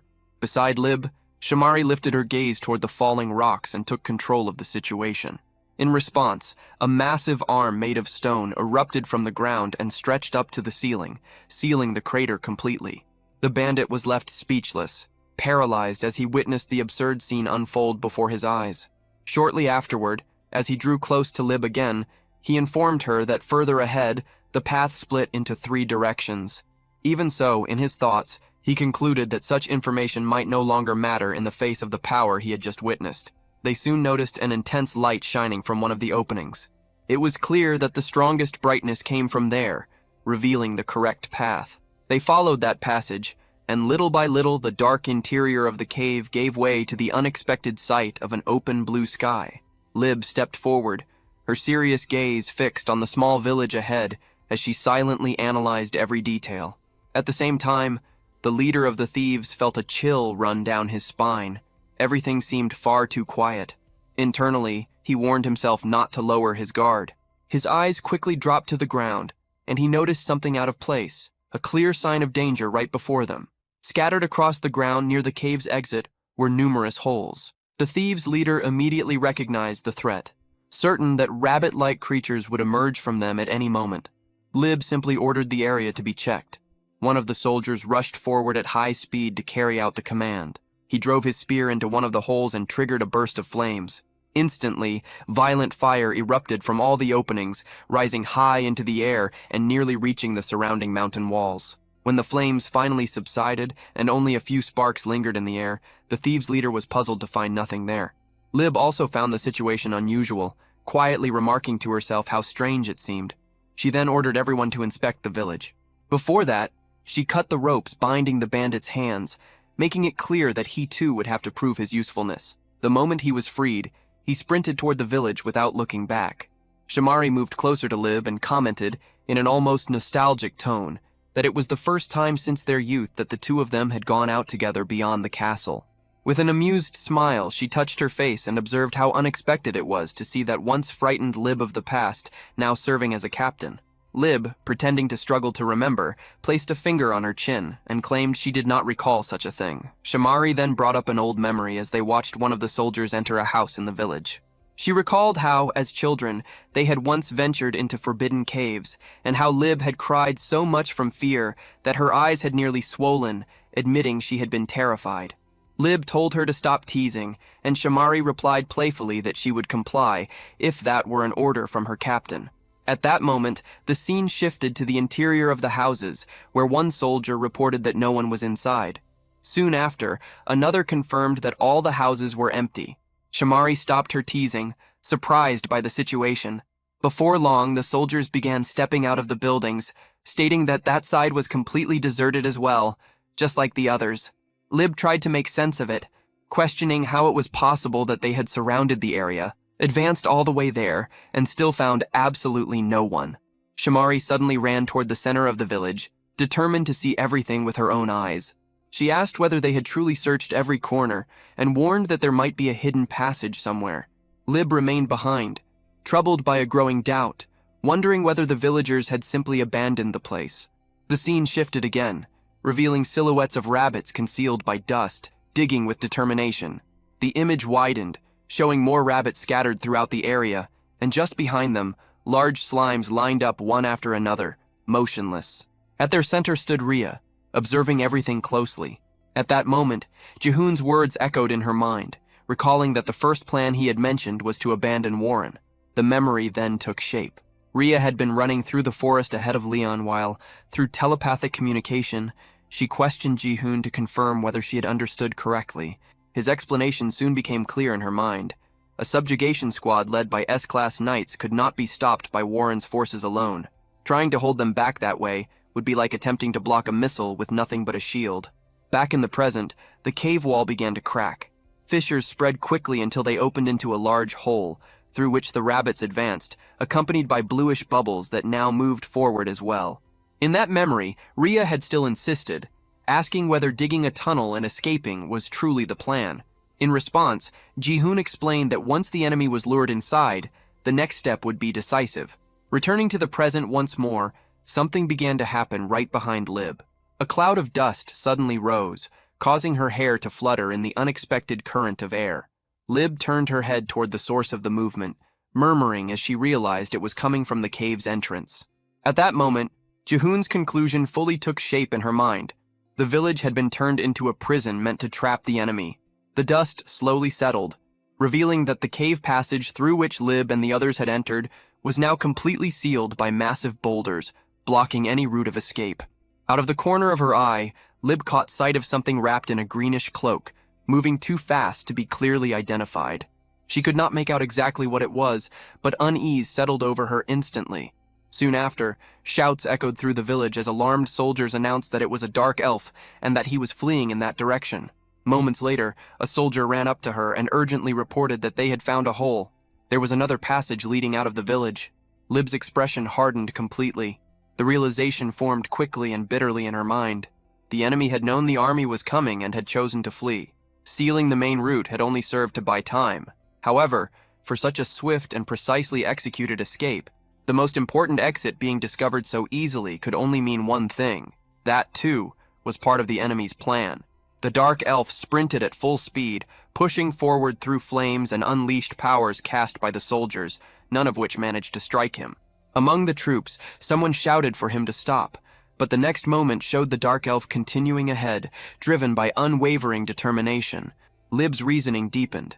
If the dark elf who had supposedly failed to escape had remained behind on purpose, then everything might have been deliberate. Her eyes widened as suspicion surged through her. Perhaps this was all a trap. She quickly turned to the soldier beside her and demanded to know where the other escape route was. When she was told that the passage lay behind them, near the cemetery, she did not hesitate.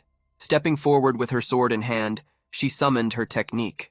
The dance of the Sword of Light manifested around her, surrounding her body with shimmering golden sparks, while one of her eyes took on a completely golden glow. In the same instant, she launched forward at full speed. Her speed was so great that, as she cut through the air, she left behind a straight line of shimmering golden light, marked across the sky like the trail of lightning. Meanwhile, the dark elf suddenly stopped running and turned to face the soldiers pursuing him from a distance. After judging the space between them, he decided that it was far enough. Within the group, Shamari found it strange that the target had abruptly halted, wondering in surprise why he had stopped so suddenly. Black shadows swirled around Leon as he raised his weapon above his body, wrapped in a dense and oppressive aura. That weapon had been given to him by Ji-hoon, who had explained that its ability reached maximum efficiency when enemies were aligned in a straight line, which was why he had entrusted Leon with it. It was the Screaming Awl, a B-class weapon capable of drastically amplifying both physical attack power and magical attack power. Facing the soldiers in the distance, Leon silently acknowledged how much stronger he had become. Then he unleashed his skill, a dark slash that tore through the air and surged violently toward the squad. The soldiers tried to reposition themselves to respond, but the sheer pressure of the attack paralyzed them. Some could barely believe what they were seeing. It was a dark attribute strike on a level comparable to Lady Bianca herself. Others immediately understood that there was no way to block it. Amid the purplish dust rising from the impending impact, Shamari stood frozen, her eyes wide, unable to react. Instinctively, she called out for Lib. As if she had heard her, Lib appeared in that very instant, enveloped in light. Using the dance of the Sword of Light, she crossed the field like a golden flash of lightning, passing Shamari in the blink of an eye. Her flash strike collided directly with Leon's dark attack, and the darkness was torn apart by an intense burst of brilliance as light and shadow clashed in a blinding explosion. Without hesitation, Lib pressed forward, sword in hand, charging straight at Leon, who barely had time to conceal his shock at the overwhelming power before him. The attack came immediately, forcing him to raise his weapon to block the blow. The scene settled on the absolute contrast between the two blades. Leon's black sword, wrapped in dense shadows, and Lib's blade, radiant with golden light. Leon clenched his teeth as he finally faced the blonde warrior head-on. In that instant, he understood that she was exactly the person Ji-hoon had spoken about, the strongest among the knights. Leon and Lib kept their swords locked, the blades crossing between them in the shape of an X. Without warning, Lib vanished from his sight. Leon flinched when he caught only a streak of golden light flashing past his back. She struck from behind without hesitation, but he managed to turn at the very last second and block the attack. In the same motion, Lib reached for her sheath and began drawing a second sword, just as radiant as the first. Leon watched in disbelief and muttered in shock that she was wielding two blades. The scene fractured into a memory. Ji-hoon had once told him that if he ever faced a blonde knight who fought with two swords, Leon would be the only one capable of standing against her. The moment returned to the present, exposing the sharp contrast between them. Leon at level 19, struggling to hold his ground, and Lib at level 25, handling both swords with complete mastery. Memories rushed through Leon's mind at the exact instant Lib's blade stopped just a few centimeters from his face. Just as Ji-hoon had warned, she stood on a level far beyond ordinary humans. They continued exchanging blows in a rapid sequence that was nearly impossible to follow. Shamari watched the clash through clouds of dust and flashes of steel, unable to clearly track their movements. Dazed, she could hardly believe what she was witnessing. To her, it seemed unthinkable that anything could match the flawless dance of Lib's swords. Leon tilted his head by a hair's breadth, narrowly avoiding a strike that would have cut straight across his face. A faint smile curved his lips. He wondered whether that was truly all the strongest knight had to offer. Lib attacked again, and Leon dropped low, falling to his knees as her blade sliced through the air above his head. For him, the fight was still manageable. Leon kept the smile on his face as he began to activate his skill. The focus shifted to his hand, gripping the dark purple sword, shadows swirling around the blade. Black energy writhed and twisted in the air, moving as though it answered his call. A massive wave of violet power erupted, sweeping through the space like a crushing tide. The image focused on Lib's eye as she witnessed it, and without hesitation, she summoned her own strength, the dance of the Sword of Light. At the rear of the cave, The scene shifted to those who had remained outside, now thrown into confusion. Urus reacted to the sudden blast, demanding to know the source of the thunderous sound. It had been a tremendous explosion. Moments later, one of the soldiers came running from the direction of the forest, urgently calling out to Sir Uros. In an alarmed voice, he reported that there was a shortcut, and that monsters were fleeing through it. Hearing this, Uros's expression hardened completely. The scene cut to a flashback. A soldier was shown hidden among the bushes in the forest, watching from a distance as a giant rat, slimes, and other creatures escaped through another opening broken into the cave wall. He described what he had seen, explaining that a large group of monsters had smashed through the wall and fled that way. Faced with this information, Uros questioned whether they had abandoned the village. If that were the case, then the explosion from earlier could only be connected to that sudden retreat. Just behind him, Bianca spoke with confidence, stating that Lib was safe. She had linked a fragment of Ryan to Lib's shadow, ensuring her protection. The scene returned to the battle between Leon and Lib. Within her shadow, a hidden red eye revealed itself, and through it Bianca could see everything unfolding. She remarked in surprise that it was impressive for someone to fight Lib on equal terms, wondering if the opponent might be a dark elf. Through the crimson eye in the shadow, she saw the elf visibly exhausted, his body stained with blood from the wounds inflicted by Lib's strikes. The scene shifted back to the outside of the cave. Uros pulled the gigantic hammer from his back and declared with firm conviction that no one could defeat Lib in a direct one-on-one battle. They needed to focus on carrying out His Majesty's orders. He then raised the hammer above his head and began channeling the power of a wide-range ability. Ria's eyes turned hollow, almost catatonic, the moment she noticed the large group of soldiers gathered behind them. At the front line of the army, the archers lifted their bows and aimed straight at the creatures. As Ria understood what was about to happen, panic seized her, and she screamed for them to stop. The command was given. In the next instant, the sky filled with flaming arrows, countless projectiles tearing through the air in blazing trails. The creatures stared in terror, unsure where to run. Tar reacted first, shouting for the slimes to unite. The Slime King reinforced the order with a gesture, and they obeyed without hesitation. The small slimes quickly merged together, stacking and fusing until they formed a massive bluish barrier in front of the group. One arrow after another struck the living wall, yet none managed to inflict damage. Among the archers, one cried out in disbelief that physical attacks were not working. Without wasting a second, Tor raised his voice again, ordering everyone to run while they still had the chance. The creatures began to flee. Uros's face twisted with fury as he declared that none of them would escape. Lifting his hammer, he slammed it into the ground with all his strength. The earth answered with a deafening roar. It was the ability Rift Pulse. A massive crack split open in the ground and shot forward at high speed toward the creatures, curving around the slime barrier. Ria watched in horror. The fissure tore past the front line, and then the earth surged upward violently, lifting everything in its path and forcing the creatures to halt. Amid the dust, they stared in shock. One of them shouted in alarm that the ground was rising and the path had been blocked. Where there had once been an opening, a gigantic wall of rock now stood, stretching from one side of the forest to the other, completely sealing their escape route.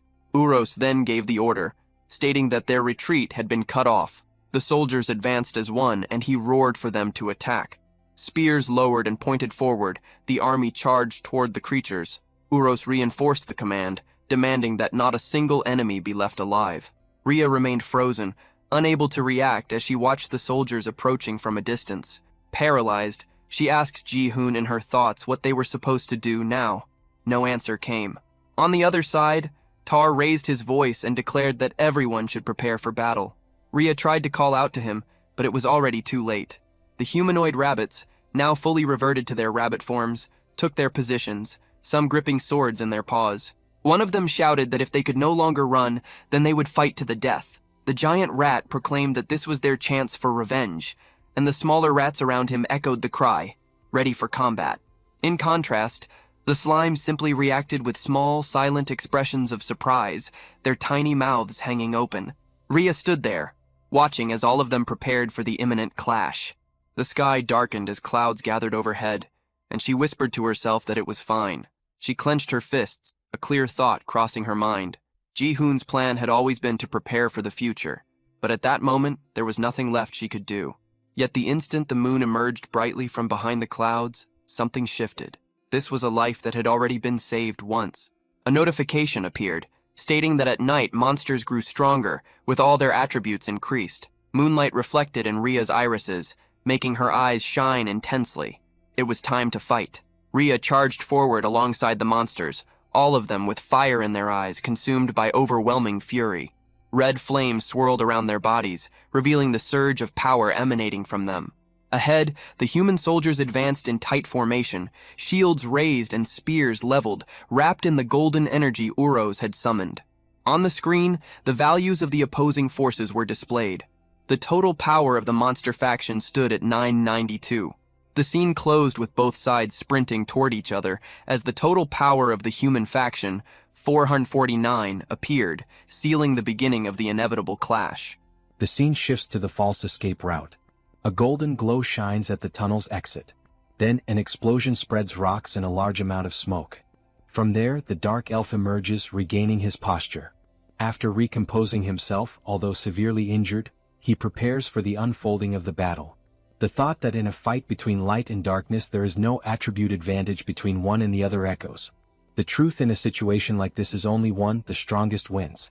The next attack is declared, and Lib advances with her swords toward Leo. She easily cuts through Leo's black barrier, and it becomes clear that in this battle the strongest is Lib. Suddenly, a scream echoes across the battlefield, drawing both of their attention.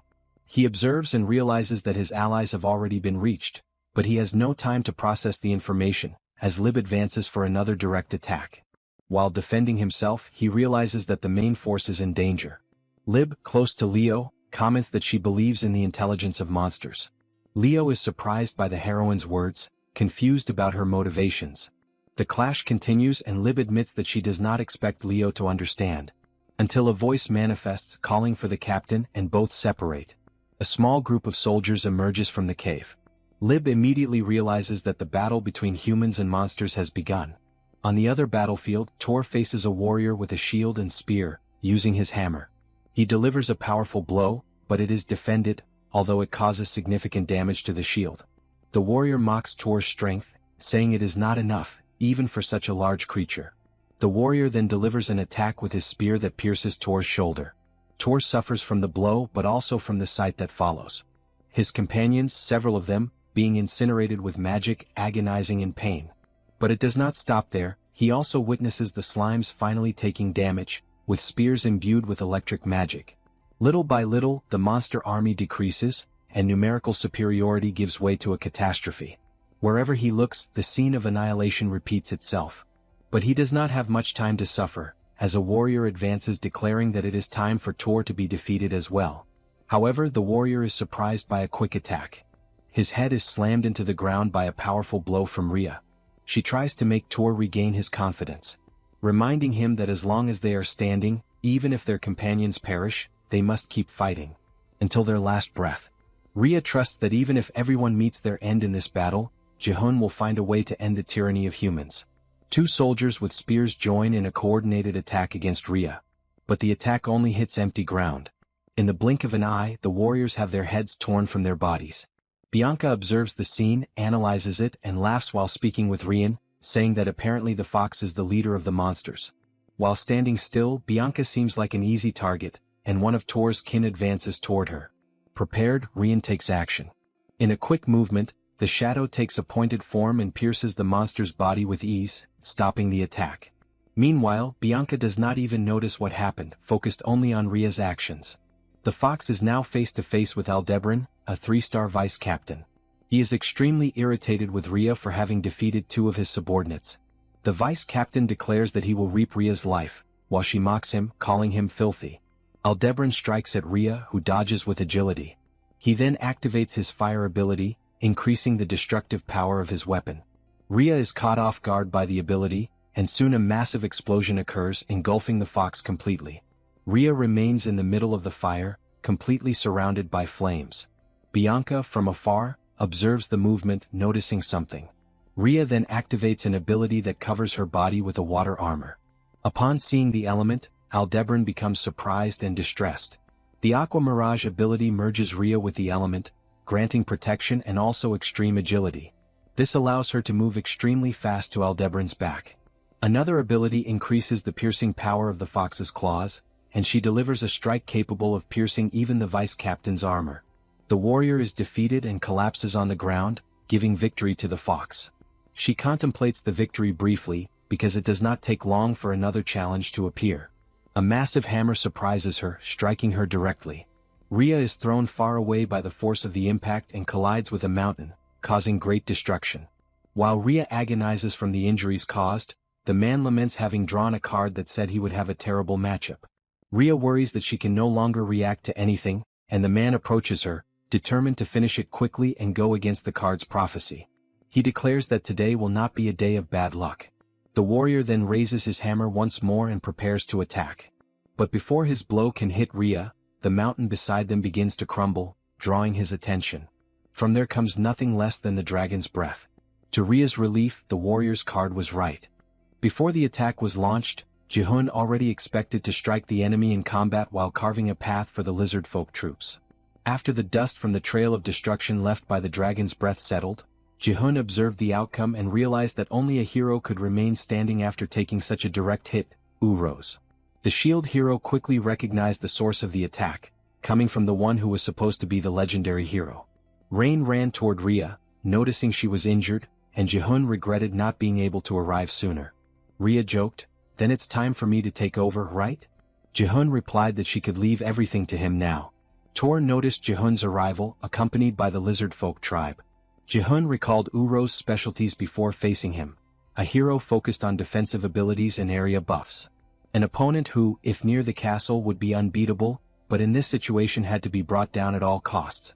Growing tired of waiting after the attack, Urose asked how long they intended to stand still.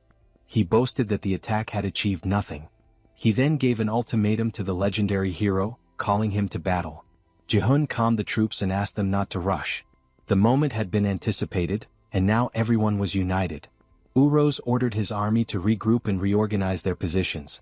At last, Jihun commanded the attack and all the lizard folk advanced. The human army prepared to defend. As they advanced, just before the clash between the two forces, Jihun issued another command, Ancient Ascension. A massive mist engulfed the battlefield, and the soldiers grew confused about what was to come. Urose reinforced the troops' confidence, emphasizing that the enemies were nothing more than oversized lizards. At the end of the ascension, one of the soldiers stood stunned and asked Urose what kind of lizard that was. It wasn't long before one of the soldiers was crushed. Urose was astonished upon seeing the lizard folk's transformation for the first time. The battle, which had seemed decided by the superiority of the human army, now took a dramatic turn. The lizard folk advanced, and the soldiers' only reaction was to declare their honor and pride in belonging to the great empire's army as they faced certain death. The battle now appeared to have turned into complete extermination, with only the presence of the immense creatures prevailing. Tor was impressed by the combat power of their new allies. Urose reflected on the annihilation of the front line and realized that brute force could indeed surpass strategy. Completely rejecting reality, Urose advanced with a powerful strike against one of the lizard folk, declaring them to be mere monsters. The struck creature was defeated in an extremely violent manner. After that, Urose taunted the monsters, asking who would be next. Several lizard folk prepared to attack, but Urose did not retreat and declared that he would finish them all. From within the group, a voice declared that they had realized Urose was the leader of those humans. Dirac stepped forward to challenge the hero. Although rank A, Dirac was level 42, while Urose was rank S at level 23. Meanwhile, Rain applied medicine to Rhea. Rhea asked how it had been possible for everyone to be there, considering they had left a day after her group. Rain then began to explain, saying that Jihun had used a new ability. The scene shifted to the moment when the hero's group decided to take a break near a river after the environment had severely worn down the lizard folk. Rain considered the idea of solving the humidity problem using water magic while they moved. Dirac replied that the lizard folk were not capable of using that type of magic, and Rain herself couldn't either. She used fire. Jihun reflected on the only one in the group with that affinity, but her focus was on compression. Then as he looked around, he noticed a creature in the water, with the silhouette of a woman. It was a mermaid, and that left the hero surprised. Curious, Rain asked where he had seen it, and Jihun pointed in its direction. Despite trying, Rain couldn't see it at all. Rhea became curious about the fact that Rain couldn't see it, and Rain said that wasn't even the most curious part of that moment. She explained that unexpectedly Jihun began walking toward the mermaid, and suddenly, a massive vortex of water rose from the river. Dirac wondered how that was even possible. Ria processed the story and looked at Jihun standing on the battlefield. And it was there that he revealed that only he could see the mermaid for a special reason. That same reason explained how he had been able to use her power. His soulbinder ability allowed him to hear the cries of the dead and restore their power into reality. Jihun could see the dead and use their power to his advantage. Jihun stood amidst the battlefield as the weight of his existence became undeniable. His identity was not that of a simple warrior. As a soulbinder, he was one who could hear the cries of the dead and bring their power back into reality. That truth had only become clear to him after a certain moment. After completing the mission to expand Hunter forces, something changed. From that day forward, spirits began to appear before his eyes. At first he didn't understand what he was seeing. Voices echoed in empty places. Figures moved where no living being stood. Even when he called out, there was no response from the living, only the presence of something unseen. It was the village chief who first revealed the truth to him. Only then did Jihun realize what those figures truly were. They were the dead. In a world where even living beings struggled to maintain awareness, the dead existed in an even more unstable state. Their forms lacked clarity, their expressions were empty, and their voices repeated the same fragments endlessly. Regrets. Unfinished thoughts. Echoes that refused to disappear. Those whispers lingered around him constantly. And it was from those very voices that his power was born. Movement in the distance caught attention. Before anyone could fully react, a sudden surge of energy erupted. Jihun's eyes sharpened. In the next instant, a figure appeared above him, descending with overwhelming force. The attack came fast and direct, leaving no room to hesitate. Without delay, Jihun activated a new ability. Flame Transfer. A burst of fire ignited around his arm as he redirected the incoming force, meeting it head-on. The clash produced a violent explosion of flames that spread across the battlefield, forcing those nearby to recoil. The attacker faltered for a brief moment, caught off guard by the sudden counter. Jihun did not give him time to recover. Channeling the borrowed power through his body, he followed up immediately. Blazing Strike. A concentrated blow, engulfed in flames, drove forward with destructive force, crashing directly into the target and sending a shockwave across the ground. The impact carved through the battlefield, scattering debris and pushing back anything in its path. Yet even as the flames faded, the presence surrounding Jihun remained unchanged. The purple silhouettes of the dead continued to linger around him, reinforcing the nature of his power. He was not simply using magic. He was borrowing it from the fallen.